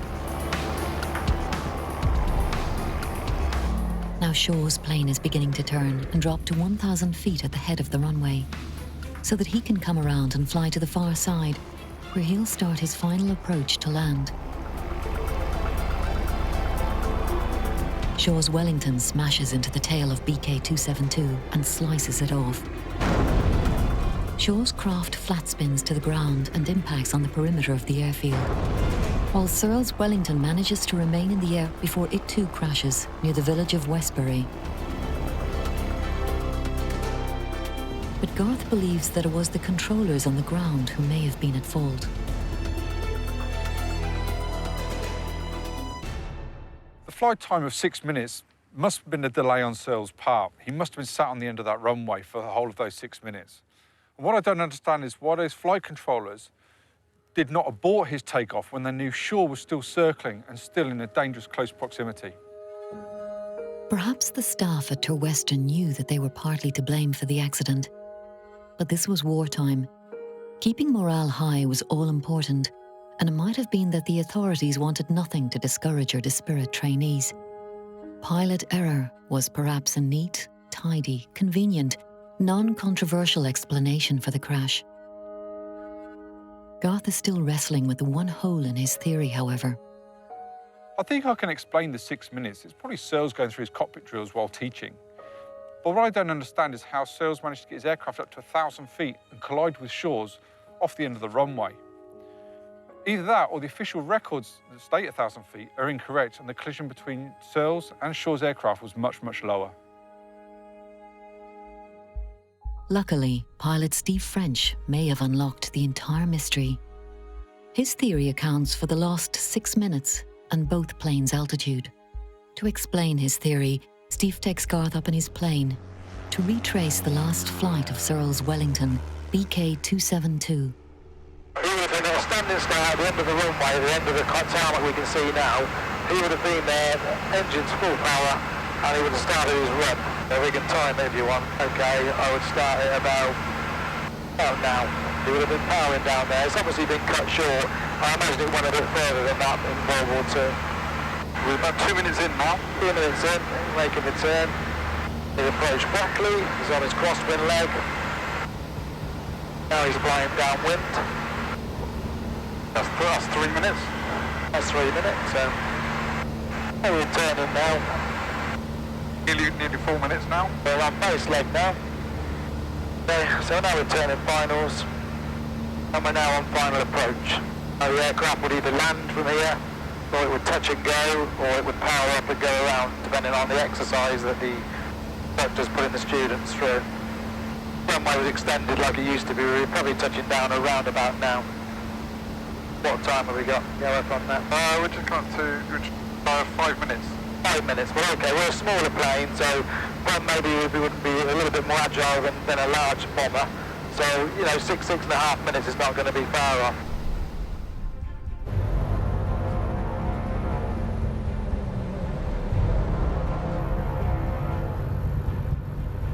Back on the ground, Steve reveals more. Obviously, we've just flown this circuit, and it was a right-hand circuit to runway 15. I believe that the pilot and on the Wellington that was taken off, he had a student with him, and he was on his very first circuit. There's a 6.5 minute delay in between the time they talked to them and the accident, which would basically be correct for taking off, flying a circuit, and rather than landing, doing a missed approach. A missed approach is where you're on approach, you decide to throw the landing away, and you take off and go back round. As he got a student with him, it was the middle of the night. I would imagine that, you know, the first one would just be for a look. So he'd come round, have a look, he'd be at 500-600 feet, he would say, right, go round. The pilot would then pull up, he would soon be at 1,000 feet. Meanwhile, the other aircraft's coming in to join the circuit from the dead side. This is the dead side of the runway because obviously it's a right-hand circuit. This aircraft coming in, he probably knew where he was. He could see Westbury over here. It was dark, it was moonlit night. He may have picked up a couple of features. As he was coming in, he would be rolling slightly left to make sure he was over the end of the runway to the right. And the way the way the two aircraft have impacted, it would make sense that obviously that they would hit each other there. This aircraft then went down there, and the obviously other aircraft spiralled in basically at the end of the runway. The only way this aircraft could have been at this point at 1,000 feet is if it's already in the air. It couldn't possibly have taken off and got to that height in such a short distance. If he had landed and then took off again, he would have probably only been 500 feet here. You know, and the other pilot at 1,000 would have been over the top of him, you know, enjoying the circuit, and he would have been safe and he would have been fine. Steve's theory has finally solved 10 years of frustrating research into the Wellington collision. Garth has sent all the evidence he has discovered on the Wellington collision to air safety expert Gary Wan to see if he agrees with his findings. Gary begins by assessing the efficiency of air traffic control at the time. Air traffic control during wartime is certainly different to the way it's run now. And essentially, the person in air traffic control will be recording takeoff times and landing times. There wouldn't have been a map to plot where the aircraft are. There's obviously no radar to see where the other aircraft are. And clearances given to the aircraft are almost procedural in that the aircraft is given permission to carry out a manoeuvre, and it's up to the pilot then to carry out safely. By giving procedural instructions, you're allowing the aircrew to carry on and carry out a manoeuvre, but what that lacks is the control over the aircraft and making sure that you haven't got two aircraft in the same place at the same time. So why did the crews not see the other's aircraft that night? If the two aircraft are on a converging course, a collision course, then there'll be no apparent movement of one aircraft and the other. And it's a well-known fact that the human eye picks up movement. So even though each aircraft had lights, it wouldn't be obvious to each of the pilots the other aircraft was there until very shortly before the collision. With the numbers of planes in the skies increasing all the time, and our major airports becoming busier than ever, how does modern aviation minimize the possibility of a collision between converging airliners near an airport? Former RAF and commercial test pilot Chris Roberts explains the systems that have been developed to keep the modern traveller safe, even in limited visibility. You have on board your aeroplane a thing called a TCAS, which is a collision avoidance system. And you can see on your aircraft displays where the other aeroplanes are that are coming in towards the landing point, which is also the beginning of your takeoff point. So you have that basic visibility if you're in bad weather, and of course you can see them if the weather's good. And of course, air traffic knows where they are, so air traffic will be telling you. But at a particular point when you requested your departure, you will be cleared onto the runway, and you will be cleared takeoff. And the two calls may come together, they may not. Air traffic now never use the term takeoff unless you're cleared to take off. So once you're cleared to take off, you have to go very quickly, because everybody is working on the assumption that you will move very quickly after you've been given clearance, and that will allow you to slot in to your place in the pattern of aeroplanes that are coming into land and have already taken off. Now he has finally discovered the truth. Garth can tell the relatives of the Wellington crash what he's found, and a 70-year-old mystery can at last be resolved. Emma Bonner Morgan is the great-niece of Flight Lieutenant James Shaw. The family had believed that James was killed while training in Scotland. Garth meets Emma to tell her more. It was 1:15 in the morning, so it's pitch black. Very, very dark. But also, there was a full moon, so that some of the land was lit up. So you've got an aircraft which, by all accounts and reading through this research, was taking off into the moon, so he had the bright moon in front of him, and then you had another aircraft that was circling around. So the aircraft couldn't really see each other. So when it comes to fault, the Court of Inquiry states that perhaps both crews didn't keep proper lookout, but to me that's a bit harsh because the two aircraft, very, very dark night, just collided with each other. How much information had your family received regarding this crash, and what did you actually know? My grandma told me about him and had said there'd been an accident, but she didn't go into details, and I suppose she didn't even know that much.